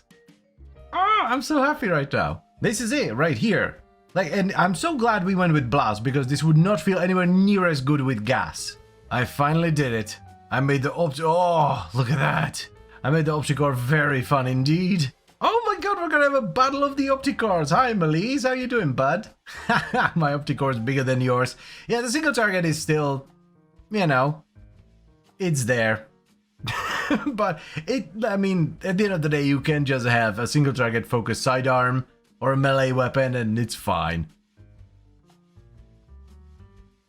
Alright, so before we talk about the build, we need to go over the bells and whistles because this thing needs them. We're running Arcane Acceleration on our frame, so we don't have to run Fire Rate on the Opticore itself, which frees up a mod slot, and we're using Nourish for the viral. Now, you could push this much further by running it on something like Mirage, so you get Eclipse and Hall of Malevolence as well, Rhino for Roar, or even Zaku for Zata's Whisper, that kind of stuff. There is more you can do here, but I like this because it's doable on any frame. And while we don't have any form of condition overload here, a good priming pet is still nice. I'm using a Dirija with a Shivering Tazikor, mainly for the corrosive here so that it strips some of the enemy armor, but also the cold. We're running Shivering Contagion so it freezes all enemies it touches basically, which makes them much easier to headshot, and it also makes them take significantly more crit damage. Now onto the build. We ended up doing a crack setup. This is really nice with the high fire rate because it effectively extends our magazine through the efficiency and it provides a track ton of status as well. For mods, we're using Serration for base damage, Galvanized Chamber for the multi-shot, Hunter Munitions for extra single target. We've tried a bunch of different things and Hunter Munitions seems to add the most in terms of single target, though you could also run a Bane mod. We followed that up with Vital Sense and Critical Delay for crit, Rifle Elementalist for a nice chunk of status damage as well as a bit of punch through, and we topped it off with Rime rounds and Thermite rounds for blast. This is by far the best Opticore build that I've made yet, both for the normal Opticore and the Vandal. The single target is, well, it's there, but the clear is very nice and it's really fun to use. Which is more than good enough for me. I wasn't expecting a perfect build that could do everything, but I wanted something fun that I could use in Steel Path. And this is it. So I would very much recommend you give this a shot. It's a really fun Opticore Vandal build, but you have to do it on the Vandal. It's not really going to work on the standard Opticore. That one's simply too slow. The damage is going to be better, but it's not going to be as fun. Though you could, theoretically, do it as well. I'd love to see an updated look at the Ambassador with the new arcanes and some of the status changes. Been having a good time running a corrosive/Black's Crux build on it, albeit one that's using a Riven to condense slots. Oh yeah, plus they gave it a buff since your last video on it, a tiny amount of base damage on the auto fire, but more importantly they slashed the charge shot ammo use by a full 75%, so it's a lot more viable now. Sounds good to me. The Ambassador is a bit of a pain to get. The main blueprint comes as a reward from Empyrean Survival Rotation C on Corpus nodes, so that would be Vale, Venus, Neptune and Pluto Proxima. The other parts, however, come as a drop from either Orax Atlock Arachnoids, which you can find in Corpus missions in Railjack, or Narmer Arachnoids, which can be found during Narmer bounties in Fortuna. The Ambassador is a Mastery Rank 10 primary rifle that comes with two different fire modes, both of which do pure electricity damage. The primary fully automatic mode has high fire rate, does 29 damage per shot, sports a 14% crit chance with a very high 2.8 times crit multiplier, and a solid status chance of 26%. The secondary mode the weapon can be switched into has a 1 second charge time, it does 600 damage on a direct hit with a 6-meter explosion that does 800 damage, and it sports a 16% crit chance, a 2.8 times crit multiplier, and a 32% status chance. So let's give it a shot, shall we? Full auto is extremely accurate, very high fire rate, and then we have this awesome animation that switches the weapon into charge mode, and this does a big boom. Very cool. Pure enemy damage isn't as good as it used to be because of the puncture rework, but it's still very nice because you can really focus your elements. Now, Lunar Soul suggested Primary Cracks, which I think is an excellent choice, so let's get that. We're gonna need some base damage, let's get Chamber as well. We're supposed to use Blast, which I think is a good choice for the primary, together with the Corrosive, which is gonna be very easy to get, because we just... that's not right. We just need Toxin. We're gonna have a little bit more Corrosive than Blast, which isn't ideal, but I think it's gonna be fine. Let's slap Aptitude into that Depolarity, though we could also go with Primed Cry rounds there, and then just move Aptitude somewhere else. Should be able to upkeep Scope, even with Blast. This weapon is extraordinarily accurate, and then we just slap in Vital Sense. And I guess that's it. I would love to have Elementalist here as well, but we don't have the space for that. I mean, he did say he used a Riven. Oh yeah, that is very good. Yeah, the cleave from Blast is excellent on weapons like this. Oh yeah, even the single target's actually pretty solid for a Blast build. What about the secondary fire or the charge fire? Ooh, that's not bad. That is not bad at all. Let's add a... where is it? Ah, there. A bit of priming with the Dirija. Oh yeah, that's pretty good. I do think it would be much nicer with Avenger though, or some other source of extra crit. To really take advantage of that crit multiplier. We might actually try that. Avenger, there it is. Yeah, I would highly recommend something like this. Like, as soon as you give it even a little bit of extra crit chance, I mean, at the end of the day, 45% is not a lot, but on a weapon that has 16% base, it adds up fast. Yeah, you can really see that crit multiplier going to work there. Yeah. Again, I am loving the cleave here. Just so nice. Do bear in mind that we are using Avenger and I have Emerald Archon chart, so we can strip all of their armor with just Corrosive, okay? I can only imagine how awesome this setup is with the proper Riven, because, as the commenter mentioned, they are using a Riven to condense some of the stats, so I assume they are able to squeeze in Elementalist as well, which is a big multiplier. The single target is a little bit weaker, which is to be expected with the Blast build. Blast does more damage to the surrounding targets than the original target. Yeah, this is a very chill, very good feeling, and pretty, like, strong build for General Steel Path. I would definitely recommend this. Thank you for the suggestion. You could definitely go with Debilitate here as well, so that you split your Corrosive once you hit the cap, but I think I prefer to use Crux instead. The ammo efficiency feels really nice, and you just get so much more status. I'm curious to see if this would work with a pure status setup instead. Elementalist, this will give us a bit of punch through as well, which is always nice. You know what? Yeah, we're gonna do Prime Tread. Oh my god, that is a lot of fire rate. You know what? That's not too bad. Like, if you don't have any way to ham-fist in extra crit, this might also be the way to go. Well, you would ideally ham-fist crit into this as well, but, you know. I think it clears a little bit better than the hybrid setup. I'm pretty sure the single target is gonna be a lot worse though. I don't know, man, this feels pretty good too. The cleave's definitely stronger, but the single target is weaker. So it kind of depends. I think I prefer the hybrid version. It's much more balanced. Definitely prefer the hybrid, so let's go back to that. Now let's try a charge build as well. Let's get Merciless, which is going to be very nice. It's going to help with the reload because it still consumes quite a bit of ammo per shot. Multi-shot? I think gas is going to fit here much better. We're actually going to get gas electricity, which is not a bad LE combo for an explosive weapon. Elementalist, let's hope the punch through doesn't mess things up. Regular aptitude, because Galvanize doesn't work on AoEs. Let's actually get high voltage. Just to boost the status, yeah, 96%, that's much better. You go there, and then we can slap in acceleration for much faster charge time. We get, where is it? 0.53, that's good. Yeah, let's get a big boom. Oh, that's almost as big as your mum. Sheesh. It's still pretty ammo hungry, but it seems to be working. Yeah, the single target's atrocious. I'm shocked. I don't think this is a very good test. Let's do like a Corpus mission. I think this is going to be awesome for Corpus. I should not have done a Fisher. I specifically wanted to find the Corpus because they don't have armor, but it's still pretty good actually. You could get way more damage out of this if you drop Firestorm and actually run a damaging mod. Perhaps a Bane mod? That would actually give you a big multiplier here. It's clearing really well actually. I have a tendency to fire more shots than I need to.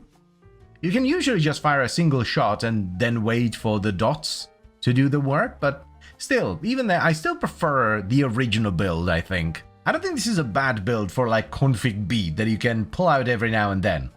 You're gonna need a really strong secondary though to deal with chunky targets.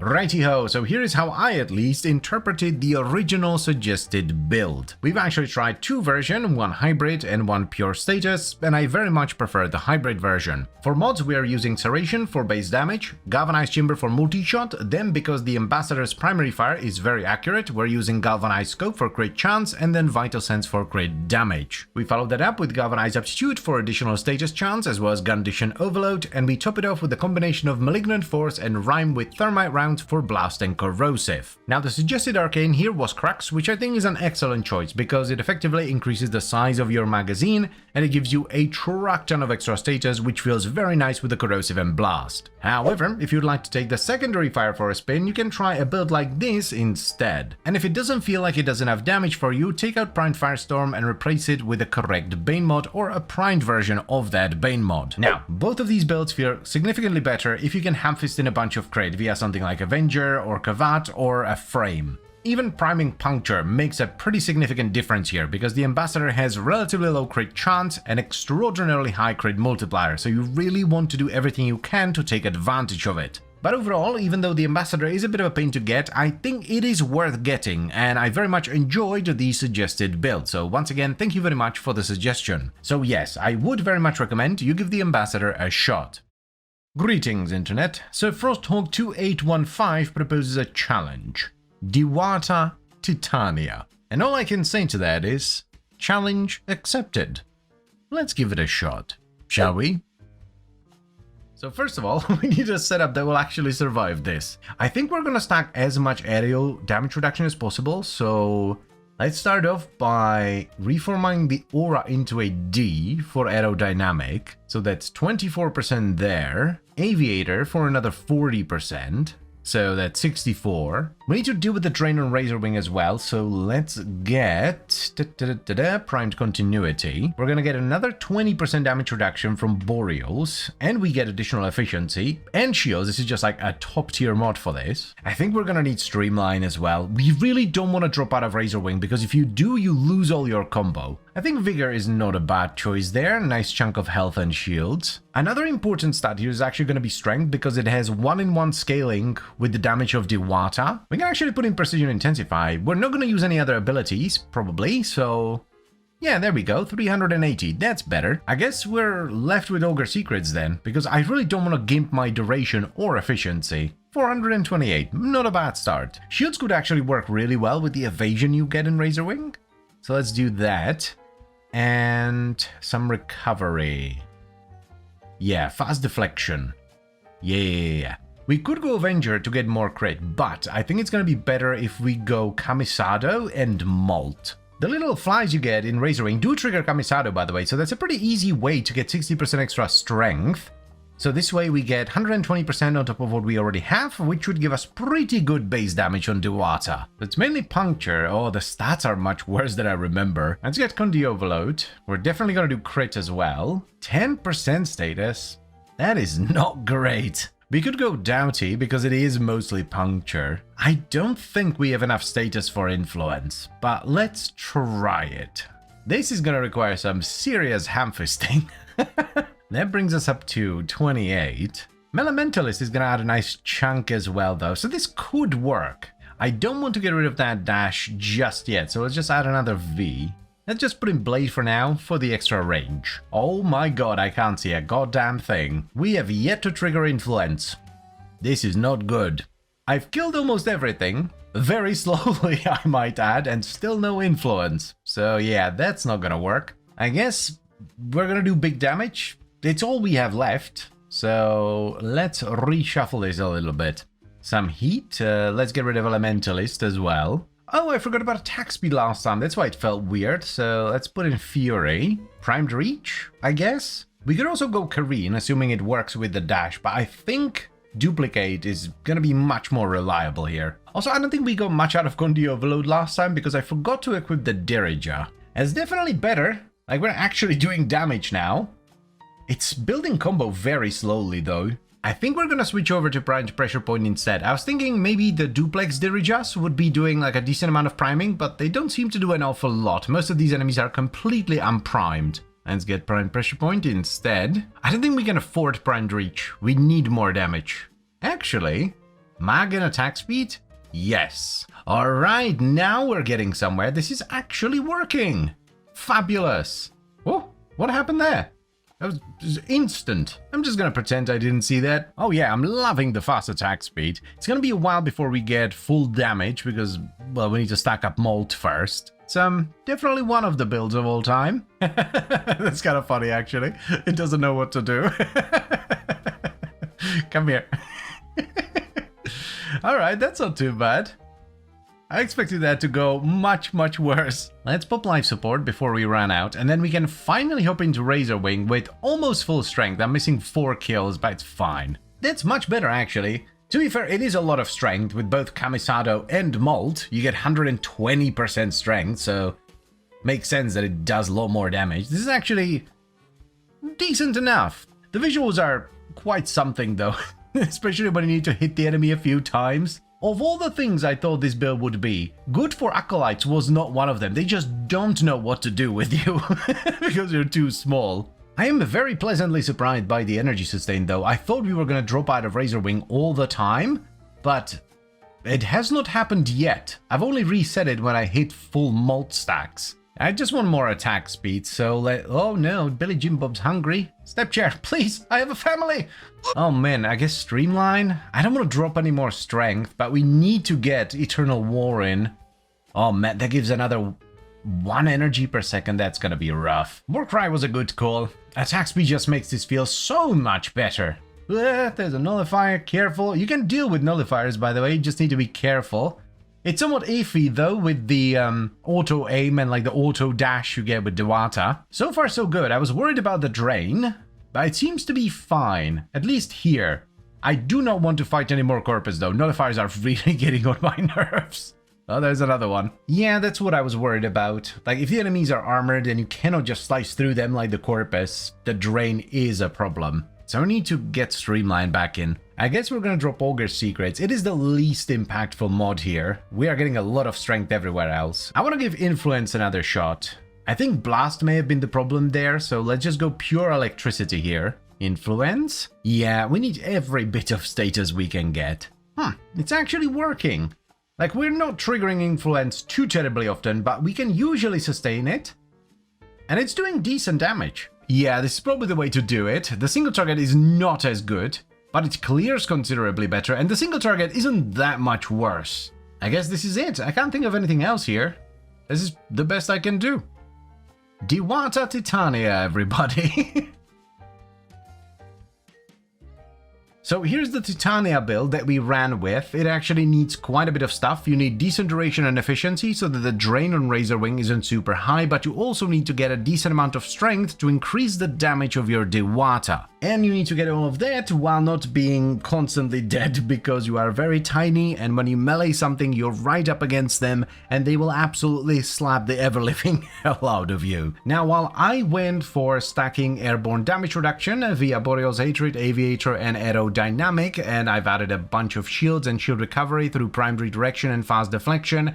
If you really want to do this, which I wouldn't necessarily recommend, but if you really want to run this build, I would probably invest more into it and go big into health and armor. Now, when it comes to the Dewata, your best bet is probably going to be ham-fisting in Influence into a hybrid build like this. It will take a lot. I ended up going with Shocking Touch, Voltaic Strike, Galvanized Elementalist and Weeping Wounds just to upkeep Influence, but it had the best mixture of single target and clear speed out of all the things we've tried. However, if you don't like running Influence on everything, a duplicate build that focuses more on raw damage and crit will work just fine. It's just not gonna clear as well, though the single target is going to be better. So, challenge complete, I guess. I wouldn't call it amazing, it's nothing spectacular, but it can definitely do Steel Path. It is a working build. Whether I would recommend it or not, though, that's a bit of a different question, because I don't think I would. There are so many different and much better things you can do with Titania and her Prime that this is more of a meme build that I would have on the side and maybe pull out every now and then. The stats on Dewata are not all that great, mainly that 10% status chance, that's really rough. But if they ever buff it, this might actually become a solid setup. I mean, it's decent enough, even now. Righto, so as you can see, I've acquired Voruna Prime from Temu. And the reason for said acquisition is because today we are gonna go big. we're gonna play with the new Sentient Incision augment for the Venato. Now, I don't know about you, but this augment was a bit of a surprise for me, because the Venato is already the best influence stick in the game, so why did it also get probably the best augment in the game as well? I know it fits the theme of the Venato and all that, but seriously, 120% additional damage matching the target's weaknesses, does not combine with other damage types. That's insane. It's the reason why I decided to go all out in this video, because we all know it's gonna be dumb. But just how dumb does it get? Now, just in case you don't know, the Venato, or in this case the Prime, is a scythe that does primarily puncture damage but still has a decent chunk of slash, and it has extraordinarily good crit damage and status. Like, the stats on their own are already really good, but the Venatos also come with a unique mechanic that can proc Tau on the enemy. This is a special status effect that's normally not accessible in the game, and it makes the enemy vulnerable to status. It's basically puncture, but for status. So we have a scythe with really nice base damage, extremely good secondary stats, and a unique trait that makes it the best influence weapon in the game. And it's just been given what I would say is probably the best weapon augment in the game as well. As I've said, this is gonna be dumb. So let's give it a shot, shall we? This is an insane augment, and I do not say that lightly. This is probably the craziest mod in the game. All you have to do on the Venato is just this, and you have the perfect elements for every faction. It's also because of the weapon it's for. Like, we can just put on Influence, put on Voltaic Strike, and suddenly we have the best influence weapon in the game with the perfect elemental combination for every faction, no matter what. And it only takes 2 mods, that's also important, because now we have space for all the multipliers in the world. Let's get a stance. We could do something stronger, but I like the longer Tennokai window, and the extra melee range is gonna be very nice too. Condi Overload, let's get Blood Rush, Galvanized Steel, as well as Elementalist, some attack speed. This might be the first time ever I am actually tempted to do a primed Smite setup. Huh. This is why I don't have any credits, because I do dumb shit like this. We're gonna need an extra V. Do cherish this moment, for it will probably never happen again. Wait, I almost balls it up. We don't need attack speed, we need Weeping Wounds. This is why we're running on Valkyr, so we don't need attack speed. This is the setup, 177% strength, which gives us 88.5% attack speed from there. Then we have strike for another 60, as well as nourish for the viral. We're running Steel Charge because why not? More melee damage. And, oh yeah, 2 Gladiator mods for the Blood Rush effect. This is gonna be dumbness extraordinaire, I'm telling you.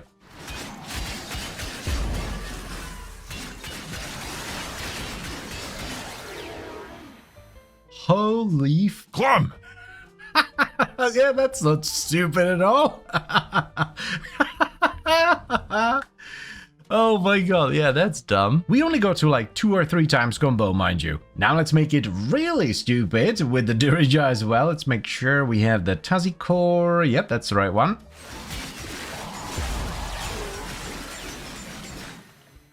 What the Clem! Dude, that's disgusting. That is actually disgusting. We're not even building combo. Like, we don't have any crit, no status, nothing. What is this gonna look like once we get to 12x combo? I am already seeing red crits in the millions, and we're still not fully ramped up. Whoa, was that a... I think I just saw a 7 million light attack, 23 million heavy, but I think I saw a 7 million light attack hit as well. Look at the goddamn crits. And that's with influence, so all of that damage is being spread everywhere. This is so insanely strong. Like, so strong it might actually compete with Harold for damage. You chose a bad day to get angry at me, Torment. I would suggest you take a day off instead. You do not... One light attack, all shields are gone. Oh, no. You don't stun lock me. No, come here. Please, and sit. This is definitely one of the strongest setups I own. Like, the core Apet setup is very strong, but this might actually be crazier. As I've said, I think this can actually do more damage than Harold, which is crazy, because Harold is insanely strong. It's the reason why I don't really use him in videos anymore, because after the last tweak that we did to him, he insta-kills everything he touches. Like, if you want to melt the entire game, just straight up turn the entire game into a complete and utter joke, this is a good setup for it. Wait, no, come here, you big bitch. And... Oh man, this setup is just stupid. This is so unnecessary, but I really want to go bully some shield boys. Clem! Let's just do it. Do it, we can get more credits. What an absolute massacre. I actually kind of feel bad for the shield boys. This is a complete joke. Like, it doesn't even feel like I'm fighting anything. What a dumb setup. I love it.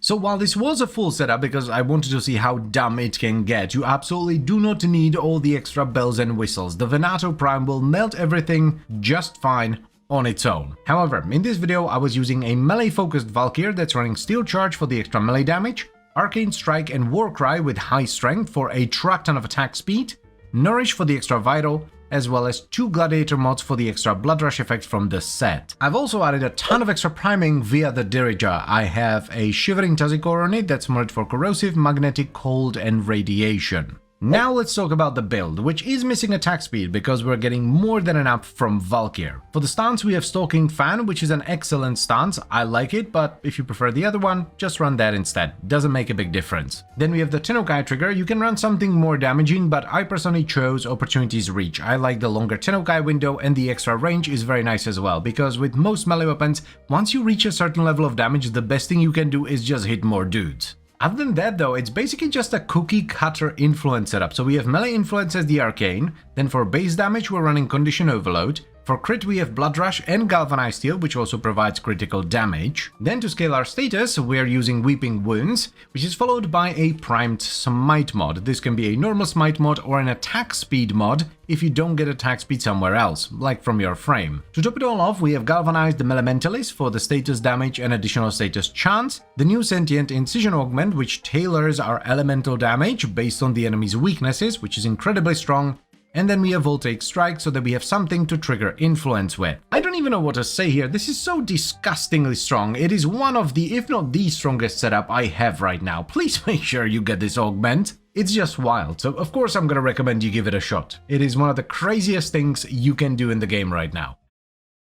This is, no joke, the most requested weapon of all time, because I assume many of you, just like me, have trouble making it work. Which is a shame, because the Staticor is really cool. If bit weird, because the Staticor is classified as a throwing weapon, which makes sense because it kind of works like throwing knife, with the exception that it uses a charge-based trigger mechanism. Now, just in case you're not familiar with it, it requires Mastery Rank 10 and it does pure radiation damage with the direct hit as well as the follow-up explosion. It has somewhat mediocre crit chance with a slightly above average crit multiplier and a decent status chance. The wild thing about it is that while fully charged shots don't necessarily do that much more damage, they create a much bigger explosion, a 9.6 meter explosion, though with a 90% fall off, which is a bit sad. Now, if you want to get your hands on this puppy, the blueprint is available from the Corpus or Energy Lab in your dojo, and to build it, you're gonna need 25,000 credits, 10 fully built field drawn, 6,000 alloy plates, 9,000 ferrite, and 3 nitane extract. So it's not super duper cheap, but I wouldn't call it expensive either. But anyway, let's give it a shot and see if we can make it work. Shall we? I think we're gonna be reasonable for once and actually focus on fully charged shots, because I usually build the Staticor for quick shots and they're just not that great. The problem with quick shots is crit, they don't have any on the explosion. I'm not entirely sure if this is a good idea or not, but I want to try Enervate with gas, because gas benefits from Enervate but doesn't trigger it. So it might work well on fully charged shots. Hornet Straiku, Galvanize Diffusion for some multi-shot, and let's get Prime Target Cracker for the crit damage. If we're gonna go gas, we can't skimp on Elementalist, which is also gonna help with reload speed. That's quite nice. Oh, the polarities here might be a bit of a problem. We're gonna need Fire Rate because it's a 1 second charge time, and I'm not about that, so I think we're gonna go all out with Anemic Agility, and then Lethal Torrent on top. 0.4, that sounds better. Prime T, no. No. We have 28% status chance. We need to fix that as well. Okay, so Sure Shot, because Explosion doesn't work with Galvanize, that's 53. I think we're gonna have to drop Lethal Torrent just to fit everything in, yeah. Ooh la la. Like this, I guess? Oh, that's a bit tight. Okay. Ooh, nice and fast charge time, even without lethal torrent. That's good. Humongous explosion, which is very, very fun. The damage seems pretty reasonable as well. Ooh, nice ooh. The single target is... well, it's there, I guess. Barely. It's not the static core's cup of tea. It's a bit of a shame that we weren't able to fit in fulmination, because if like you have a ribbon so you can condense some of the stats, and you can fit in fulmination, it becomes ridiculous, because you basically hit the entire room with every shot. Let's add the Dirija for a bit of armor strip, and the extra crit, no, Verglass, Tazikor. Extra crit damage from Cold. Oh damn, that was big. We had Enervate stacked up though. Yeah, Enervate, it fluctuates, the damage fluctuates quite a bit depending on Enervate, but it seems pretty good. This isn't half bad, I think this is gonna work. I really want to get Avenger in here, just to smooth out the crit so that the damage isn't as spiky, and Avenger helps with that a lot. Oh yeah, that feels much better. It's not necessarily adding a lot of damage. That's the thing about Avenger on Enervate setups. It doesn't add a lot of crit or damage because, you know, you just stack Enervate and then you consume it. But it fills the troughs where your crit drops before you stack it back up again, and it feels really nice. I'm not gonna lie, I was scared this was gonna be a dud because the last like 2 or 3 static core videos ended up being a dud. And I never released them, but they seems to work pretty well. It does kind of make sense though, because the last time I tried the static core, the last few times I tried the static core actually, as a matter of fact, I tried weird things, whereas this is pretty straightforward. It's just a solid setup. The single target is, well, it isn't. I can't think of a good way to fix it on the static core outside of some massive frame buffs. The clear is very nice though. I was worried about the fall off, but it doesn't seem to be that big of a problem. Yeah, I mean, you can kill an acolyte with it, I guess. Yeah, it's not too bad. If you get a nice crit on it, then it's decent. But you need to get a nice crit, so Enervate needs to line up. Overall though, much better than expected. I am using Nourish, though. To be fair, I am using Nourish. This is actually fun, I'm not gonna lie. Melts the Infested pretty well. Well, not the Eximus units, but, you know, the regular Infested. I don't know if I would necessarily recommend this, though. It's a fun setup, don't get me wrong, and I like the static core, but, like, they're much cheaper and easier secondary weapons that you can pick up that do a much better job at clearing, well, everything. You can make this seriously fun if you have a Riven, though. If you can condense some of the stats and squeeze in a little bit more stuff, that'd be good. The static core is pretty popular though, so the disposition unfortunately isn't super high. Yeah, that's not half bad. It's slow, but it definitely gets the job done. I think this is the best I can do with the static core. I keep thinking about other things that we could try, but this seems like the best. So if you have any other ideas for the static core, please do leave them in the comments down below. I'd love to read them. Righto, so first of all, let's go over the bells and whistles, because we ended up running Arcane Avenger on our frame just to smooth out Enervate. Enervate setups on weapons that don't fire particularly fast have this huge trough where you consume your Enervate, and then you need to slowly build it back up, and Avenger makes that feel much, much nicer. And we also ended up running Nourish, just to beef up the damage a little bit. And as always, we have a priming pet. I'm using a priming focused Dirija with a Shivering Tazikor modded for cold, radiation, magnetic, and corrosive. This helps to strip some of the enemy armor with corrosive, it helps deal with shields and overguard with magnetic, and makes the enemies take considerably more crit damage through cold. Now let's talk about the actual weapon setup. We end up running secondary Enervate because 14% crit chance isn't an awful lot, and you can't scale it very high, so secondary Enervate is, I think, the best way to do it. Though alternatively, you could run a crit-focused frame, get a final crit buff from something like Harrow, and run a different arcane instead. Now for mods, we have Hornet Strike for base damage, Galvanized Diffusion for multi-shot, as well as Prime Target Cracker for crit damage, which we followed up with Sure Shot for status chance. Then you have a bit of a choice. If you want super fast charge time, run Anemic Agility like I did over here, but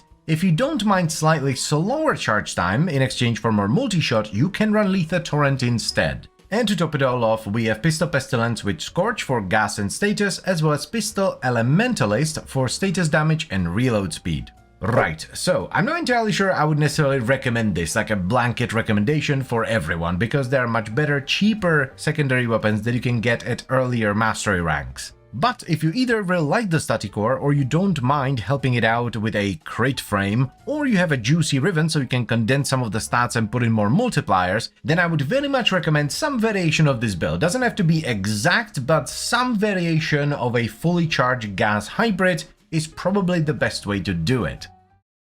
Greetings, my dearest dudes and dudettes. Today we're gonna do another one of your requests. The mighty Strun, well, the Strun Prime to be more exact. This is an absolutely gorgeous primary shotgun that does primarily impact damage, though it still has a decent chunk of slash, and it sports a wonderful 24% crit chance with an above average 2.2 times crit multiplier and a status chance of 6.7% per projectile, which with a base multi-shot of 12 is absolutely fabulous. Additionally, the Strun Prime has access to an Incarnon adapter, which can be obtained as one of the rewards from Steelpot Circuit in Deviri. I fell in love with this shotgun many moons ago. I love the way it feels, the way it sounds, and the way it reloads as well, because this is one of the few shotguns that loads one shell at a time. So let us give it a shot and see if it's any good, shall we? I think we're gonna keep the evolutions I had here originally. Blazing Barrel is just really nice. Rapid Reinforcement makes it feel amazing, though Galvanic Reload isn't too shabby. That's an interesting one, but I think we'll stick to Reinforcement. And Elemental Balance is just ridiculous. Like, Commodore's Fortune is fine. It's more base crit. Brutal Edge, a little bit of both, but getting 136% bonus base status in Incarnon is nuts. This weapon is criminally underused, as can be seen by the Sky-High Riven disposition, which is ridiculous because this weapon is strong as hell. Like, look at the stats in the 182 base status. That's ridiculous.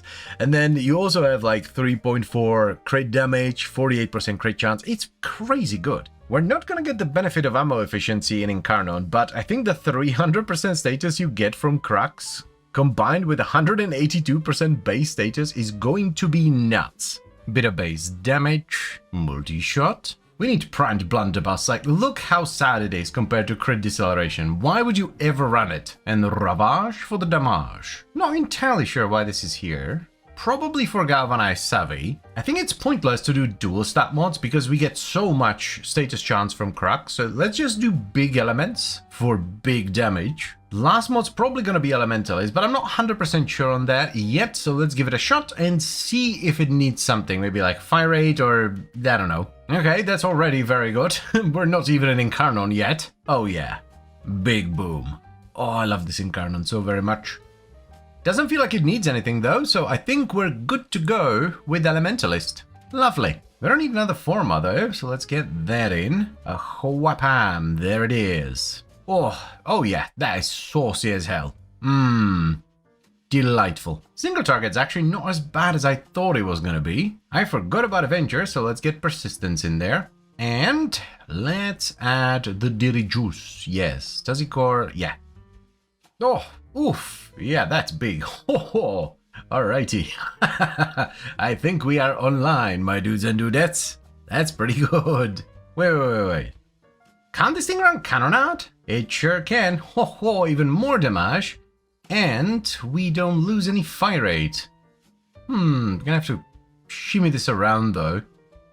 Get Cannonade there. Then we need to move the V down here. I guess we will run one dual stat mod. Wait, why are we doing magnetic damage? What the? Plum! Aha, okay. Blast? Yeah, today is not my day. Okay, attempt number 3. What's wrong this time? Oh, damn, that's sexy as hell. Look at that. That is downright gorgeous. I do need to pay a little bit more attention to Crux in Incarnon because it sometimes falls off, though luckily, as you're building up the Incarnon meter outside of Incarnon, you stack it almost instantly because of the high base multi-shot. Oh, dude, that's so cool. I love this. Yeah, this tickles me in just the right way. Malice, my dude. Let's play a game of chicken, shall we? Nope. You know what, though? For something that clears as well as this, that is gnarly single target. I mean, it's nothing to write home about, especially when it comes to Incarnon weapons, but look at the numbers. I'm so glad I decided to do this, because when you guys requested it, I was like, what do you mean? We did this Strun Incarnon like not too long ago, and then I looked it up, and it was like 2 years ago, so I was like, oh, damn. Alright then, It's such a nice feeling setup, I actually really like it, which is saying something because I remember when the Incarnon first came out, I was a bit bummed out whenever I had to switch into it because the normal Strun, like the normal fire mode, sounds amazing. It sounds like God slamming a car door. I can't wait for people to give me crap in the comments for forgetting about Cannonade, but I would like to say, in my defense, I've been playing this game for like 13 odd years, and we didn't have Cannonade for most of them. I think we are donezo here. This is damn near perfect. I love it. So let's go wrap it up. Well, I'm gonna stay here for a little bit more. I need more footage for the end of the video, but I also kind of just want to have more fun.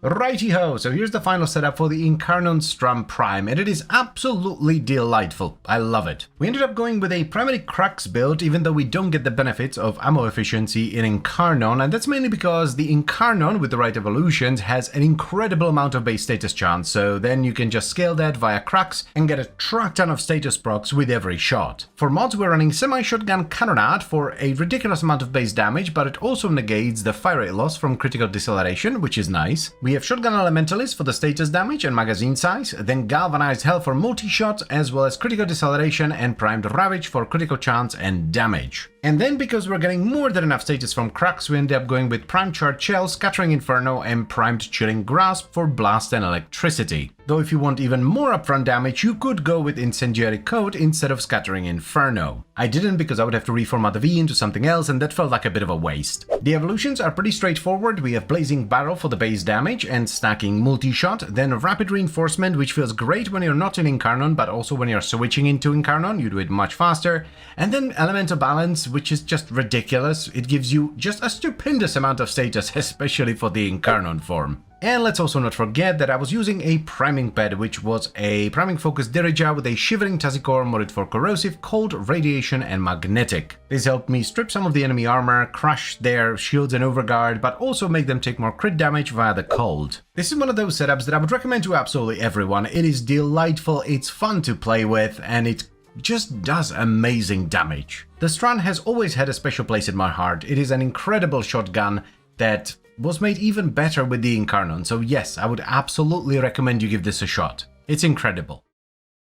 Greetings, citizens of the YouTube land. I am Magus Extraordinaire, and I'm really pissed off by this cloak because it's very cool, but it gets in the way, so I can't use it. Seriously, please, can we do something about this? But anyway, today we're gonna do something fun with the CNX. This is a secondary SMG that requires Mastery Rank 8 that does pure impact on direct hit with a 0.7 meter gas explosion. Additionally, it sports a pathetic crit chance of only 8%, a very below average 1.4 times crit multiplier, though the status chance is rather nice at 32%. It also has a secondary fire that fires out the rest of your magazine, but we're not gonna use that today. Now, just in case you want to get your hands on this puppy, the blueprint is available from the Corpus, or Energy Lab in your dojo, and to build it, you're gonna need 20,000 credits, 5 fully built field drone, 8,750 nanospores, 250 hex xenon, and a fully built Forma. So let's give it a shot, and see if it's any good. Shall we?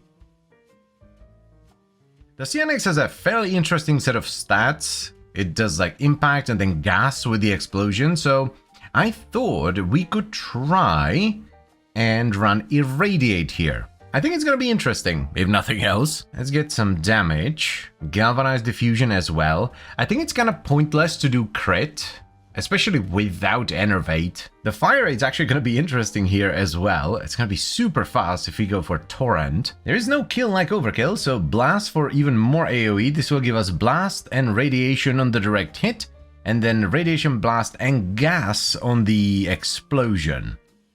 It's only 0.7 meters though. Oh, this is actually a perfect fit because the reload on the CNX is 2.2 seconds and this is going to bump it down to 1.4. Excellent. We're going to have so much fire rate together with Isotope. How high does it go? Oh, 9.33. We're going to top it off with Galvanized Shot because while it doesn't work on the explosion, I'm pretty sure it is multiplicative on the direct hit, which is most of the damage here. Oh my god, it's like a swarm of angry bees. That feels weird as hell. I have no idea what's going on there. So many numbers. The single target seems pretty ass though. What is even like? This is just weird. I don't know how else to describe it. Dirija should help a lot here actually with the priming. I need to change the colors though because I have new fashion frame. So I have to recolor everything now. Oh, that is a humongous difference, actually. Wowee, yeah. The single target's still on the weaker side, but it's a blast irradiate setup. It's not meant to do single target. Kinda want to try lethal momentum. 1 and 2. This is absolute chaos.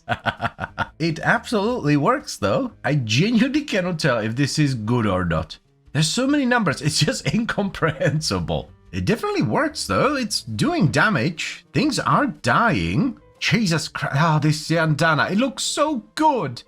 Why does he have to do that? Why does he have to get in the way so much? I actually wanted to use the other one originally, the void-touched version of this cloak, but that didn't even make it out of the orbiter. I took like 2 steps from the arsenal and immediately went, nope. I really don't know if this is the way to go. We might be better off doing like a single element setup instead. Because we like have the explosion, then we have blast, and then we have irradiate. So we have a lot of AoE, but might be better to like focus some of that damage with like heat or maybe electricity, something like that. Ugh, the single target is... yeah, no. Let's try something like this and see if that's any better. Yeah, a little bit of white. Feels too dark for my liking. Yeah, that does seem a little bit better, so maybe single element is the way to go. I'm not entirely sure Irradiate is doing enough here. I know the crit multiplier isn't great, it's 1.4. But I still think Enervate is gonna be better. We're gonna have to drop the cloak, sadly, it just gets in the way. I originally actually wanted to use the Null Warden, the void-touched version, which looks even better. I mean, look at that, but that one's even worse. So let's switch over to Enervate. We're not gonna need Accelerated Isotope anymore. Primed Target Cracker, that does give us 2.9x crit multi, which isn't the worst thing in the world. That's still a decent multiplier. And then we just do Blast to get a little bit of that AoE back in. Oh, wowee, that's interesting. Alright, yeah, now we're doing some proper damage. It's still extraordinarily chaotic though, even with lower fire rate and much fewer numbers. I think this is the way to do it. Like, Irradiate was a cool idea. It was funny seeing so many numbers with high fire rate, but Enervate is just too good, even with a shitty multiplier. Because, I mean, at the end of the day, it's still a multiplier. Yeah, even the single target is pretty solid, actually. Could you please stand still for a second? Yeah, that is way better. Yeah, this I can get behind. This is actually awesome. Very cool indeed. It's still chaos, though. I cannot tell what the f***'s going on most of the time. Pretty sure this is it, though, so let's go wrap it up. Right, so even though the initial Irradiate idea didn't really work out, we ended up with a very solid build anyway. We're running Hornet Strike for base damage, then a combination of Galvanized Diffusion and Lethal Torrent for a track ton of multi-shot and a bit of fire rate on top, as well as Galvanized Shot for status chance and condition overload. Now, this doesn't work on the explosion, but it is multiplicative on the direct hit, so it's a definite must here, because direct hits on the CNX do the majority of the damage. Next on the menu, we have Prime Target Cracker for the crit damage, and for crit chance, we are using secondary Enervate. This and final crit chance buffs from stuff like Avenger or Kavats or Harrow are basically the only way to scale crit here, since the base crit chance is only 8%. We've tried it without hamfisting in a bunch of crit, but the scaling just wasn't there, so we ended up doing it even though the crit multiplier is only 1.4. And to top it all off, we have Scorch and Frostbite for blast and status, as well as Pistol Elementalis for status damage and reload speed. Now, for this setup specifically, you're gonna want a solid priming pad. I was using a Dirija with a Shivering Tazikor modded for corrosive, radiation, cold, and magnetic. And I was also using Nourish on my frame, so there was quite a lot of priming happening. Previously, or pre-Enervate I should say, priming would be solved by running secondary Cucumber on the CNX, but nowadays, Enervate provides a much better way to scale damage, even though the crit multiplier isn't all that high. So even though my Irradiate plan didn't really work out, I mean, it was funny, but the scaling just wasn't there, I'm still happy with the results, so yes, I would absolutely recommend you give this a shot. It's a very solid setup, and it could be downright amazing if you're willing to help it out with the right frame. Even a Riven would go a long way here, because the CNX isn't super popular, so the disposition is decently high. It just needs a bit of an extra push, you know, whether that be Nourish or some extra crit, or even a Riven to feel super nice in Steel Path. Though that's not to say that it's terrible without any help. It will clear Steel Path for you. New cores nowadays are usually built for Enervate because they have extraordinarily high crit damage but pathetic crit chance, and the easiest way to fix that problem is to simply add Enervate. However, the new cores, specifically the Kuva new core, is also very good for Irradiate because it has high status, innate radiation damage, and it chains. The problem with running Irradiate is that you lose the easy source of crit you would get from Enervate, but you can still make it crit with Irradiate, it just takes a little bit of finagling.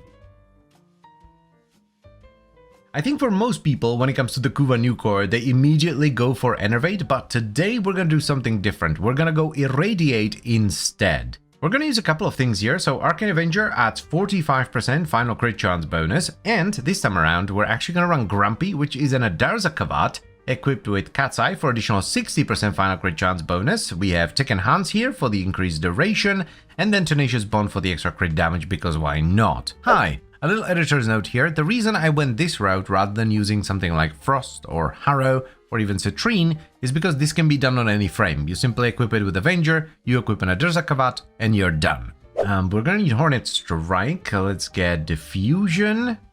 Right there, the polarities are a bit weird. Prime Target Cracker for the crit damage, and let's get Galvanized Shot as well. I'm not 100% sure we'll keep Letha Torrent because we'll end up with a tremendous amount of fire rate, which might introduce some ammo issues.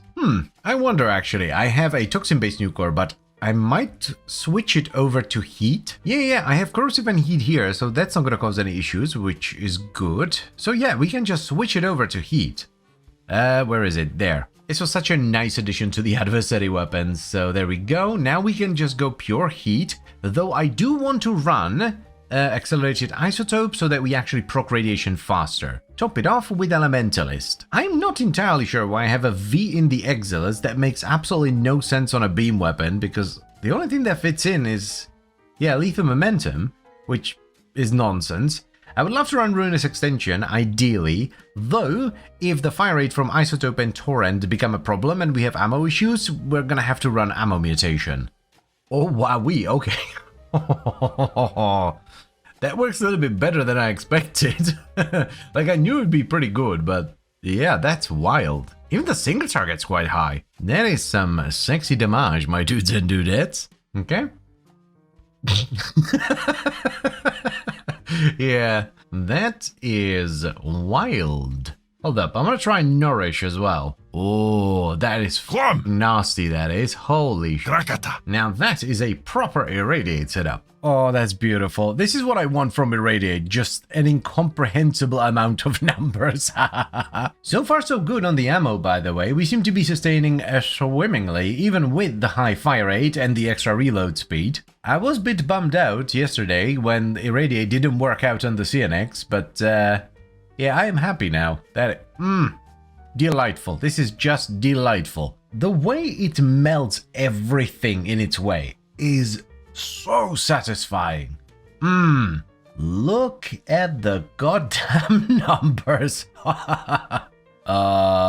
Excuse me? This has no business having good single target. What the f was that? What? No. I would say there was like a solid B when it comes to Acolyte damage, which is wild on an AoE dot setup, right? Oh, now we have the big boys. What about you?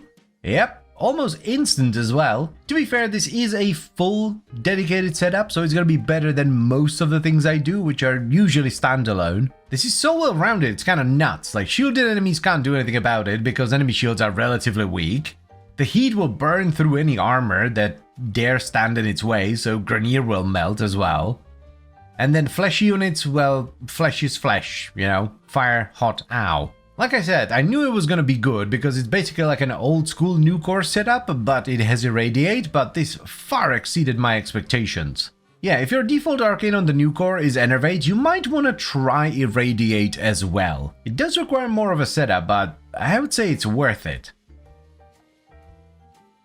Right, so first of all, this is a full setup. So we're using Arcane Avenger on our frame, which gives us a 45% final crit chance bonus. This is up all the time because it triggers upon being damaged, and we're using Combat Discipline, which damages us when we kill enemies. This is a really nice combo, especially if you're running Arcane Grace for the healing too, because that will also trigger from Combat Discipline. We're also running Nourish for the Viral because this time around we're not actually using a priming pet, we're using an Adarza Kavad instead. The most important mods on the Kavad are Tenacious Bond, which if the Kavad has over 50% crit chance, which Grumpy does, will give you a plus 1.2x final crit damage multiplier, so you do even more crit damage, and of course Cat's Eye, which is kind of like Avenger, but it's a 60% final crit chance bonus that lasts for 10 seconds on a 20-second cooldown, or 13 seconds if you have Tech Enhance. Now the actual new core build is pretty straightforward. We're running Secondary Irradiate, which is kind of like the star of the show here, which makes it so that if we attack an enemy that has 10 stacks of radiation on them,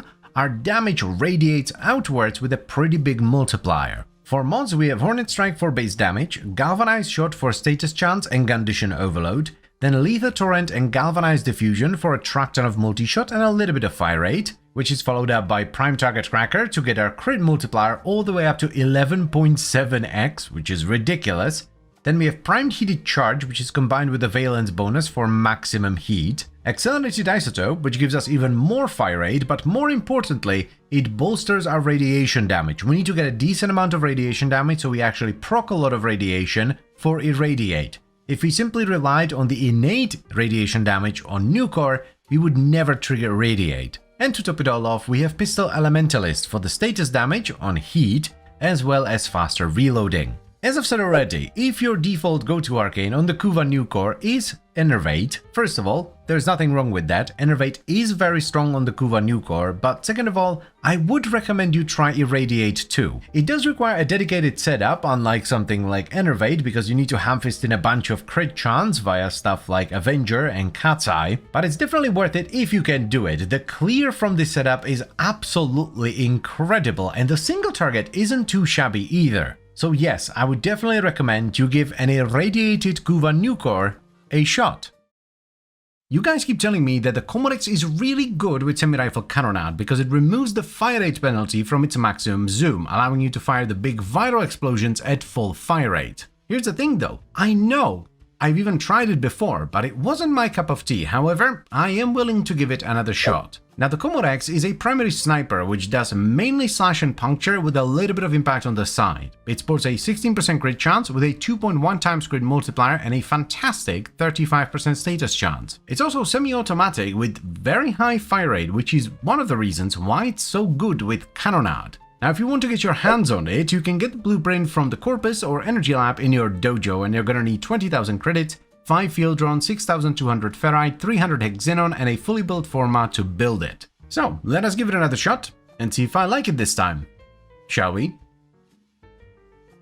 So the main reason why people keep going on about the Comorex is this unique trait. Maximum zoom has minus 75% fire rate, but it causes a 3.5 meter viral explosion. Now because it's not its own fire mode, the fire rate penalty you get on the maximum zoom is negated by semi-rifle cannonade, so you get the viral explosion without the negative fire rate. Yeah, I think we're gonna go gas, even though the fire rate is pretty high, so we could theoretically go blast too. Do we go galvanized? I think so. I don't think 10% status is worth losing condition overload. Yeah, I mean, we could go overcharge as well for the multi-shot, but I think we're gonna go frostbite and try to angle it towards a hybrid instead. I wanna give this the best shot possible. Yeah, let's go with frostbite. We're gonna have to stack it with a pet though. Pretty sure we're gonna need Avenger as well. Yeah, 48%, that is not enough. I wonder actually if we should skip Vital Sense in favor of Hammershot just to get more status. Because we're gonna get a bit of crit damage here, and then the rest of the crit damage can come from Frostbite instead. Yeah, and this way we get way more status. Let's not forget about multi-shot. Right, that adds even more punch through. Well, it's too important of a mod to not run it, so let's move things around a little bit. We are gonna need another forma actually, yeah, so let's add a D under aptitude. Bada boom! 2.1 meters of punch through. That's not great. I'm gonna show you why in a little bit. First, we need Avenger just to round out the crit chance. We're also gonna need Dirija with the Tazi core to stack our Frostbite. Here's a normal zoom, and here is the 3.5 zoom, so we get 100% damage at it, big explosion, and then the negative fire rate once again gets nullified by Cannonade. and it's not too big of a zoom. So the problem with this setup is punch through, because as you can see, when you shoot through an enemy and you punch through them, the shot doesn't explode. It explodes at the very end. So you kind of need to aim at the ground. Does do very good damage though. Wowee, yeah, it is tremendous when the shots actually explode. That is fantabulous damage. I may have been too harsh last time, I actually kind of like this. We might as well add Veggie Soup, not for the mutation, that's built in, but for the set bonus, so the 5% overcrit. Huh, that's feeling pretty good. Oh yeah, that's pretty nice. I do have a tendency to shoot at the enemies rather than the ground, so that... Oi, give it back. As I was saying before being so rudely interrupted, Oh yeah, that's good. When I actually pay attention and I shoot at the ground rather than aiming at the enemies, it works surprisingly well. This is quite nice. To be quite frank, I think I would still rather use the Coda Sporatrix. But this is not bad by any means, this is quite good. I wish we could disable punch through on weapons, even if it would be like an Exilis mod. I think it would be nice for some weapons like this. This is a great example of where if I could remove punch through by adding in a mod, I probably would. It actually helps quite a bit to have the high ground, because then even if you shoot through an enemy, it will still most likely explode right behind them as it hits the floor. Huh, right, yeah, it is a sniper. You know, single target is kind of their thing. That's good though, that's awesome actually.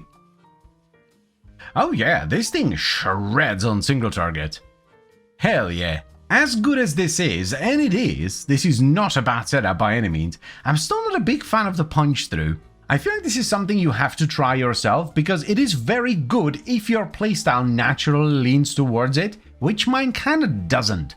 If you naturally just shoot more towards the enemy's feet, you're gonna have a wonderful time with this. I unfortunately don't. With snipers, I tend to go for either headshots or just center of mass, and I'm having a hard time forcing myself to shoot at their feet. Having high ground, as I've said already, does help though. I'm pretty sure that if I played with this more, I would get used to it and then it would be fine. It would just be a great setup. Oh, damn, that's good, yeah. The single target is exquisite here. Definitely one of the best clears when it comes to sniper rifles though. It is very good. So first of all, this is not a standalone setup. We are using Arcane Avenger on our frame together with Combat Discipline, which keeps it active at all times, to get 45% extra final crit chance. And we are using a priming pad, in this case a Dirija with a Shivering Tasicore that's modded for corrosive radiation, cold and magnetic, to sustain our primary frostbite, as we don't have any cold on the sniper itself. Which of course also helps to prime enemies for condition overload. Now let's check out the actual setup, which is relatively straightforward. As I've mentioned already, we are running primary frostbite, which is stacked via our Dirija. This adds extra crit damage and multi-shot. That's one of the really cool things about frostbite. It doesn't matter where the cold procs come from, so you can proc them via your frame or even via a pet. For mods, we have Semi-Rifle Cannonade. This is perhaps the most important mod of the whole setup because it adds a truck ton of damage, some punch through, which is not great. That's actually a downside here. But most importantly, it nullifies the negative fire rate from the unique trait. So we can fire at full fire rate when fully zoomed in to get the vital explosion. Then we have Galvanized Chamber for multi-shot, Hammer Shot instead of Vital Sense because we're already getting crit damage from Frostbite, so we might as well get some extra status chance at the cost of a little bit of crit damage. And we're running Galvanized Aptitude for the status chance, but also Condition Overload, which yes, doesn't work on the explosion, but it adds a lot of single target damage. Next on the menu we have Rifle Elementalis, which unfortunately adds even more punch through, but the status damage is way too important here. Next to that is Critical Delay for the crit chance, and we top it off with Thermite Rounds and Malignant Force for gas and status. Optionally, you can also put Vigilante Supplies in the Exilis, not for the mutation, but for the set bonus. This setup is very good, don't get me wrong, but it's just not my cup of tea. I think I could get used to it if I played with it a lot more, but naturally with sniper rifles, I tend to go for the enemy's heads or center of mass, not their feet, which is what you have to do with this because of the punch through. But I'm still gonna recommend this because I feel like this is something you have to try for yourself. Maybe it will fit you really well and then you have a fantastic sniper rifle that clears amazingly well, whilst also providing more than respectable single target damage. So once again, yes, I would recommend you give this a shot. It might not be your cup of tea, but it's worth a try. This has been one of the most requested things ever since Truth's Flame came out, and it's something that I want to do as well. So, well, let's do it. The Redeemer, or the Redeemer Prime to be more specific, is a very fun gunblade indeed. It does mainly slash damage with a 24% crit chance, a 2.2 times crit multiplier, and a 30% status chance, but that's not why it's so good. The reason it could be really good for a Truth Flame setup is because of its heavy attack that fires a shotgun blast with a base multi-shot of 10 and a punch through of 1 that does pure blast damage. Now this shotgun blast has quite a bit of range. The fall off starts at 10 meters and ends at 30. So you don't have to worry about enemies being in melee range for your heavy attacks to sustain Truth's Flame. So let us give it a shot and see if it's any good. Shall we? This is either gonna be very good or it's gonna be complete and utter disaster. I don't think there's gonna be anything in between, so let's get Bullet Dance on for some shootage and Truth's Flame. This should work really well, theoretically, because the Redeemer builds combo incredibly fast and you don't have to be in melee range to hit something with your heavies. I think Primed Pressure Point is going to be the way to go here. Conti Overload is stronger most of the time, but the reliability of Primed Pressure Point is going to be key here because we're using Truth's Flame, so we want to kill stuff, and with Conti Overload, we might just hit an enemy that's not primed. Let's go Blood Rush and Galvanized Steel. Yeah, let's try Duplicate. I don't want to do the calculation right now, but we should have roughly the right amount of crit. We could double down on Blast, but I think having Blast and Gas together on the heavy is going to be very good. Right, we need to move things around a little bit. It's going to give us some status chance as well. Definitely need some attack speed, so let's get that in. You go there. Let's swap these two around. Top it off with Voltaic Strike. That's one way to do it. Alternatively, we could just run Weeping Wounds. Nice, ooh, I can already tell this is going to be pretty damn good, though it will need a proper mission test. Not enough dudes in the simulacrum, unfortunately. Let's add the priming machine to the mix. Come on, give me a proc. Come on, there we go, and kaboosh. Kaboosh. Oh yeah. Oh yeah. That's pretty good. That is pretty good. Yeah, I can see why you guys kept recommending this, and to be fair, I did want to try this myself, eventually, because it does make sense, but yeah, this is awesome. This actually feels pretty natural. Oh, and I whiffed. Lovely. Yeah, the cool thing here is that it's not just a heavy attack, like you have lots of range on the heavy, which is good, and the Redeemer hits hard as hell. So the chances of you like not killing an enemy when you heavy attack them are pretty slim. But it's also that when you do whiff the heavy, building up to 12x combo does not take very long because every pellet fired from the Redeemer counts as a separate hit. It actually doesn't feel bad to miss a heavy, which was a problem with the other Truth Flame setup, to a point where I would actually go out of my way to fix it with like initial combo and stuff. This might be the best Truth Flame setup, or at least the best feeling Truth Flame setup that we've done so far. I am liking this. Not gonna lie, I would like a little bit more attack speed on this, but you know, that's pretty easy to fix with like Warcry or Strike, so that's not a big problem. We do have way too much crit on heavies though. I kinda didn't realize that. I was looking at the light attack crit chance, which is roughly correct for Duplicate, but we're mostly orange critting with heavy, so we're not actually duplicating most of the hits. I mean, Influence should work well. We already have electricity on the build from Voltaic Strike. I can't believe I'm about to say this, but I think this actually made it feel worse. Because what's happening, right, is we kill a lot of enemies by triggering Influence with our light attacks, and then there are much fewer enemies for our heavy attacks. So yeah, this actually feels worse. Oh, right, we could do Vortex. We don't have Magnetic here, but we do have it on the Tazikor. Ha! Oh yeah, Vortex is definitely the way to go here. You do need to outsource your Magnetic, though you could use the Magnetic Attack Speed mod, I suppose. But you might as well just put it on a pet instead. Yeah, this feels much better. Oh, and I whiffed, but it doesn't matter because it's the Redeemer. Hey. Oh, and here comes Vortex. Man, this is really good.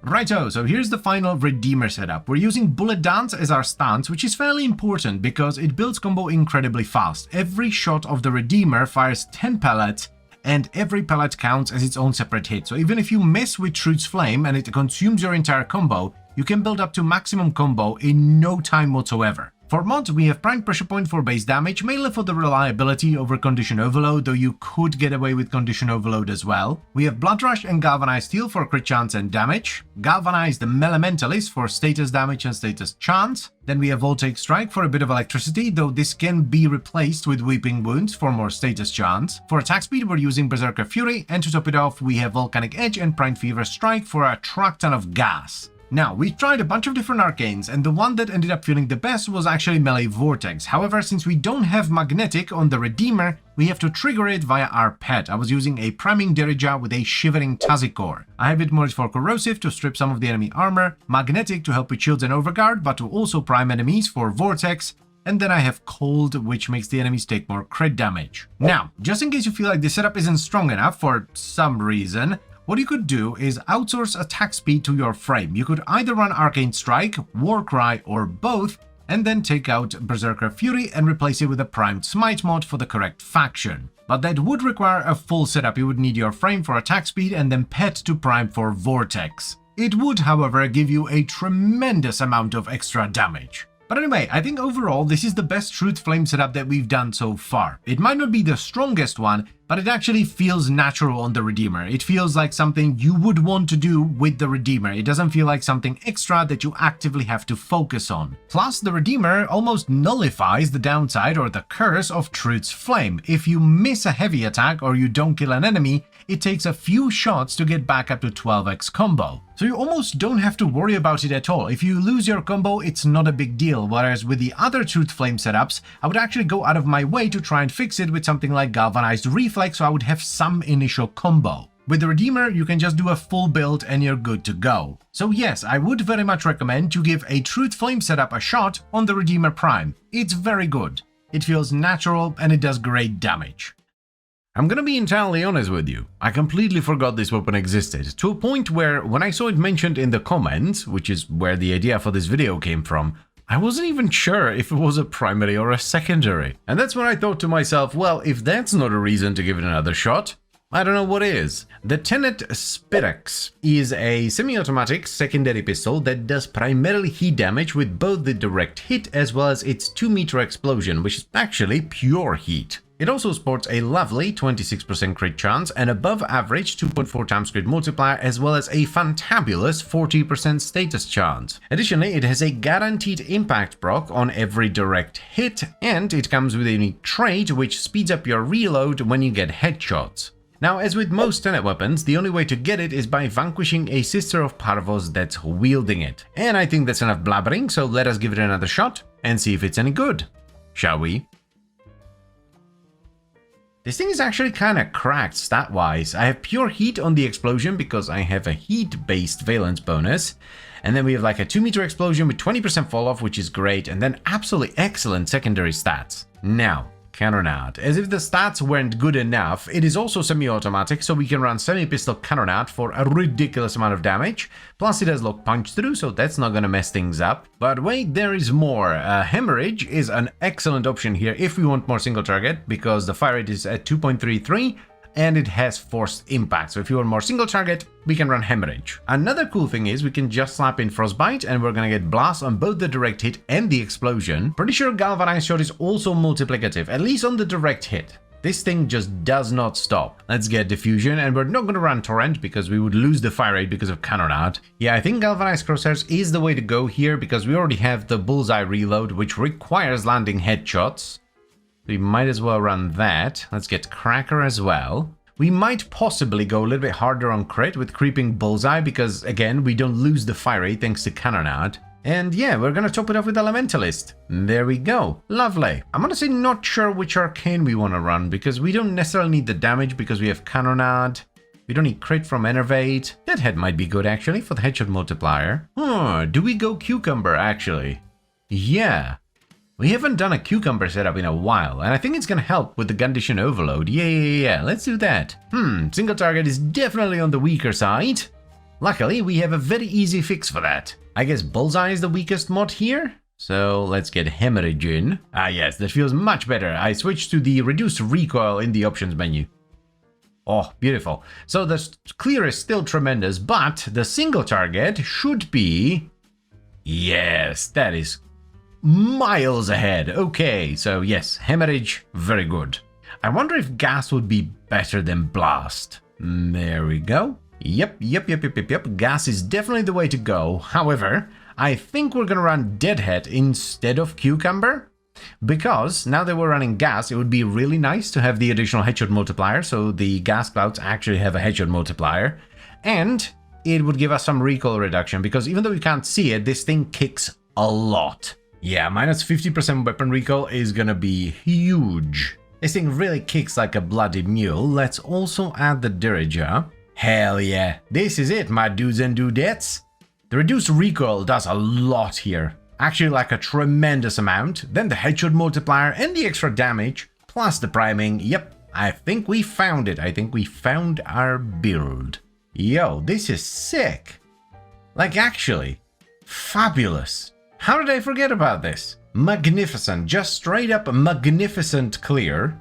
And the single target doesn't seem half bad at all. I'm so glad someone mentioned this in the comments, because I completely forgot about it. Moment of truth, show me the damage. Ooh, that is big damage. Wowee. Also, by the way, this thing has pretty high ribbon disposition. I can't believe it took me this long to revisit the SpitX. I mean, I did check it out on my YouTube channel, and I've only ever made one video about it. That's quite rare. Feels pretty good as well. It's not just the damage, it's like a bloody hand cannon.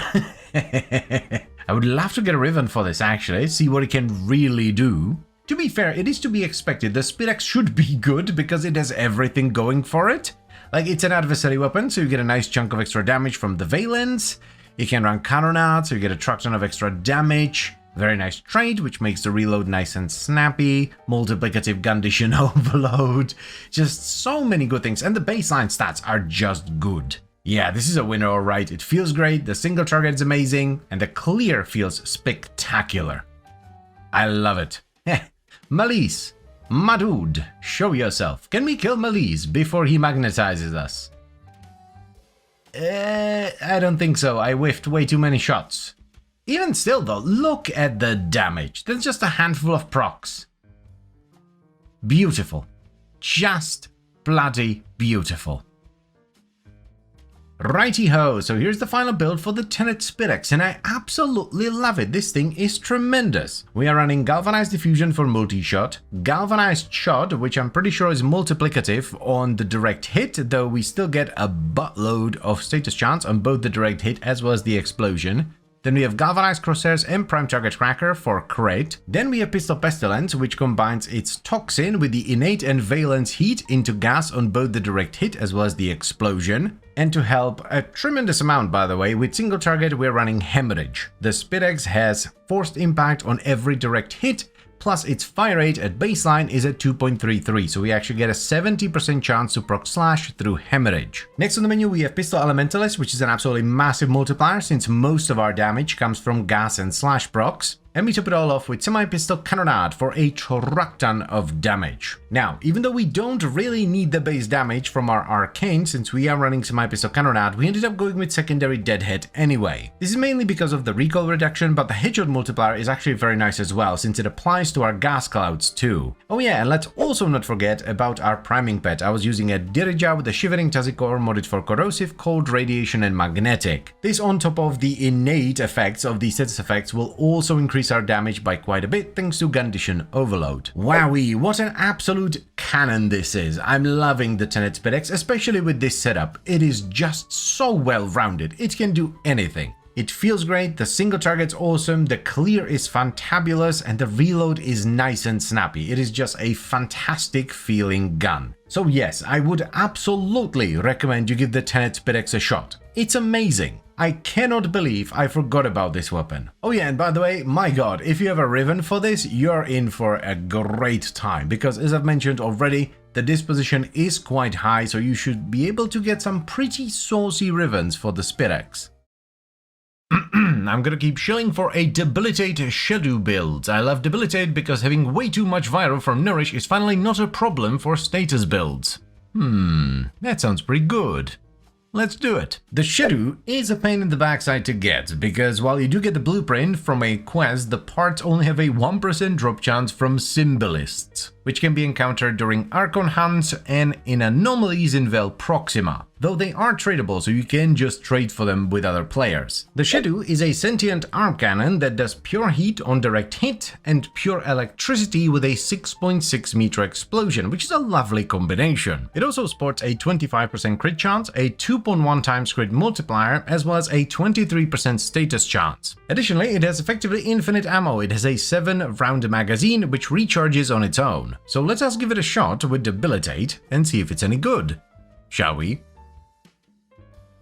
Righto, so the focus today is going to be on primary Debilitate and Viral, which I think is going to be quite fun. The problem with Viral on a setup like this previously was that you would proc way too much of it, because you would max out on Viral and then instead of proccing heat or electricity, you would proc more Viral, but that's no longer a problem because Debilitate can split it into Toxin and Cold. Let's get the usual suspects in there, a bit of damage, some multi-shot, rifle aptitude. Feels like we don't necessarily need more fire rate. I should have tested the fire rate after crit delay, that was rather silly of me. Let's get Vital Sense. And... right, Elementalist. Well, it's gonna be unfortunate if we do need more fire rate. Oh boy, yeah, that's what I was worried about. I really should have tested it after crit delay, not before. This seems rather slow. But at least the damage is nice, so we've got that going for us. I am a silly sausage indeed. We want Galvanize Aptitude, there we go, because it's actually multiplicative on the direct hits, so that's gonna add a lot of single target. I mean, yeah, acceleration would be an easy fix to the fire rate problem. Kinda don't like that I have to offload it onto a frame though. Hell yeah, that's the stuff. Yeah, the single target with the extra fire rate and Galvanize Aptitude is, just chef's kiss. Very good. Very good indeed. Let's add Dirgus Maximus. I'm liking this a lot actually. Debilitate seems fantabulous for this because, like, we get heat and electricity from the direct hit and explosion. So we have 2 damage over time effects, then we get Viral, which increases health damage taken, and then once we hit 10 stacks, we get Toxin for even more damage, and then Cold for the crit damage. One tiny downside over my regular builds that I run on the Shadow is that we have no reload speed, so it recharges a little bit slower, though it's still not slow. I think the recharge is like 0.4 seconds, something like that. You could squeeze a lot more out of this if you want to, because Shadow is one of those weapons that gets a lot from a little bit of an extra push. So if you're running like Roar or Eclipse, or you have Avenger, or you're running a Crate Frame, it's going to become a monstrous. This is really good though, I'm liking this. Thank you for the suggestion. This is fantabulous. It's not the most damaging thing in the world, but it does more than enough, and at the end of the day, it does have infinite ammo, so it's not that big of a deal that you need to fire a few more shots. I would love a bigger magazine though. Like, if I had a Riven for this, I would try to roll it with a bigger magazine. I think that would be gorgeous. If we drop Malignant Force, we get Magnetic. So we do need to run full blast, ideally. This way we get electricity as well, yeah. Let's do one quick ooh-woo for the boys, because this is what the comment originally suggested, right? It was Shadow with Debilitate and Nourish, something like that. Clears much better, unsurprisingly, and this is what I was talking about, like, the Shadow really benefits from an extra push, so if you're running like Nourish, Roar, or a Crit Frame, something like that, it's really gonna juice it up. I would like to make it more of a standalone setup though, because that's what we do in these videos. We try to make the weapons work on their own, if at all possible. This is what I usually run on the Dirija. It's just a shivering setup with a bunch of elements, but I also have a Viral Electricity setup with 3 Vigilante mods for the set bonus, because this does work on your primary as well. So we're gonna try this, and I'm pretty sure we're gonna need a Forma. Yep, let's add a D. Top it off with Vigi Soup, which is gonna give us a 4-piece set bonus for a 20% chance to enhance our crits. I'm already seeing a problem with what we've done right now. Not the Vigilante switch, that was wondrous. You can see the orange crits kicking in, which is lovely. But Debilitate, I don't know, I just don't really like Debilitate with Blast. It does work, it will split it into heat and cold, but it doesn't seem as reliable as with other elements. I think Viral was better. Let's do Magnetic Capacity so that we get Corrosive and Magnetic for the extra priming. Let's go back to Viral. I think this is kind of like the best of both worlds. We get the orange crits from the Vigilante set, but we also get the Debilitate Viral action. So yeah, I think we're getting somewhere. You know what, this could actually be almost self-sufficient. It would just require a specific pet.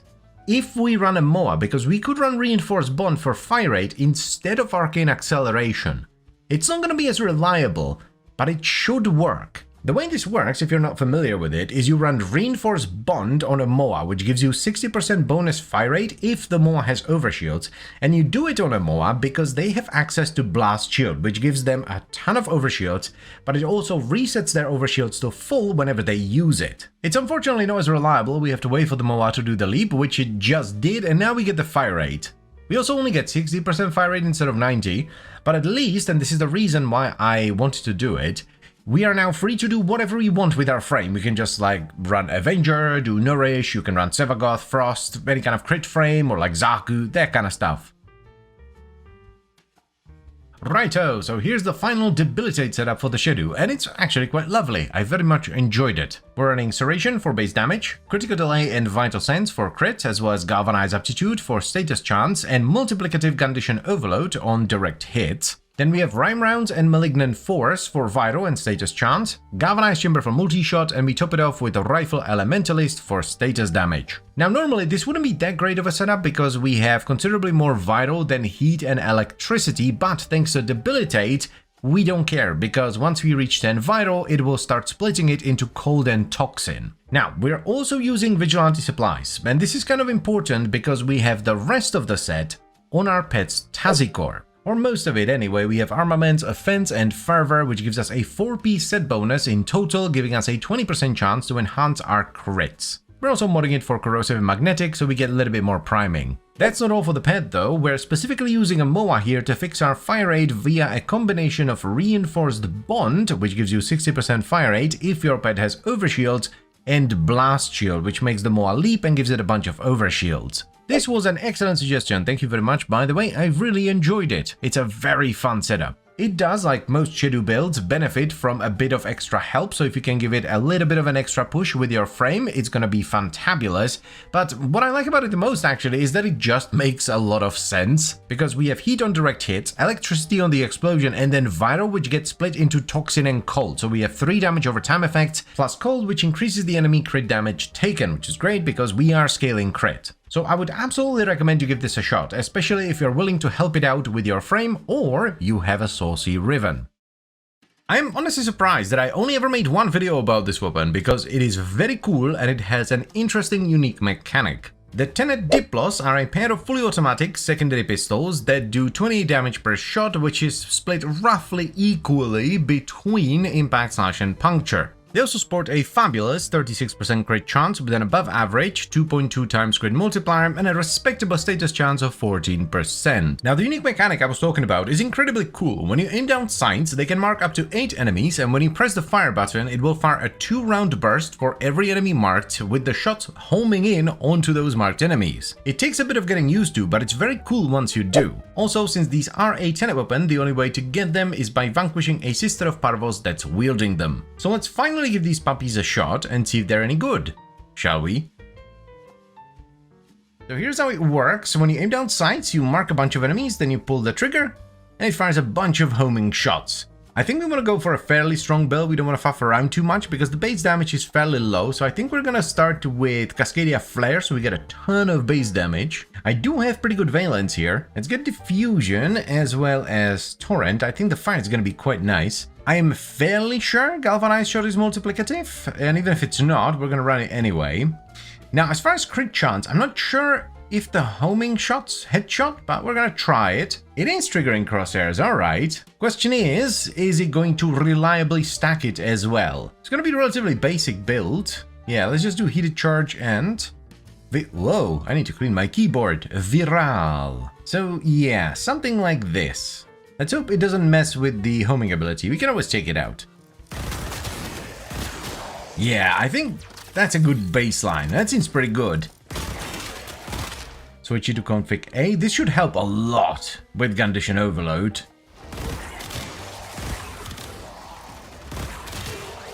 The upfront damage is surprisingly strong actually. I was a bit bummed out that we weren't able to fit in Elementalist for the heat, but doesn't seem to matter all that much. We are gonna take out crosshairs though, because yeah, that's diffusion. It is triggering crosshairs, but it's not really stacking it. Let's switch to primed pistol gambit instead. It's still over 100% crit chance, so that's good. Do want to try elementalist though, it might help with the heat, and it's also going to help with the reload because it's one of those weapons that reloads while holstered, and I kind of don't like that mechanic, and those weapons always have a long reload time. So let's take out Lethal Torrent. Yeah, that should work. There we go. Yeah, that's a no, dog. I didn't realize how much the fire rate from Lethal Torrent helped here. This is very slow. Back to Lethal Torrent we go. You don't have to use this mechanic, by the way. You don't have to mark enemies and then shoot. It is fully automatic when fired from the hip. So far so good though. It feels pretty fabulous, I must say. I can only imagine how awesome this is with a full setup, like if you have the right frame, so you can like boost the crit chance or something like that. Could be very neato indeed. Malice! My dude! Let's mark Malice as well. Whoa! Whoa, that was big damage. What? Wowee! I did not expect that at all. What? What I suspect happened there is because I marked a bunch of enemies but then aimed it straight towards Malice, all the homing shots actually hit Malice instead. Doesn't matter what happened though, all that matters is Malice is deceased. Yaha.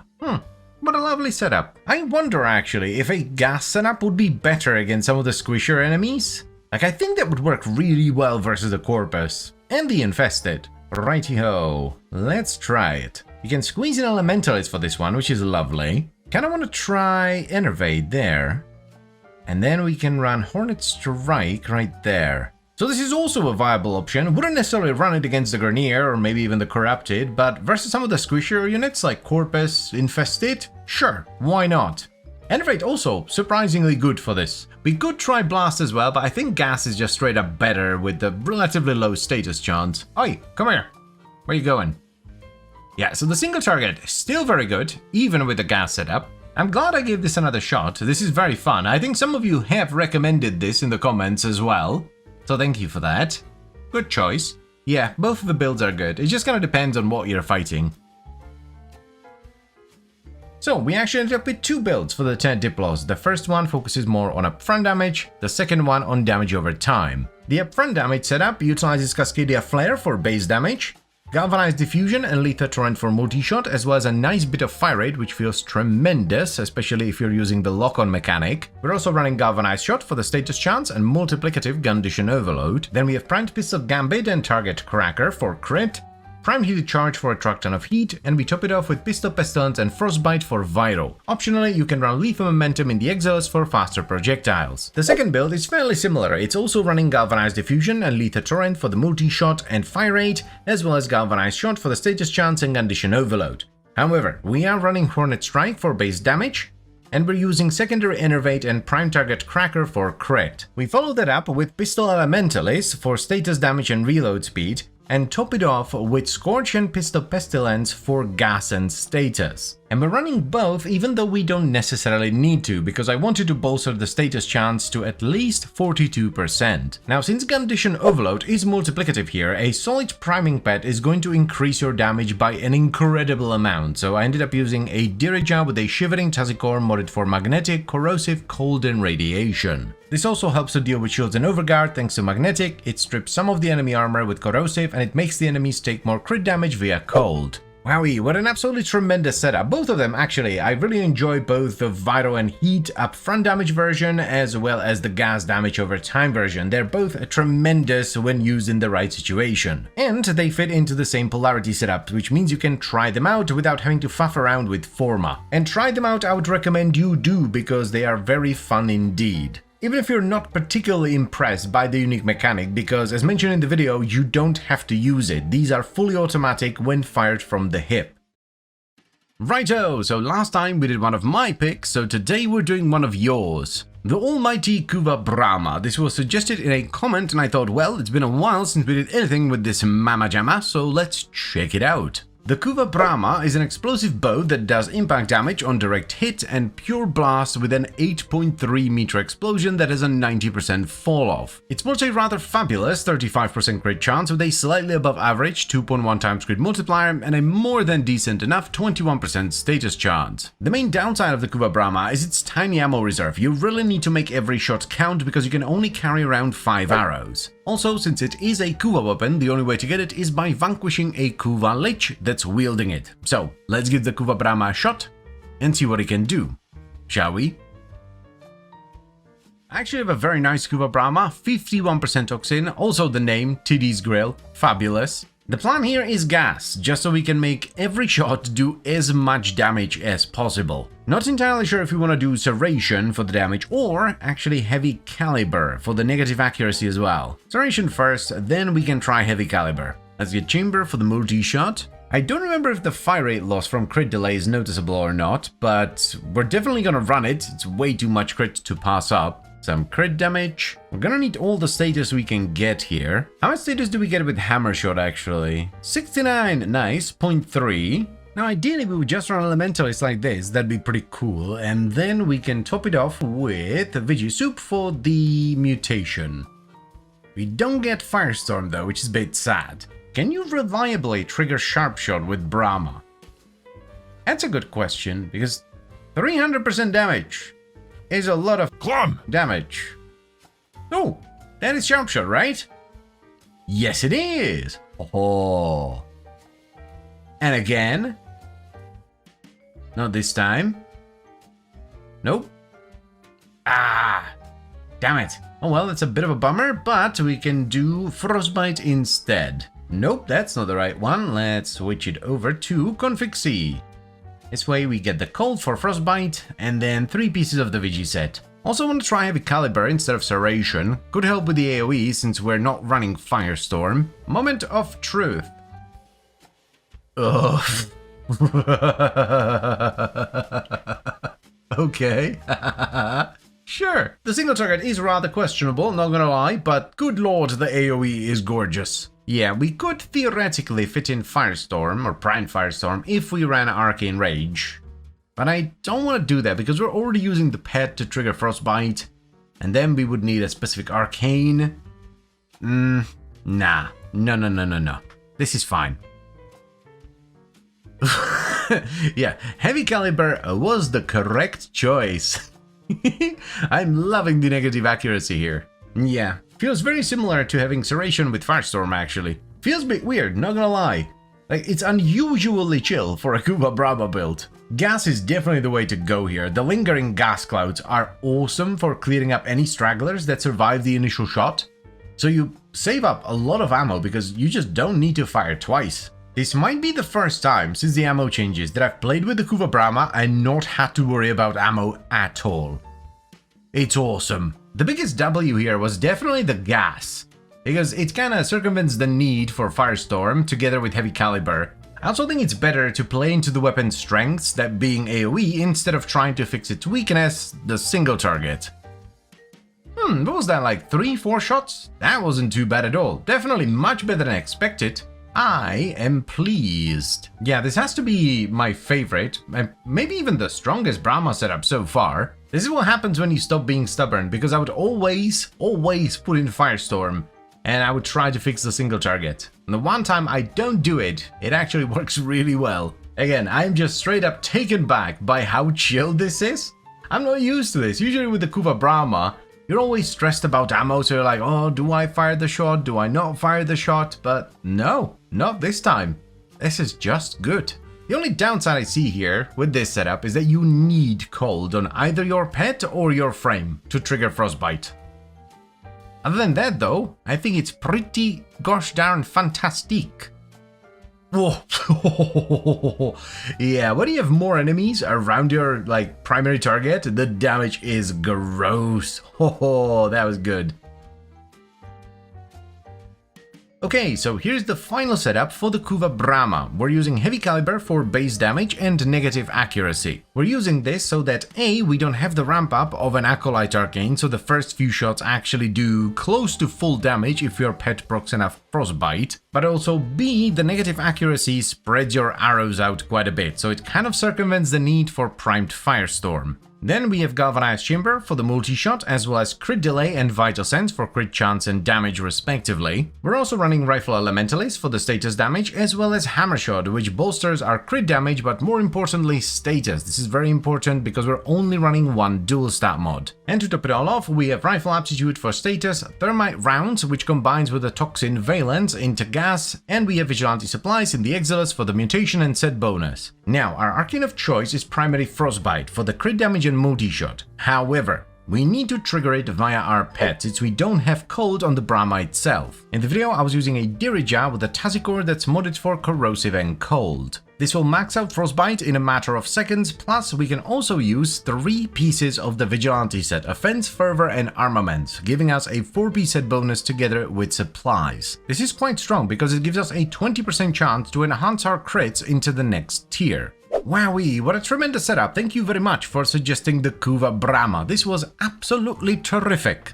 I'm glad I stopped being stubborn and finally tried something new on the Brahma, because this new gas setup is definitely much better than what I used before. The only downside is that you need to outsource Frostbite to either your pet or frame. You need to proc cold with those since you don't have it on the Brahma itself. Other than that though, this is definitely the best and the chillest setup that I've used on the Brahma so far. It's very good. So yes, of course I'm gonna recommend you give it a shot. It's awesome. It's also pretty cheap, forma-wise, because we're not using any primed mods and only one galvanized mod, so you don't need that much capacity.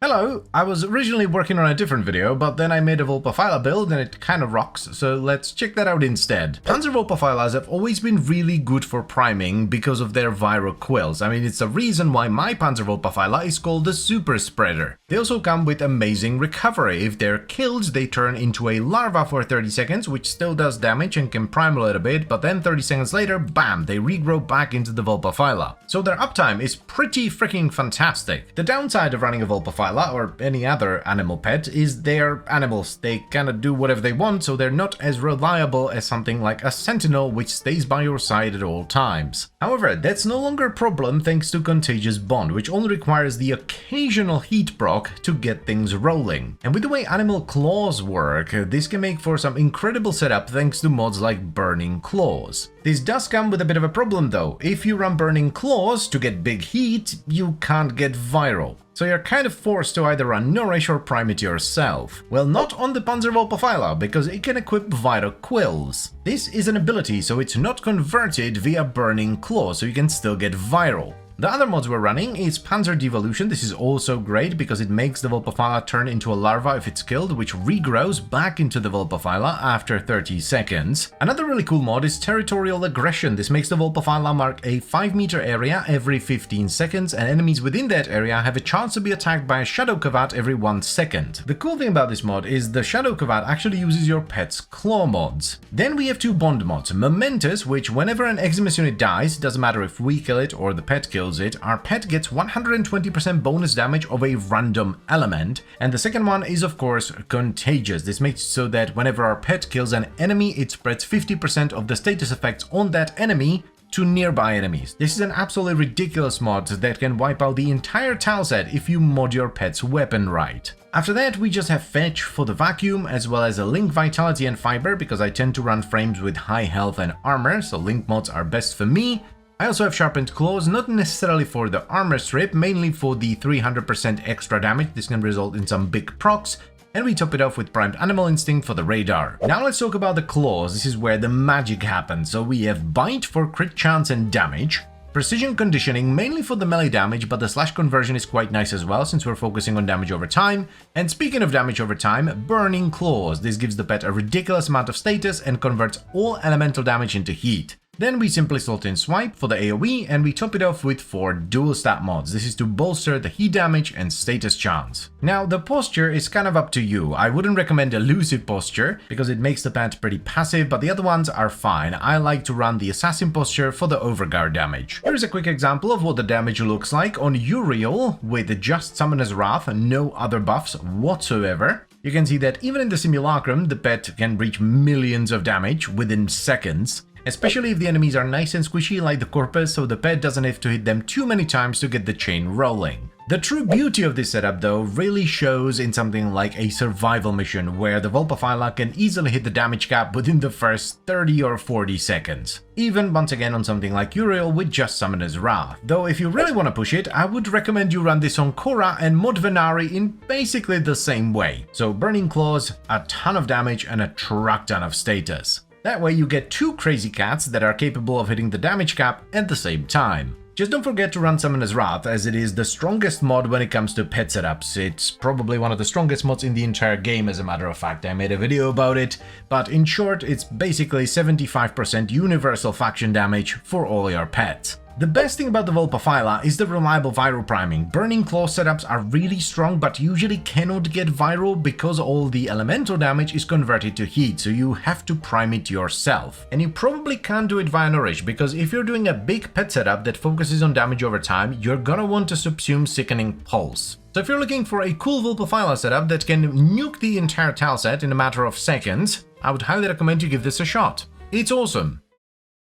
It would seem it's not a dream, for we are back to this meme. Hello there. How many of you remember meming Strike, eh? This used to be an absolutely insane melee mod, because while yes, it only had 90% crit chance, it was flat additive crit chance. It's not anymore, but back in the day it used to be the bee's knees. Meme Strike, together with the old Naramon Focus School, created one of the strongest setups that we ever had. And then it died, thankfully. But you can still do it, just not with Meme Strike. You have to use the Anku, more specifically the Incarnon Anku. This is a one-handed sight that does primarily puncture damage with a decent 20% crit chance, a standard 2x crit multiplier, and a 10% status chance. This isn't too spectacular, I will admit. However, once you add an Incarnon adapter, which you can get from Steelpath Circuit in Duviri, it becomes quite the meme beast indeed. The base weapon, by the way, is dirt cheap and it's available from the Tenno Lab in your dojo. You will need 20,000 credits, 2 gallium, 800 salvage, 200 circuits, and 4 morphics to build it. So basically anyone can build it as long as they have a Tenno Lab. So let's give this Mama Jama a shot, or a swing, or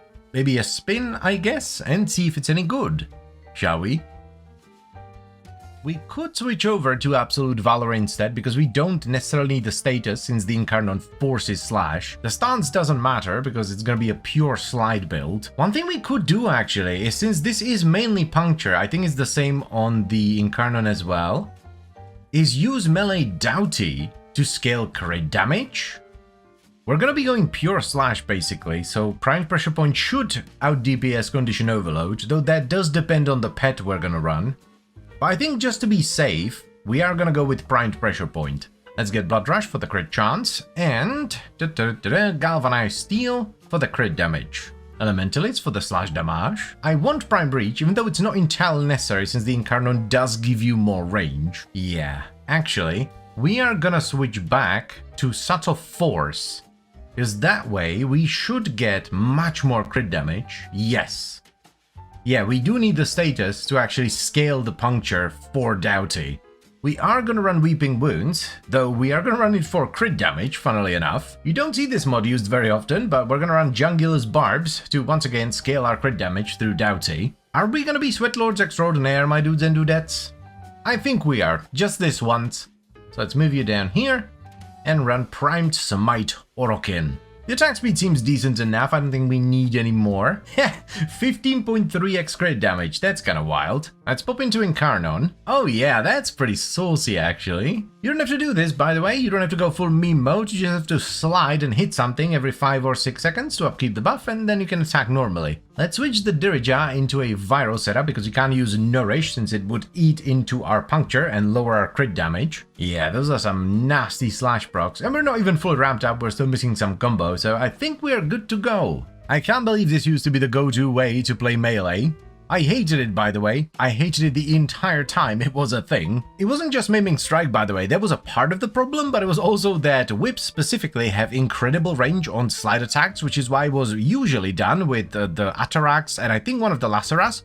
Plus, back in the day, melee weapons didn't have terrain collision, so you could hit through walls with them. And, finally, the Naramon Focus School, the old Naramon Focus School, had a node which would turn you invisible when you landed a crit. Oh, I almost forgot, range mods back in the day also increased your range by a percentage, not by a flat amount like they do today. I'm not gonna lie though, now that it's not the norm, it's kind of nice to be able to do this. It's a very different playstyle to what you do normally. It does feel a bit weird because it's almost entirely damage over time, so you do barely anything up front. The return of the meme. Good lord. All I'm missing now to get the full old school experience is to get banned for using a macro.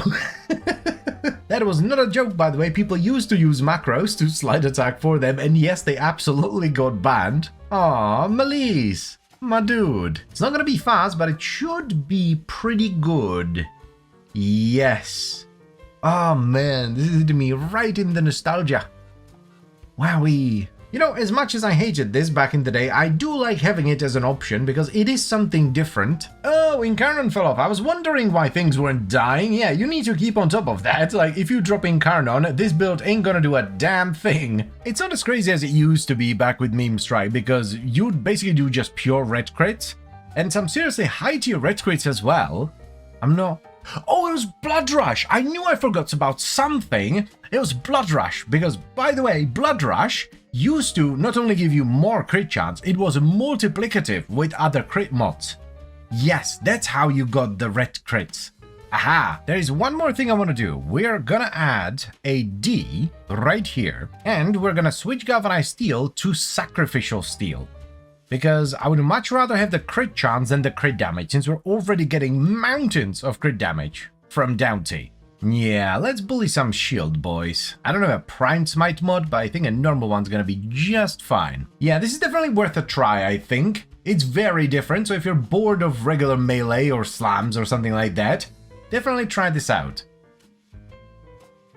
Righto, so let's actually start with the evolutions. We're running Edge of Justice for the base damage and attack speed, Swordsman's Celerity for the movement speed, and then we're using Subtle Force for the crit chance and status. Now, on the Anku, we are running a melee Doughty setup, so even though the vast majority of our damage is done through slash procs, we're actually scaling puncture status to get crit damage through Doughty. The stance doesn't matter, it's just there for the capacity because this is a slide build, so we're not actually using normal attacks. For mods, we have Primed Pressure Point, though you could get away with Condition Overload for base damage as well. Mostly depends on how reliable your pet or frame is at priming enemies. Then we have a Smite mod or a Primed Smite mod for the correct faction, in this case Primed Smite Orokin. Blood Rush and Sacrificial Steel for the crit chance, then Galvanized Elementalist for the slash damage. We followed that up with Weeping Wounds for more status, Jungler's Barbs for puncture and status, and we top it off with Primed Reach for range. This only works because the Incarnon Anku gives you forced slash on all attacks when you hit something with a slide attack. This is why we scaled the damage of slash procs while counterintuitively actually building the weapon for puncture. Let's also not forget about our priming pet though. This is our only source of viral. You cannot use something like Nourish or mod the weapon for viral because it would eat into your puncture and lower your crit damage from Doughty. I know I've said this already, but I'm gonna say it again. I think this is one of those setups that you should definitely try. Even if you weren't there for Maiming Strike, so you have no nostalgia whatsoever, because it's very different to basically any other melee setup. So yes, definitely give this a shot. So whenever a new update comes out, like today with Jade Shadow Constellations, look at all the fancy new stuff we just got by the way, one thing stands out to me more than the rest, and this time around it's the secondary arcane that you can get from the new Railjack missions, Secondary Cryogenic. So we're gonna check that out first. Now, just in case you're wondering how the hell I'm able to cover all these things so fast right after an update drops, well, it's because I'm a Warframe partner, so I get a bunch of stuff for free. Disclosure and all that. Now, if you're not familiar with this new arcane yet, what it does is it makes you proc up to 3 cold status effects on enemies within up to 15 meters whenever you proc Puncture. So it's not a raw power arcane, it's not gonna juice your weapon up and give it a truck ton of extra damage, but I think it could be very good in the right scenario and on the right weapon. So let us give it a shot, shall we? And yes, I do have a cold, just in case you're wondering. Now I do only have one of these, that's Cucumber, that's Cryogenic right there. But this is one of those arcanes that doesn't necessarily need to be maxed to be useful. Yes, it gets better because it scales the amount of cold and the range, but it should still be useful even at rank 0. We're gonna run Gundy of Load on Carnage Rain, Marksman's Hand for the weapon recoil, and then Commodore's Fortune for the crit. The build's gonna be pretty basic, by the way. It's just like a hybrid, and I think we're gonna go Blast for the extra AoE with the Ricochet and all that. What's going on with the ribbon disposition there? That seems to be a visual bug. Why is it showing me a new core ribbon?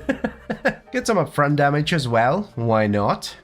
The dual toxicist does hit pretty hard. I have never used this mod, and for a good reason as well, but this is as good of a chance as it's gonna get, I think. Bloody Jungular Spines, yeah, bolsters the puncture quite nicely, gives us extra status. Man, this is a weird build. Blast and puncture.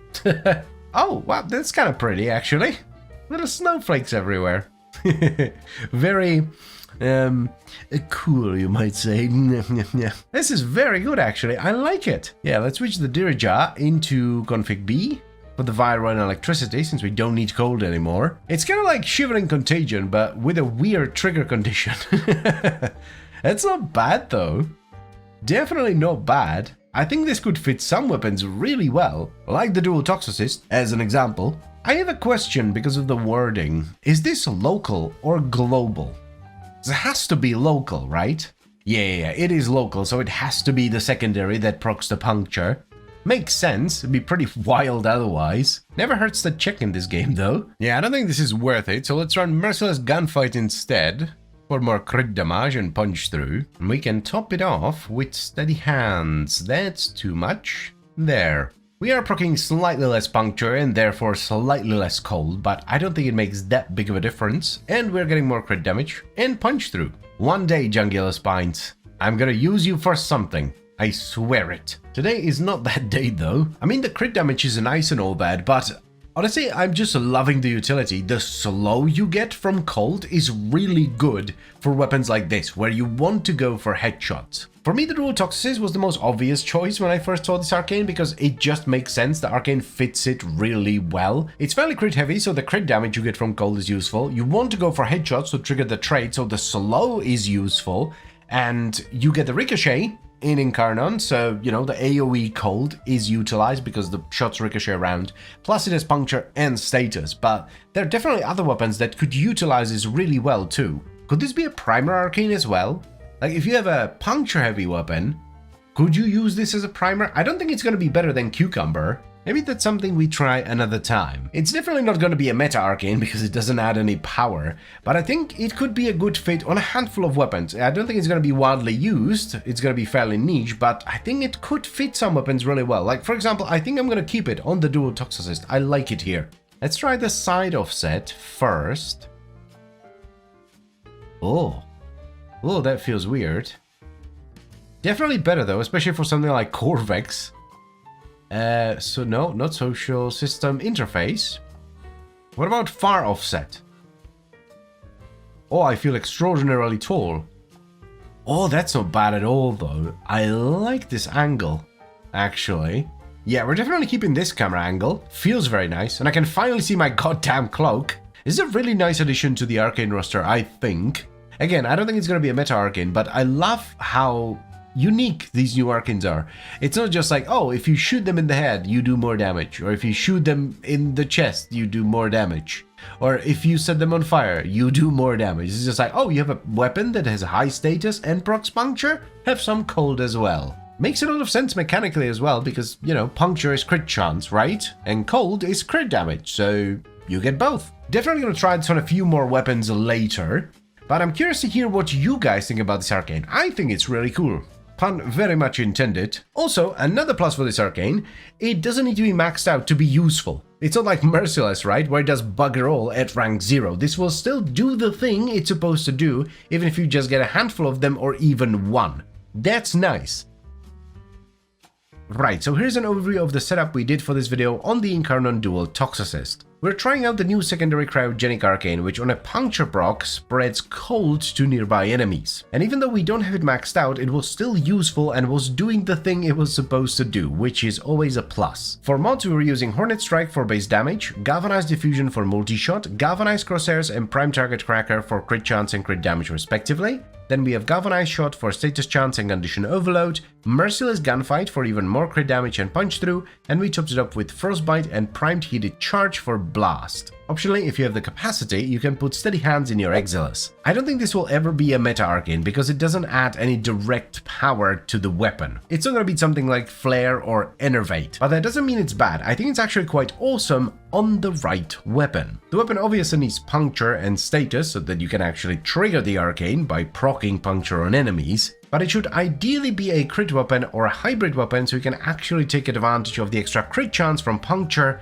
and crit damage from Cold, because it's definitely not worth it just for the slow. It could also maybe be useful as a priming arcane. If you're priming with a Puncture based weapon, you could get some AoE Cold from it as well, though I don't think it's gonna beat Cucumber. Secondary Encumber, that is. That one's just way too good for priming. So all in all, I'm happy with this arcane. I think it's very cool and I would highly recommend you give it a shot. Play around with it, try it on a bunch of different Puncture based weapons, and who knows, maybe you'll really like it.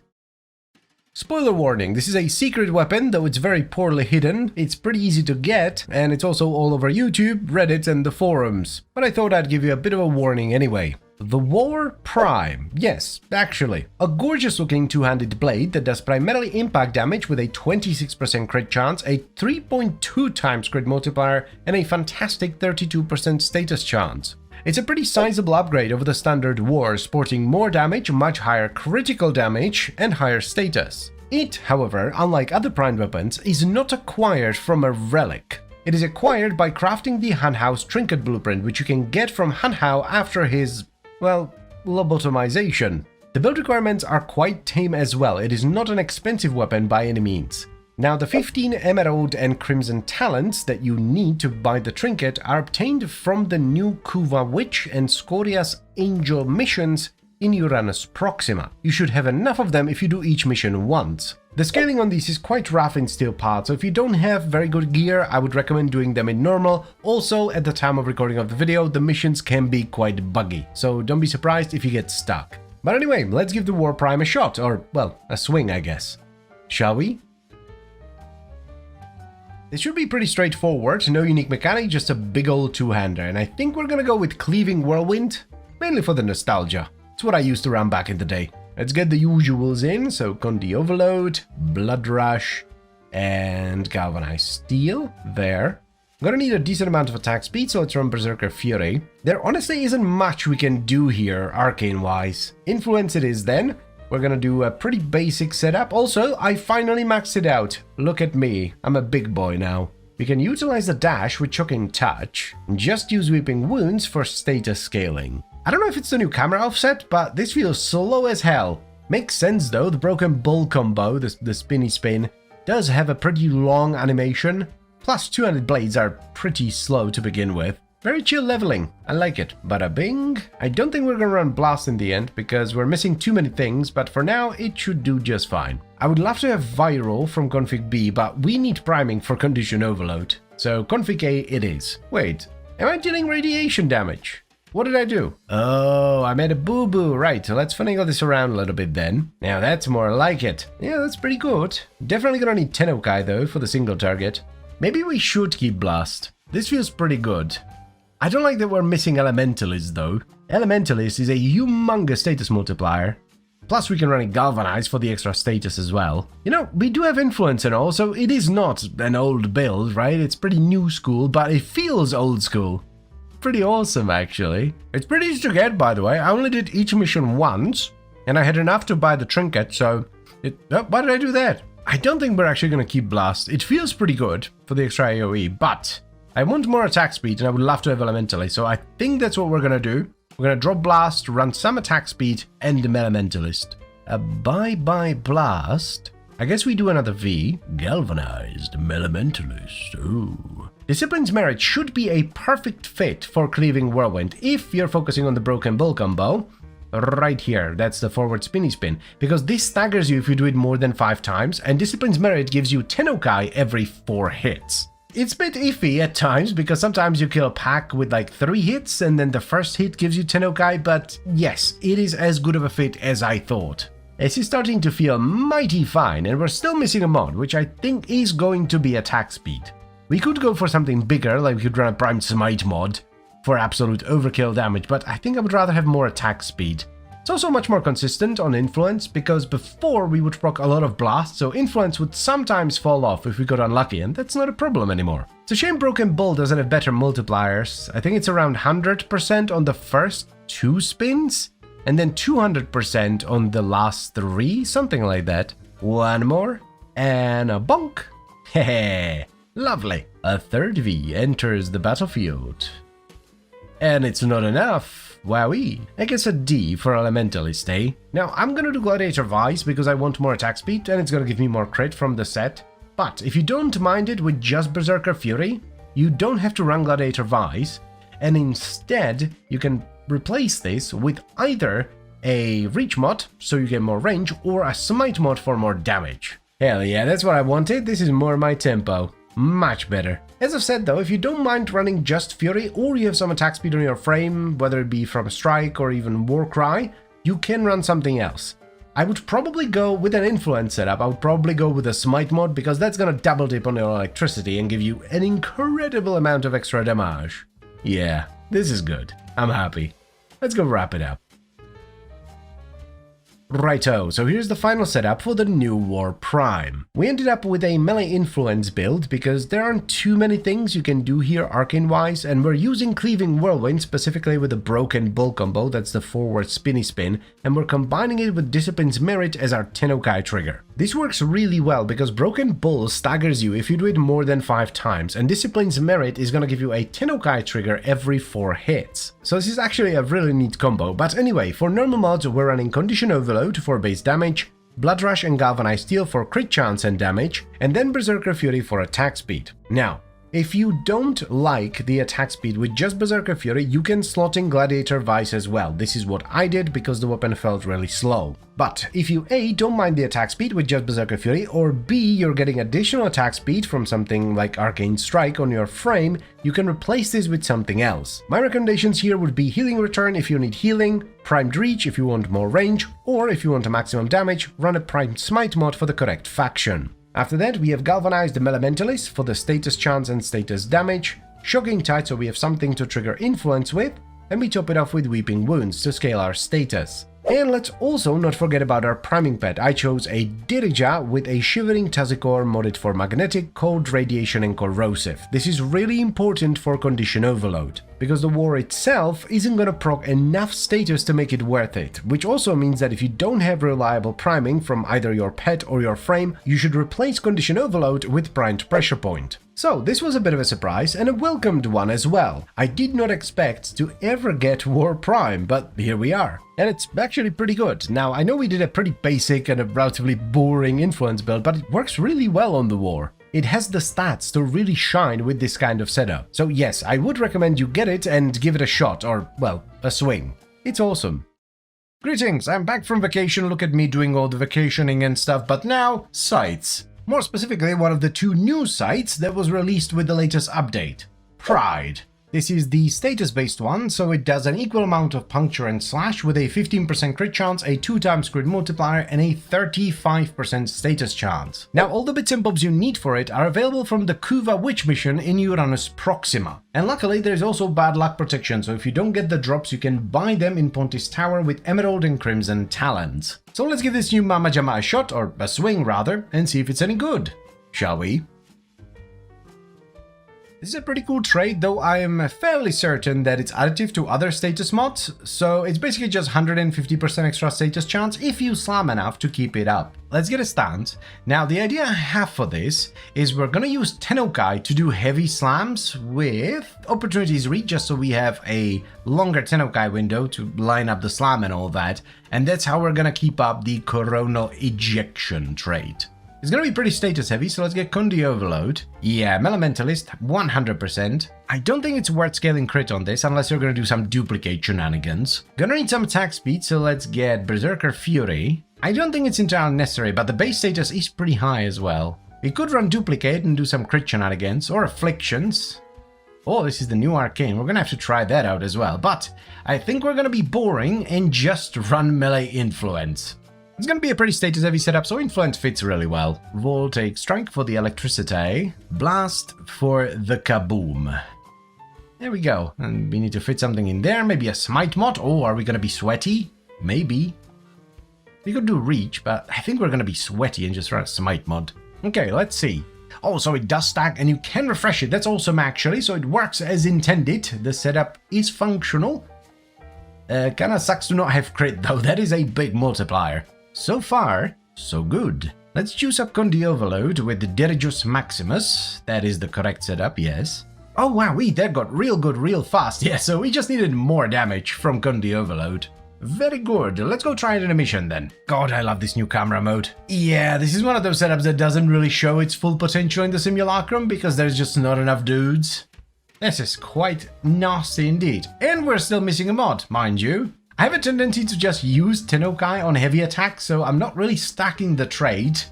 I need to get used to actually heavy slamming, like a soul, whenever I get the proc, to keep up the passive. You don't have to do it like this, by the way. You can just do normal slams whenever the buff is running out, like every 10-ish seconds or so, and then you can just use Tennokai on heavies to get more damage. The reason I did it like this is because I thought it was kind of neat. That's pretty much it, no other reason. Righty-ho, so let's get a D. We're gonna need another forma, but for now let's do, I guess, Grenier? Sure. The faction multiplier you get from Smite is so huge for status builds because, just in case you don't know, it double dips, so it's added twice in the calculation for damage over time. So you're effectively getting double or 2 mods worth of damage, basically. Yeah, this is some saucy status shenanigans. That'd be a good title, wouldn't it? Let's get another V, and that should be it. Primed Smite of the Orokin variety. There is a bit of a problem with this setup. It tends to do way too much damage and then I have nothing to slam into. But it works really well. It does work very, very well indeed. It is very much a first world kind of problem. I'm not entirely sure if I would recommend focusing on the heavy slams because we don't really have any slam multipliers, so I would just do normal slams if I were you, and then I would use Tennokai for heavy attacks instead. The benefit of doing that is that you get Force Slash on the heavy. It's not particularly strong, the multiplier on it isn't very high, but we have a bajillion mods scaling it up, so it's gonna do a truck ton of damage. And a shunk. Oh, that's big, yeah. That's what I was talking about earlier. Big slash procs.